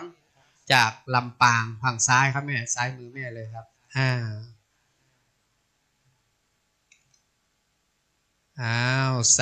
เล่มเดียวแม่เดี๋ยวมีไม่เป็นไรไม่เป็นไรเดี๋ยวโอเคคุณแม่จุดไปแล้วเนาะ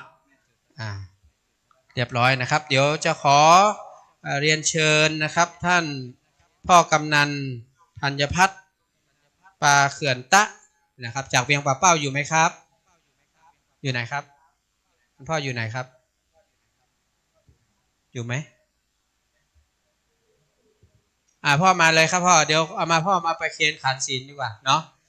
ตรงนี้เราจุดเรียบร้อยแล้วพ่อมาประเคนขันศีลเอาไหนเอาขันนี้เหรอครูบาเลยเหรอจุดนี้นะแม่พ่อจุดตรงนี้ครูบาเลยเนาะจุดธูปด้วยนะพ่อไปเนาะจุดเทียนแล้วก็จุดธูปด้วยนะพ่อนะได้ครับน้องพานิตาเดี๋ยวออกมาเลยเดี๋ยวมาจุดทางครูบาโอเคสาธุครับขอบคุณครับคุณพ่อกำนันธัญพัฒน์ปาเขื่อนตะจากเวียงป่าเป้าอีกที่หนึ่งนะครับก็เป็นโกฐนะครับโกฐกระดูกนะครับก็ขอน้องพันธิตาพรหมมินทร์นะครับเป็นผู้จุดนะครับน้อมถวายบุญกุศลให้กับอดีตเจ้าอาวาสนะครับเนาะอันนี้เป็นบุญเป็นกุศลอันยิ่งใหญ่นี่เรียกว่าทำบุญโดยเราไม่ลืมผู้มีพระคุณผู้ที่ได้สร้างวัดได้ดูแลวัดมานะครับเสร็จสิ้นนะครับ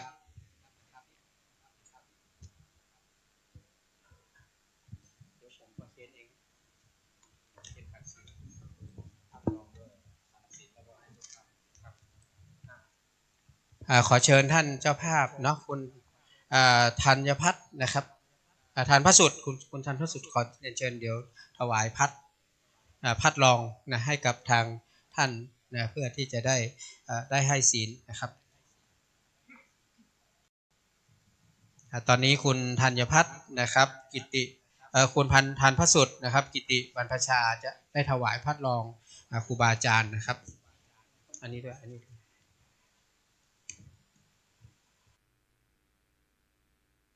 ต่อจากนี้ไปนะครับเราจะได้ไหว้พระสมาทานศีลนะครับรับศีลเป็นลำดับสืบต่อไปนะครับ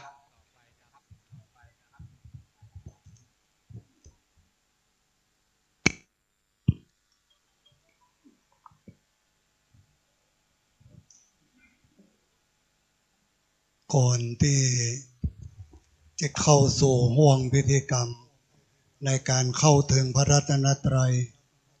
ในนามของคณะกรรมการวัดอินทถินสันปะตองขอไหว้สากราบถวายคันต้อนรับพระเทรานุเทระที่มาจากตั้งถิ่นทุกรูปกล่าวต้อนรับท่านอุบาสกอุบาสิกาท่านรัตนมหาอุบาสกรัตนมหาอุบาสิกาท่านผู้นำบุญท่านผู้มีบุญที่เคารพทุกท่านครับศิษย์หลายโคงูหลายเหล่า ฟังหลายที่พร้อมกันสักที่หัวใจสำคัญของพระพุทธศาสนาในการละทานคือการถวายผ้ากฐินเพียงอย่างเดียวนอกนี้เป็นบริวารนำเรียนท่านที่เคารพไหว้สากราบท่านครูบาอาจารย์ที่เคารพวัดอินทขินสันปะตองมีที่มาที่ไปเดิมนั้นเป็นชุมชนละอายุถ้าเทียบเองกับเต่าเผาอินทขินโบราณมีอายุช่วง500 ถึง 600 ปีช่วงที่พญาสามฝั่งแกนราชวงศ์มังรายในลำดับที่9มาอยู่ที่สามฝั่งแกนชื่อว่าแม่น้ำแกนไหลผ่านหน้าวัดสันปะตองชุมชนละจะบูชาเสาอินทขินเสาอินทขินจะตั้งอยู่ประมาณหน้าวัดอินทขินหน้าวัดสันปะตองสันปะตองมีที่มาจากครูบาธรรมใจหรือท่านพระครูวรเวทวิจิตรเป็นคนสันปะตองมาปักกฎอยู่ที่วัดสันปะรีปฏิเนโดยมีชุมชนบ้านกลางบ้านปอกบ้านจอกมาติดตามท่านครูบาเลยเอานามสันปะตองบ้านเกิดของครูบาว่าบ้านสันปะตองครูบานั้นได้นิมิตหันเสาอินทขินที่ตั้งอยู่หน้าวัดอินทขินและบาสามารถงมขึ้นมาได้เพราะว่าแม่น้ำได้เปลี่ยนทิศทางไปเป็นแม่น้ำแกนจึงชื่อว่าสามฝั่งแกนมีแม่น้ำแกนแม่น้ำปิงและแม่น้ำงัดซบแต่กันห้องว่าสามฝั่งแกนเป็นนามของพระเจ้าสามฝั่งแกนที่มีพระประสูติการที่เมืองแกนที่นี่นำเรียนท่านที่เคารพท่านครูบาก็เลยฮือชื่อวัดนี้ว่าวัดอินทขินจำลองเสาอินทขินไว้ที่หน้าแนบวิหารนี่ครับหน้าแนบหน้าบานวิหารท่านเลี้ยวพอหน้าแนบจะหันเสาอินทขินจำลองที่ท่านครูบาได้จำลองไว้และมีเสาอินทขินซึ่งศรัทธาบ้านสันปะตองร่วมใจกันสร้างเสาอินทขินไว้กับไว้ปูจา8เข้าเก้าออกอย่างหนึ่งชุมชนแห่งนี้ประกอบด้วย2 หมู่บ้านบ้านหนึ่งสันปะตองแต่วัดอินทขินแถมบ้านหนึ่งบ้านหนองรวมใจหรือบ้านหนองหญ้าป้อหญ้าป้อหรือหญ้าป้อยังมาเป็นที่บ้านหนองหญ้าป้อหญ้าคือต้นหญ้าจ้างมาลงในหนองขึ้นมาได้หญ้าป้อจนตายในหนองนั้นยังมีอยู่ครับหนองหญ้าป้อในยิ่งว่าบ้านของคุณยายคุณป้าคุณอุ้ยป้ออยู่ตำบลหิมหนองชาวบ้านไปหากินด้วยห้องว่าหนองหญ้าป้อเนี่ยครับเป็นตำนานของ2 หมู่บ้าน2 ชุมชนเป็น1 วัดคืออินทขินนำเรียนเป็นไกด์ไลน์เพื่อท่านที่เคารพว่าบ้านสันปะตองอินทขินเป็นชุมชนโบราณที่หันว่าเป็นรักฐานที่สามารถพิสูจน์ได้คือพระเจ้าโตนนะครับพระเจ้าโตนเทพวิหารหลังเดียวครับเป็นอันซีนของเชียงใหม่ก็ว่าได้หลังคามุงเล็กๆไม่สักพระเจ้าโตนเป็นพระเจ้าโตนหลวงองค์ที่ครูบาสร้างไว้เมื่อท่านมาปักโปรดอยู่ที่นี่เมื่อก่อนที่นี่พระเจ้าวัดครับเป็นป่าเหียงป่าตึงวัดแต่มีลายเหมืองลายพุนครับแต่นี้ความเจริญมันควักการเข้ามาเมืองก็เลยเปลี่ยนแปลงมาเป็นที่วัดจะมุดมาพัฒนานั่นครูบามาสร้างมาแปลงวิหารบูรณะทำไมจนกระทั่งท่านครูบานั้นได้ถึงแก่มรณภาพท่านครูบาธรรมใจนั้นปัจจุบันนี้สังขารธรรมของหลวงปู่นั้นยังอยู่ครับที่วัดตรงหลวงไหวสาท่านได้รับโหยังกิจกรรมของพี่น้องมวลศรัทธามหาอุบาสกมหาอุบาสิการรวมไปถึงคณะพระสงฆ์พระเจ้าทั้งปวงในโอกาสบัดนี้ตุยครับจากนี้ได้เรียนเชิญทุกท่านได้เข้าถึงยังพระรัตนตรัยเราจะไหว้พระสมทานเบญจศีลก่อนครับขอทุกท่านได้ตั้งใจนะครับกราบ1กราบ2กราบ3เยมินาสกาเลนะพุทธังอภิปูชยามาอิมินาธ ธัมมังอภิปูชยามาอิมินาสักการเรนะสังฆังอภิปูชยามาอะระหังสัมมาสัมพุทโธภควาพุทธังภควันตังอภิวาเทมิสวากขาโตภควตาธัมโมธัมมังนะมัสสามิสุปฏิปันโนภควโตสาวกสังโฆสังฆังนะมามิสาธุมายังพันเตติสารเน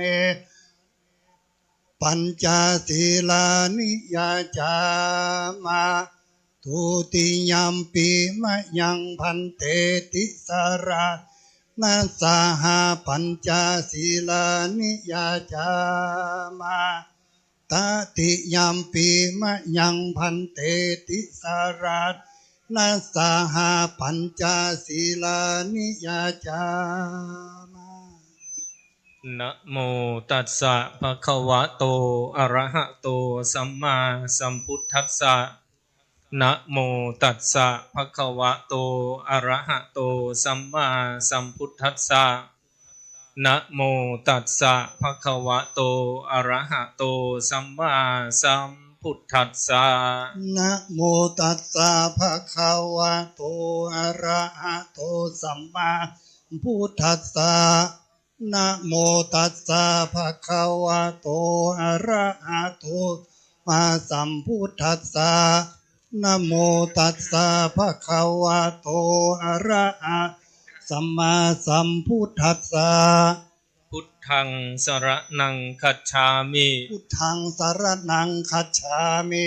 ธัมมังสรณังคัจฉามิธัมมังสรณังคัจฉามิสังฆังสรณังคัจฉามิสังฆังสรณังคัจฉามิทุติยัมปิพุทธังสรณังคัจฉามิทุติยัมปิพุทธังสรณังคัจฉามิทุติยัมปิธัมมังสรณังคัจฉามิทุติยัมปิธัมมังสรณังคัจฉามิทุติยัมปิสังฆังสรณังคัจฉามิทุติยัมปิสังฆังสรณังคัจฉามิตติยัมปิพุทธังสรณังคัจฉามิตติยัมปิพุทธังสรณังคัจฉามิตติยัมปิธัมมังสรณังคัจฉามิตติยัมปิธัมมังสรณังคัจฉามิตติยัมปิสังฆังสรณังคัจฉามิตติยัมปิสังฆังสรณังคัจฉา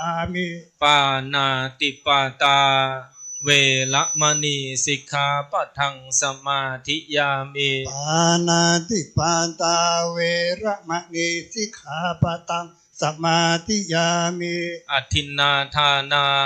เวละมณีสิกขาปะทังสมาธิยามิอทินนาทานาเวระมณีสิกขาปะทังสมาธิยามิกาเมสุมิจฉาจารา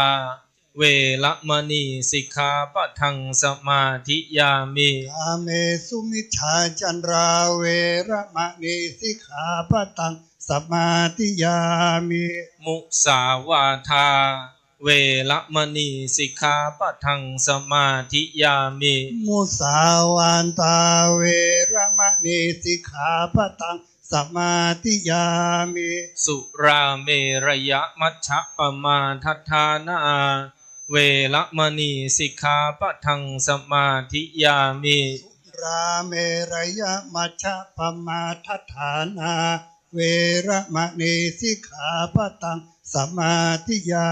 มิอิมานิปัญจสิกขาปทานิสีเลนะสุขติงยันติสีเลนะโภคสัมปทาสีเลนะนิพุติงยันติตัสสมาสีลังวิโสทะเยสาธุหิดหอยอันเป็นมรดกของครูบาธรรมใจหรือพระครูวรเวทวิสิทธิ์นั่นก็คือ เมื่อกินตันจะได้สมมาแก้วต่างสามหรือได้ยิงขันสามว่า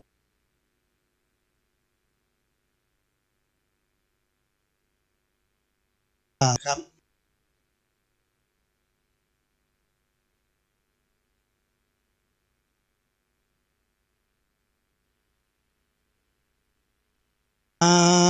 มิมพุนทังคุณนาสากาลันตังนามามิธรรม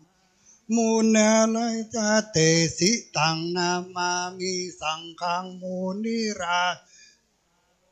อาจารโยโนพันเต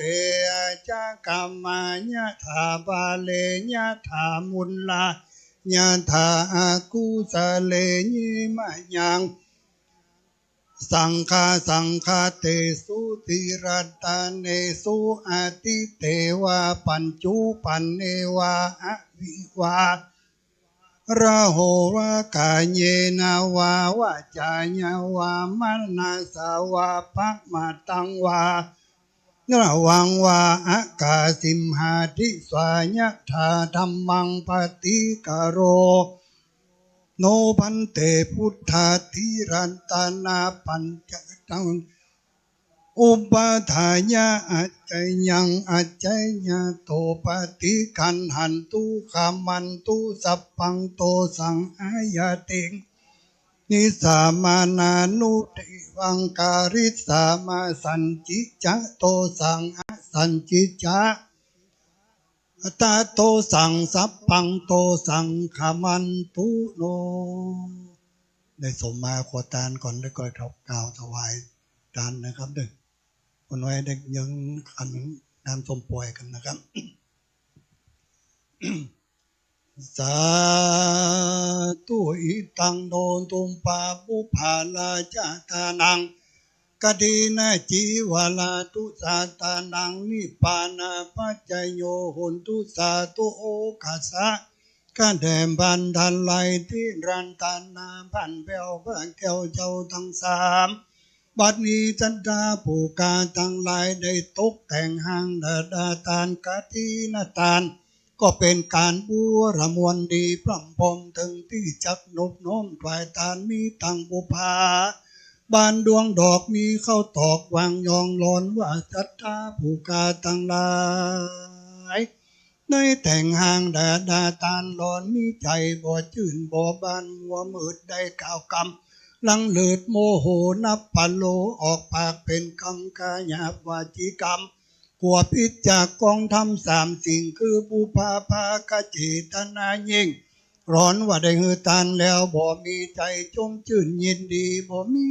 ปิติ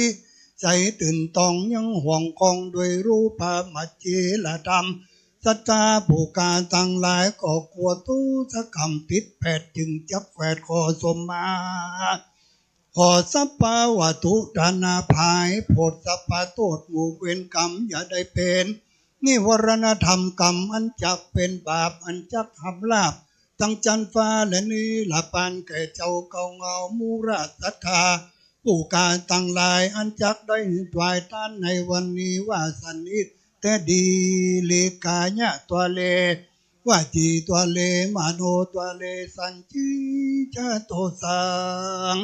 อาสันติจะโตสังปัมมาตะโตสังสัพพังโตสังขบันตุโนคนสายพินันดำเนินการครับกล่าวคำถวาย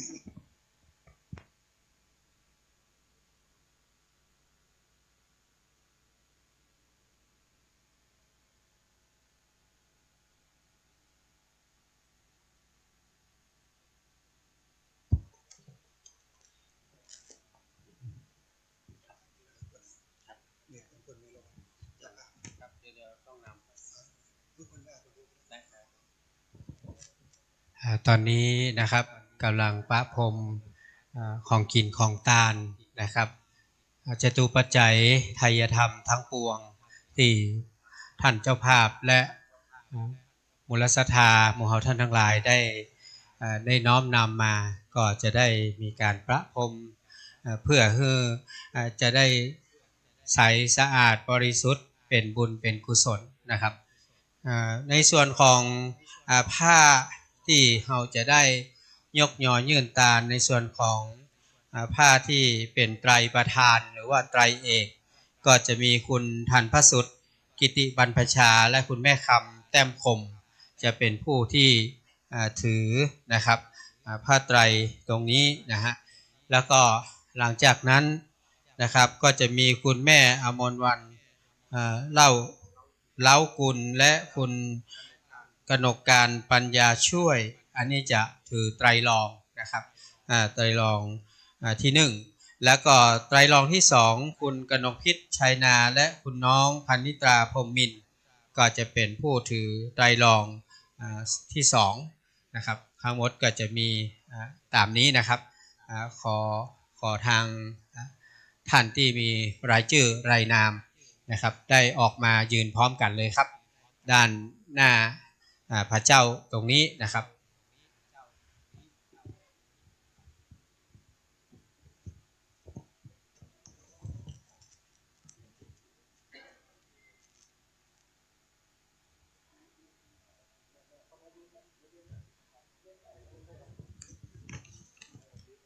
มายืนตรงนี้เลย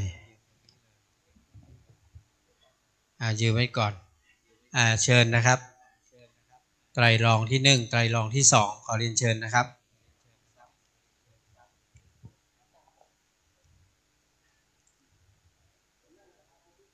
หันหน้าไปทางพระเจ้าเนาะเอาไว้ตรงที่นั่นนะตรงนั้นแล้วประนมมือได้เนาะได้น้อง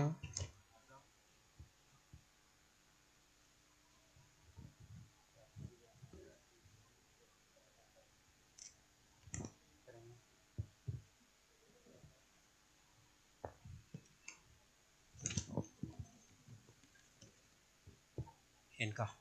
เห็นเขียนเดียวกระเดียวนะครับผมจะได้ให้ทางท่านเจ้าภาพนะครับคุณท่านพระสุดนะครับกิติบรรพชาจะเป็นผู้กล่าวนำเนาะแล้วก็ให้หมู่เฮาท่านทั้งหลายว่าตามแต่ก่อนที่จะนำก่อนนั้นก็ให้เฮาได้ตั้งนะโม3จบพร้อมกันแล้วก็ค่อยว่าเนาะทุกท่านได้ประนมมือขึ้นเนอแล้วก็จะได้ตั้งนะโมนำหมู่เฮาเป็นวักเนาะเรียนเชิญครับนะโมตัสสะภะคะวะโตอะระหะโตสัมมาสัมพุทธัสสะนะโมตัสสะภะคะวะโตอะระหะโตสัมมาสัมพุทธัสสะนะโมตัสสะภะคะวะโตอะระหะโตสัมมาสัมพุทธัสสะอิมังพันเตสัปปะริวารังกัตถินะจีวระทุตสังสังคัสสะโอโนชยามะสาธุโนพันเตสังโฆอิมังสัปปะริวารังกัตถินะทุตสังปฏิคันหาตุปฏิฆะเหตวาจะอิมินาทุตเสนะกะทินังอัฏฐารตุอัมหากังทีฆารตังหิตายะสุขายะข้าแต่พระสงฆ์ผู้เจริญข้าพเจ้าทั้งหลายขอน้อมถวายซึ่งผ้ากฐินทานพร้อมทั้งบริวารทั้งหลายเหล่านี้แก่พระสงฆ์ขอพระสงฆ์จงรับซึ่งผ้ากฐินทานพร้อมทั้งบริวารทั้งหลายเหล่านี้เมื่อรับแล้วขอจงการกฐินด้วยผ้านี้เพื่อประโยชน์และความสุขแก่ข้าพเจ้าทั้งหลายตลอดกาลนานเทอญ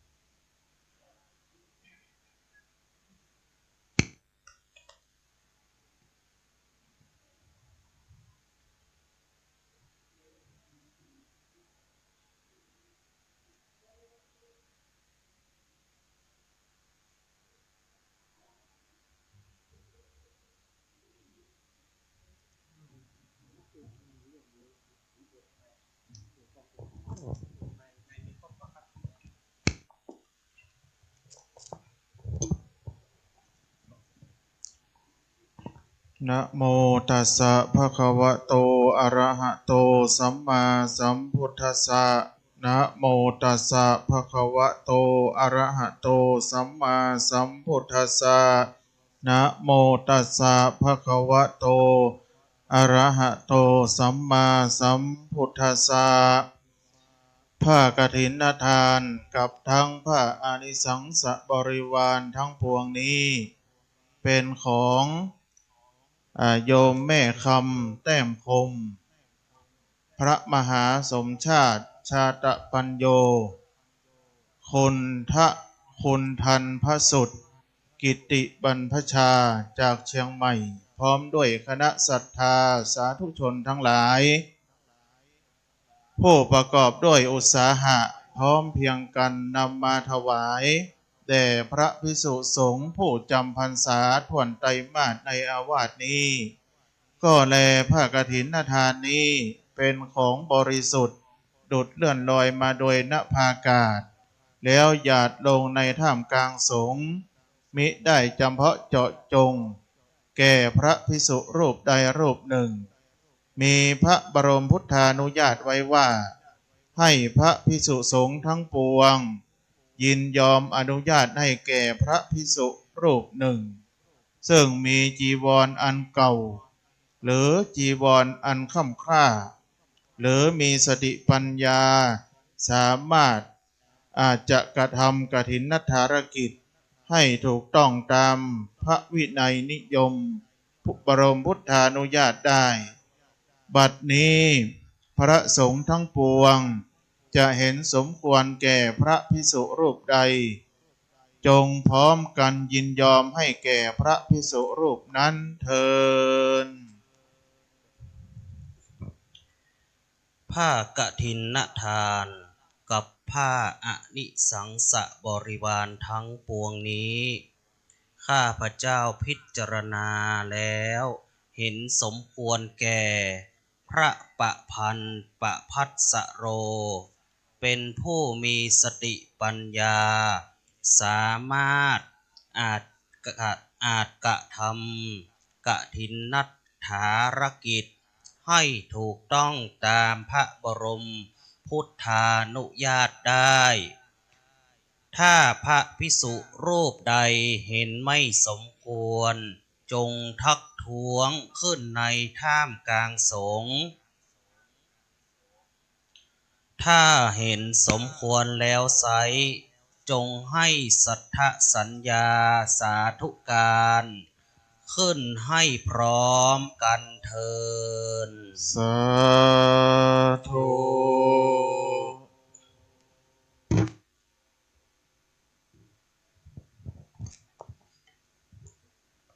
ครับสำหรับการน้อมนำถวายผ้ากฐินทานก็ พระสงฆ์นะครับได้กระทำการเป็นที่เรียบร้อยขอเจ้าภาพนะครับได้ประเคนถวายนะฮะพระไตรไทยธรรมทั้งหมดนะครับหลังจากนั้นแล้วเดี๋ยวเราจะได้ขอนะครูบาอาจารย์มากล่าวสัมโมทนียกถาเพื่อเป็นการอนุโมทนาขอบคุณครูบาอาจารย์และก็คณะศรัทธาทุกท่านตรงเชิญเจ้าภาพเลยครับลุกเลยครับประเคนพระไตรนะครับทั้งหมดนะครับเนาะไตรรองตัวนะครับท่านที่มาถวายไตรรองตะกี้ตัวเชิญทั้งหมดเลยครับ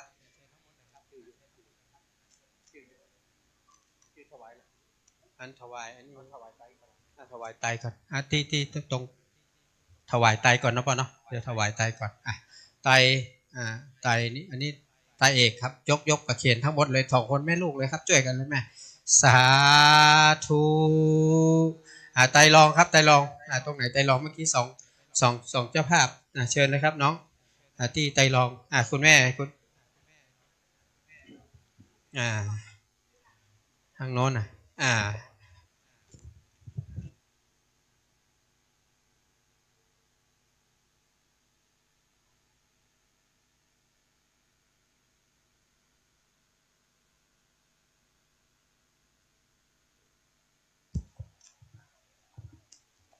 สังฆทานพ่อเกณฑ์นี่เลยเกณฑ์นี้ก่อนเกณฑ์นี้ก่อนเกณฑ์บริวารกฐินก่อนขอนิมนต์ท่านเจ้าวาดนะครับรับถวายนะครับปัจจัยไทยธรรมนะเจ้าภาพช่วยกันเกณฑ์นะป้อเชิญคุณแม่นะครับยกจับตรงนั้นเลยขอนิมนต์ท่านเจ้าวาดไปใกล้ๆเลยถ่ายรูปตรงนี้เลย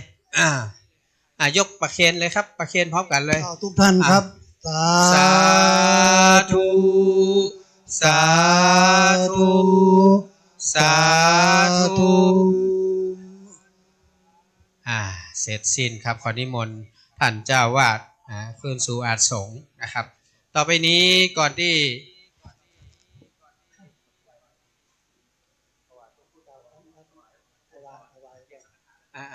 โอเคพอประนานประกาศต่อไปนี้จะเป็นรายชื่อของท่านที่จะได้ถวายนะครับพระพุทธนะครับแล้วก็ครูบาอาจารย์นะครับขอเรียนเชิญพ่อเลยครับจากนี้จะเป็นมงคลนามของท่านผู้มีบุญท่านมีจิตเป็นกุศลผู้นำบุญทุกท่านครับได้เข้าประเคนจตุปัจจัยทายธรรมถวายแด่พระเจ้าประสงค์ได้ถวายเป็นพุทธบูชาตำรับแรกได้กราบนมัสการหลวงพ่อท่านพระโคสมุวิบุญรัตน์วรกิจโจวัดฝ่ายหินหลวงพ่อได้ขึ้นประเคนกันพระพุทธเรียนเชิญแม่บัวรวยแรงจริงผู้ที่มีมงคลนามดังตอนนี้ครับแม่บัวรวยแรงจริงแม่บัวจันแม่จันเพนคำโปธาท่านออกมาเลยนะครับมาเรียงที่นี่เลยครับเรียงต่อหน้าสงฆ์เชิญเลยครับตามรายชื่อครับแม่บัวสาธุแม่บัวเย็นจันทบเรียงเดินเป็นหนานแม่อยู่เรียงคำครับแม่บัวลอยสายเขียวเชิญตามรายชื่อเลยนะครับแม่พี่สมัยเขื่อนคำแสนแม่พี่สมัยเขื่อนคำแสนเชิญเลยครับเดี๋ยวรอก่อนนะครับเดี๋ยวประเคนพร้อมกันนะครับเดี๋ยวจะประเคนนั่งรอก่อนเชิญครับแม่เพื่อนครับเดี๋ยวค่อยๆอ้อมมาแม่คุณแม่เอาแม่นำหน้าแม่เป็นจ้างตีนหลังเนาะเดี๋ยวติดตามด้วยเชิญท่านผู้หลวงบุญศรี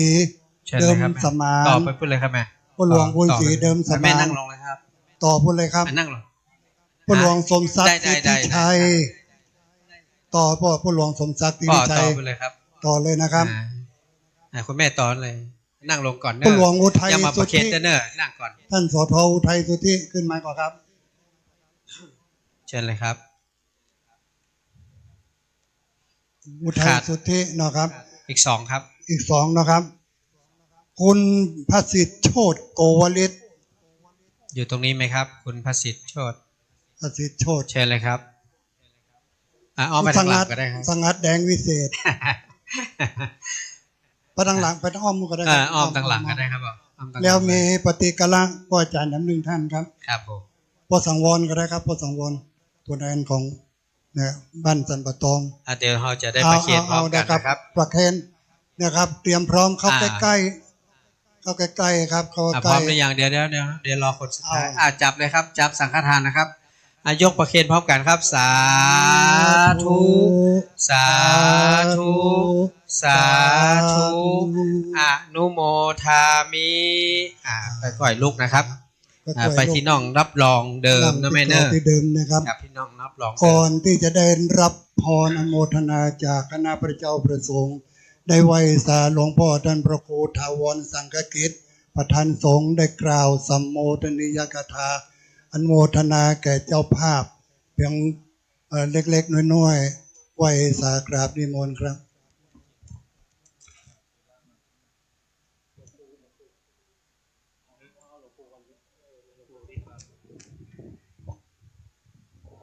ทางท่านเจ้าภาพก็จะขออาราธนาหลวงปู่นะครับพระครูปฏิภาณธรรมทินกล่าวสัมโมทนียกถาในนามของคณะสงฆ์ครูบาอาจารย์และคณะศรัทธาคลื่นสีขาวขอกราบนิมนต์ครับ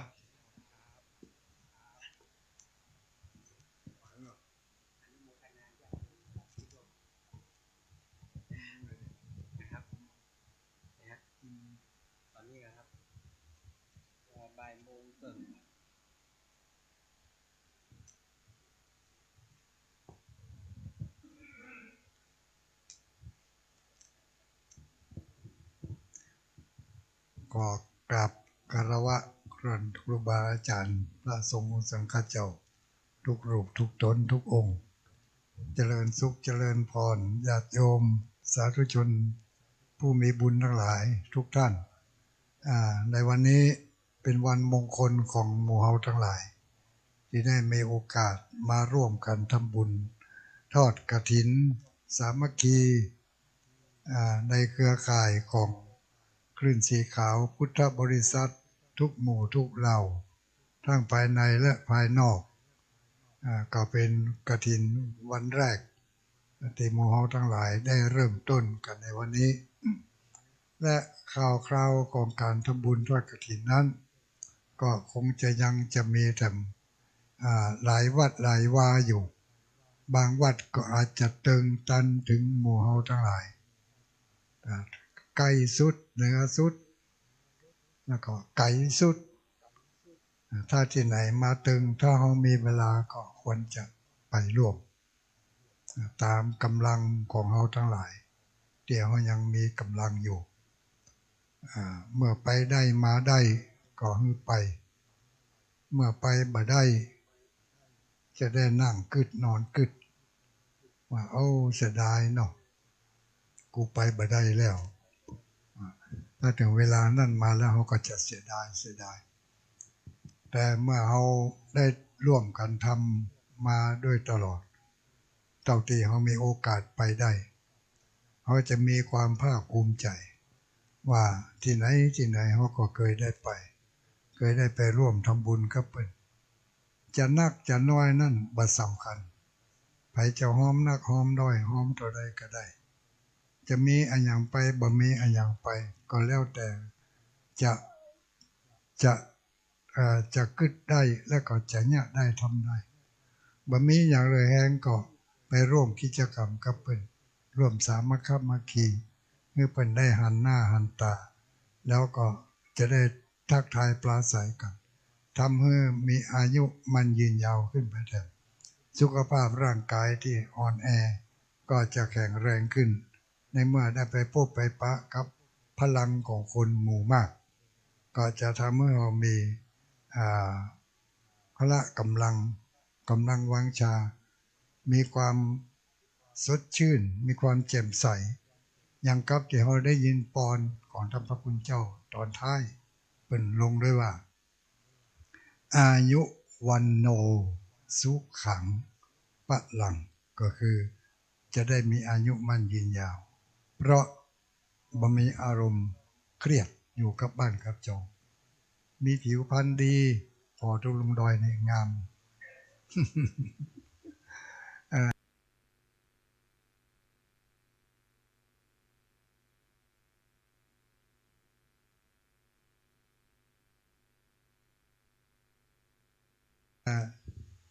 มีพละกำลังดีถ้าเขาอยู่กับตีมันเครียดนะมาได้ย่างไม่ได้ไปไหนเราอ่อนก็จังหวะไปเป็นเอวอย่างพลังเรือย่างพ้องย่างนั่นแหละอายุสั้นไปนั่นอายุยืน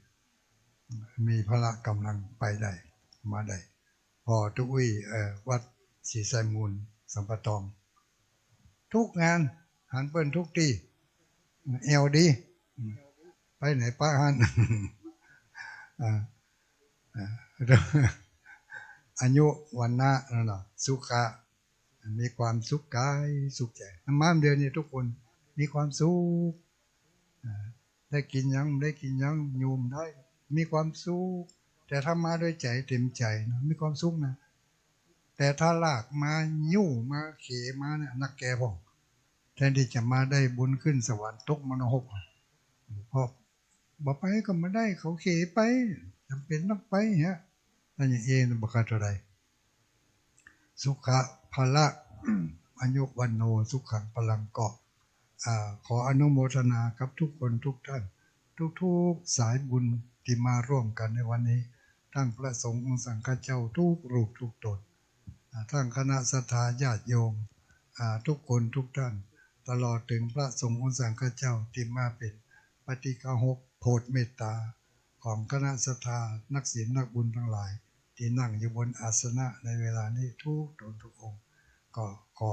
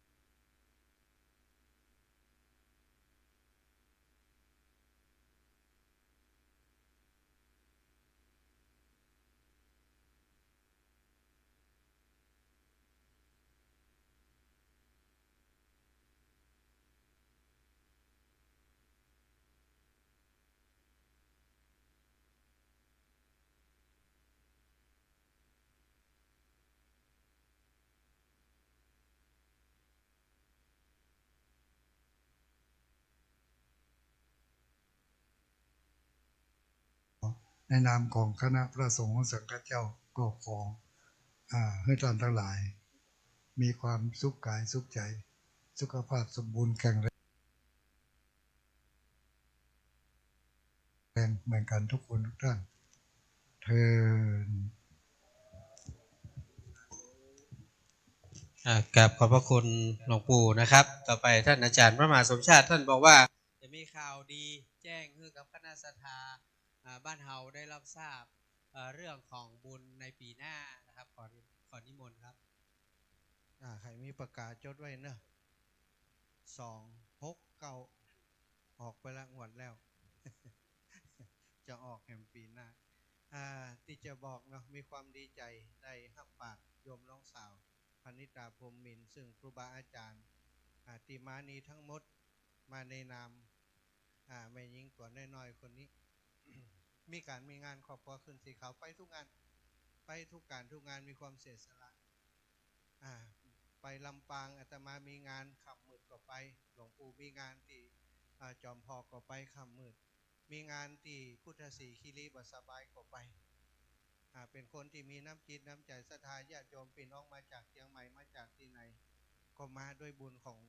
น้องสาวคนนี้ตอนนั้นที่ปรึกษากับอาตมา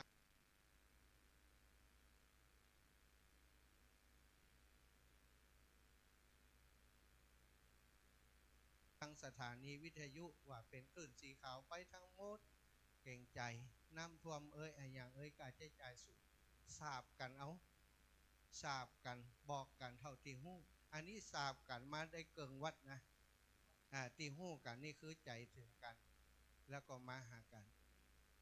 คนดูแลแทนหลวงปู่แทนพ่อครูอภิวัตแทนครูบาอาจารย์ทุกกลุ่มทุกองค์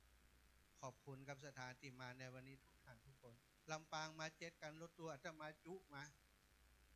จะเหมารถเฮิมเดี๋ยวนี้อูกับคนขับรถแล้วของไผ่ของมันเนยเนาะเข้าใจกันตามนี้เนอะลำปางมา6-7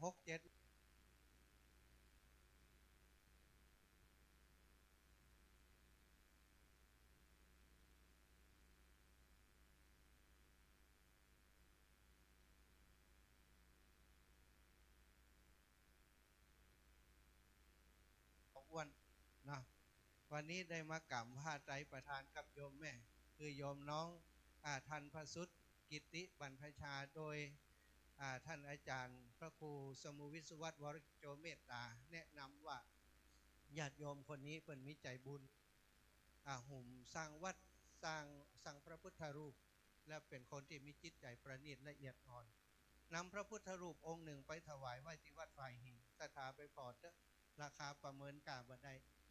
เป็นโปร่งใสพอทะลุปุโป่งงดงามอยู่ที่วัดฝ่ายหินอยู่บุษบกอย่างดีสวยงามมากเนาะแล้วก็วันนี้ตะคืนละเปิดมาตรวจสอบมาดูมาแอวกันก็ได้หู้จักกันตะคืนนี้ก็เลยอูกันปลาเปิดแอวดูหันดูนี่เปิดดีใจปีหน้าเปิดจะมาเป็นเจ้าภาพจะขอมาพ่วงด้วยเปิดปีนี้เปิดกำก็อีแม่ปีหน้าเจ้าอีแม่มากำด้วยแหมกำเรื่องคนทานพระสุดขอคืนมาคือศรัทธาญาติโยมได้หักเนาะได้ประวรณาบอกกันตรงนี้ไปเลย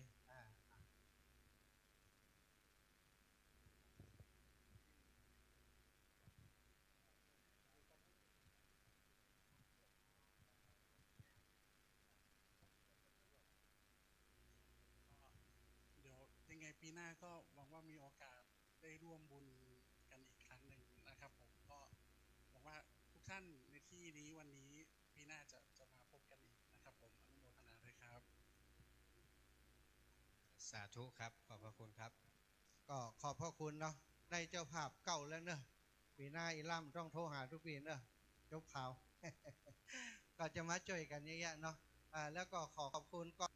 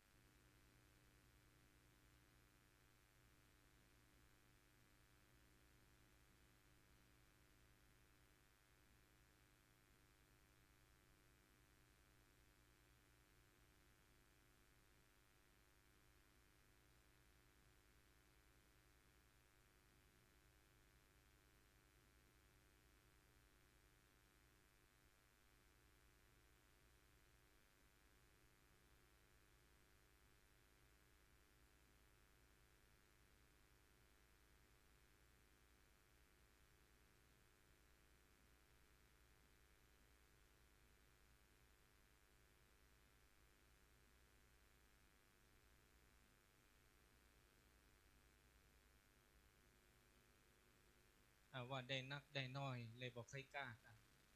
ที่จริงตามพระวินัยจริงๆกฐินนี้มีผ้าอยู่ผืนเดียวแม้แต่ผ้าที่เราถวายเป็นไตรแล้วพระเจ้าประสงค์ก็ต้องมาเลือกเอาน่าจะมีผ้าป้าคือผ้าสังฆาผ้าอุตราสงฆ์คือผ้าจีวรผ้าอันตราวาสกก็คือผ้านุ่งคือผ้าสบงเลือกผืนใดผืนหนึ่งเพื่อที่จะได้เป็นความสะดวกของพระเจ้าประสงค์ที่จะได้งดเว้นเรื่องวินัยงดเว้นเรื่องการประพฤติปฏิบัติว่าต้องเอาผ้าไปครบสำลักบางเตื้อลืมผ้าไว้บนกุฏิจะขาดลาตีเป็นต้นก็เลยเป็นความสะดวกบางเตื้อเดินทางจรไปเอาผ้าเอานั่นไปบางครั้งก็ต้องรีบไปบ่ได้บอกได้กล่าวอย่างนี้เป็นต้นก็เลยเป็นการที่พ่อแม่ศรัทธาจะต้องเข้าใจว่าการตานกฐินนี้เป็นการสร้างอานิสงส์สร้างความสะดวกสบายให้แก่พระเจ้าประสงค์ของวัดอินทขินก้าวกับผมอาตมาภาพมาเป็นคณะปุรกะนะมาได้มาร่วมบุญมาร่วมบุญพระที่อยู่ในอินทขินนี้เพิ่นก็จะได้จัดแจงเรื่องผ้ากฐินของเพิ่นได้การกฐินต่อไป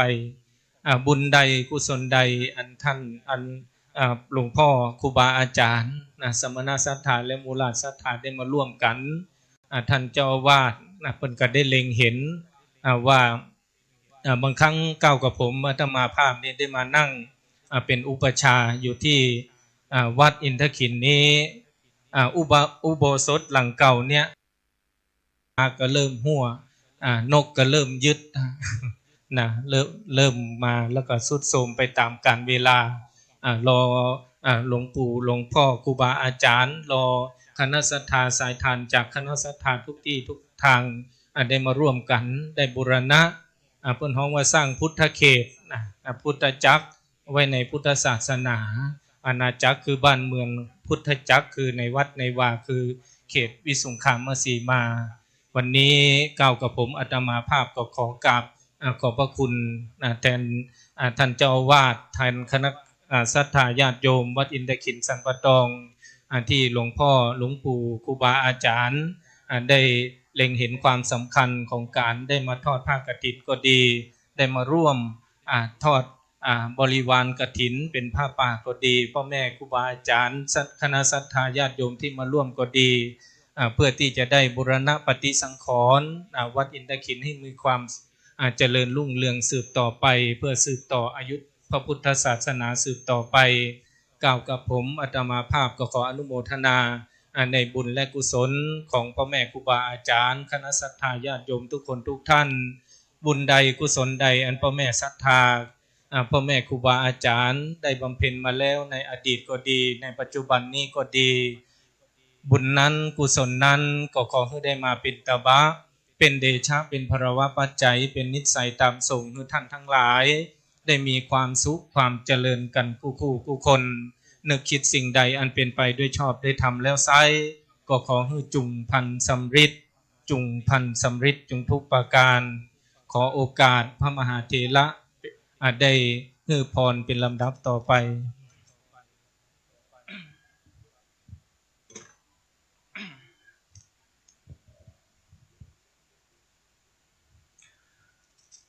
ยะถา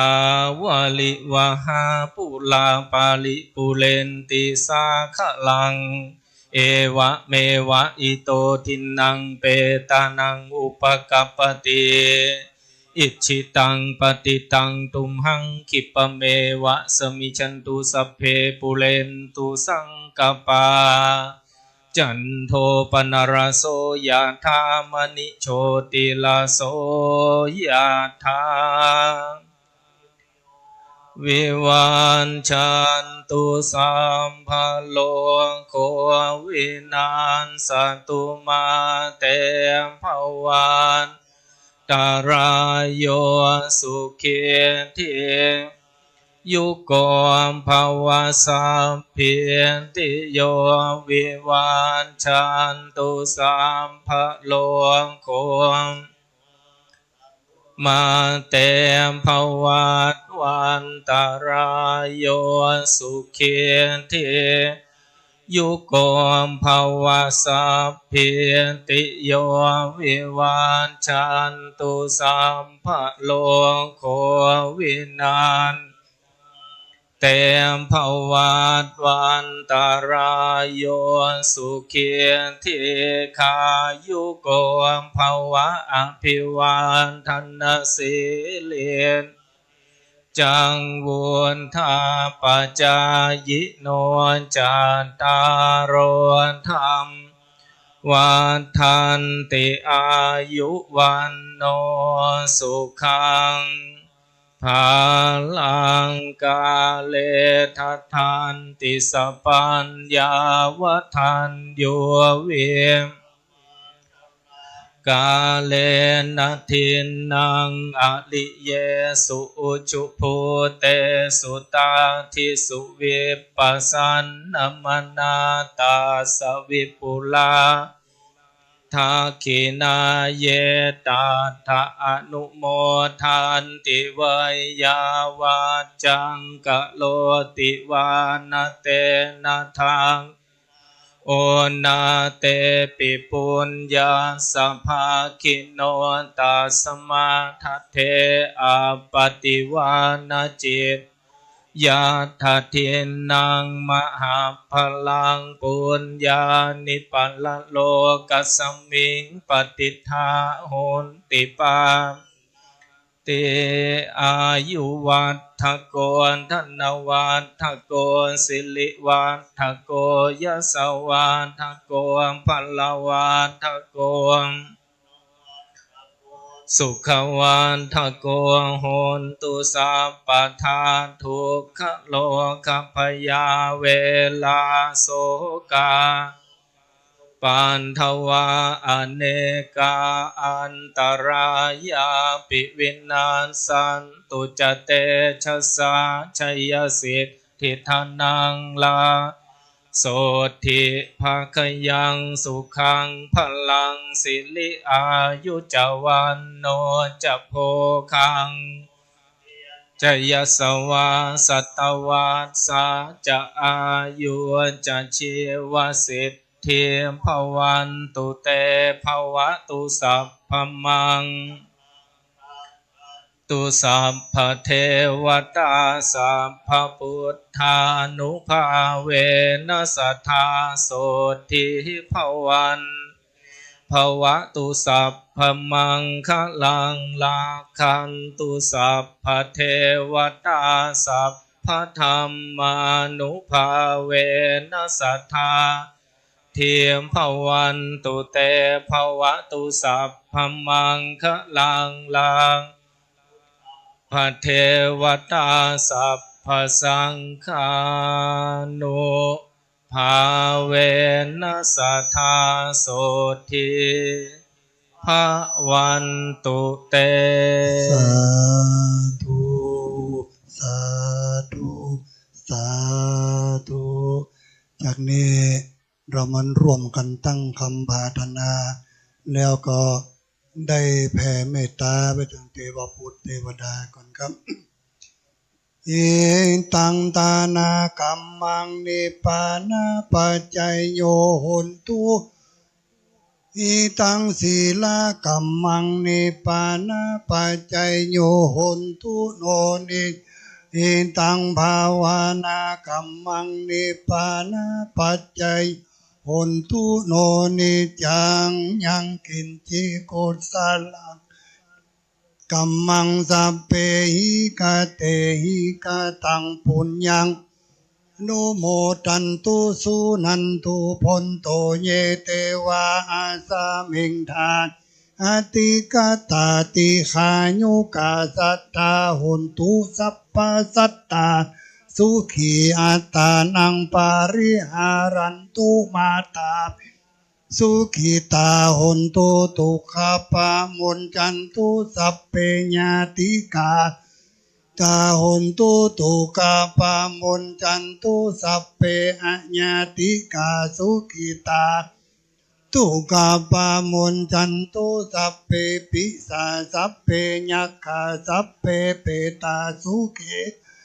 ตุตุกะปะมนจันตุสัพเพนักขตาสุขิตาหุนตุตุกะปะจันตุสัพเพเทวาสุขิตาหุนตุกะปะมนจันตุสัพเพอาจาริญูปัจจัยหุนตุตุกะปะมนจันตุสัพพะตินังสาวิจันตุโวพุทโธมังกาลาสัมพุทโธสัมพุทโธทิปาตุตะโมพุทธะกาลามะกัมมาสัพพะทุกขาปะมุญจะเลธัมโมมังสัมพุทโธคัมภีโลตุตะโสอนุงธรรมะมังกาลามะกัมสัพพะปัญญาปะมุญจะเลสังโฆมังกาลสัมวาลาตะคิไนโยอนุตตโลสังฆมังกาลมาสัพพะโลกาปะมุญจะเลวันตามิพุทธังสัพพังเมโตสังฆามาทาเมวันตามิธัมมังสัพพังเมโตสังฆามาทาเมพันเตวันตามิสังฆังสัพพังเมโตสังฆามาทาเมพันเตวันตามิกาลุอุปัชฌาจาริเยสัพพังเมโตสังฆามาทาเมพันเตวันตามิกัมมัฏฐานังสัพพังเมโตสังฆามาทาเมพันเตวันตามิอาราเมพัตตสีมายังสัพพังเมโตสังฆามาทาเมพันเตวันตามิเจติยังสัพพังสัพพะทาเนสุปฏิติตาสลีลาธาตุมหาโพธิงพุทธรูปังสักกาลสัตตานากาโลเกเทวาโลเกพรหมาโลเกจัมพูติเพลังกาติเปสลีลาธาตุโยเกสาธาตุโยอะระหันตาธาตุโยเจติยังขันธากุติจตุราสิติสาเสธมัคขันเทสเพทังปาทัเจติยังอหังวันตามิสัพพโสได้กล่าววันตาหน่อยได้ขมาพระเจ้าพระสงฆ์ท่านครูบาอาจารย์พระมหาเถระอนุเถระมัชฌิมาเถระทุกรูปจะได้เป็นบาปเป็นกรรมด้วยครับวันตามิพันเตสัพพังอาปาราตมาทะเมพันเตมยากาตังปุญญังสามินาสามินากาตังปุญญังไมหังตาตัปปังสาธุอนุโมตาอาสุถีพระวันตุโว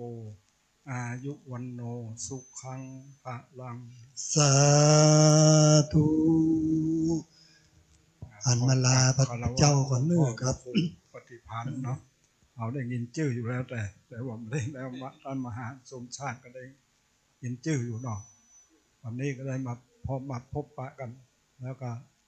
เมื่อกี้ก็มีไอ้ท่านมหาไอ้ยังมาจากดอยเตะมหาสกลเอาละท่านมาพบปะกันเนาะนวัดดีแล้วเป็นราพระรัตนตรัยก่อนนะครับอะระหังสัมมาสัมพุทโธภควา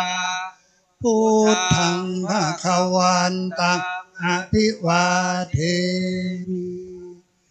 สวากขาโตภควตาธัมโมธัมมังนะมัสสามิสุปฏิปันโนภควโตสาวกสังโฆสังฆังนะมามิพ่ออาจารย์ปันปอนเจญะโตภวังเจญะมังคลังเจญะมหาลาภังเจญะสุติภวันตุโวอายุวันโนสุขังภาลังสาธุสาธุสาธุก้าวกับผมในนามของท่านเจ้าภาพน้องพันนิตาพรหมินทร์และทางท่านเจ้าวาดและคณะศรัทธาบ้าน สันปะตองอินทขินทุกหลังคาเรือนขอ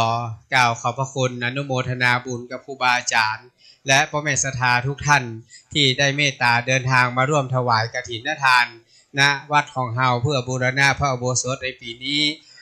ขอให้ทุกท่าน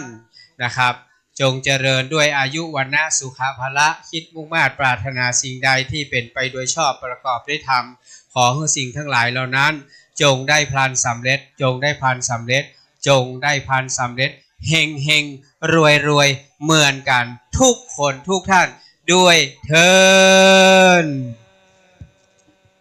พี่น้องลำปางไปแอววัดครูบาเทืองก่อนนะเดี๋ยวแวะด้วยกันนี่วัดเด่นสลีสีเมืองแกนเดี๋ยวถ่ายรูปด้วยกันนะกับนิมนต์ครูบาอาจารย์โดยเดี๋ยวสถานลงไปอยู่ตั้งหลุมพังหนีเด้อนะอยู่ตั้งหลุมถ่ายรูปด้วยกันก่อนถ่ายรูปด้วยกันก้ามเอามาด้วยกันแล้วเดี๋ยวก็จะแยกย้ายกันเดินทางตั้งทีมงานที่มาจากลำปางกลับพร้อมกันทุกกันรถเนอะเดี๋ยวจะปาไปแอวอยู่ปาไปแอวอยู่ทุกท่านทุกคนที่มาจากลำปางถ่ายรูปกับเจ้าภาพเอ้ามาเอาเลยเนอะถ่ายรูปเอาเลยถ่ายรูปเดี๋ยวเนอะครูบาอาจารย์กลับนิมนต์ตั้งนานเนอะนานนี้เนาะนาวิหารป่ะนาวิหาร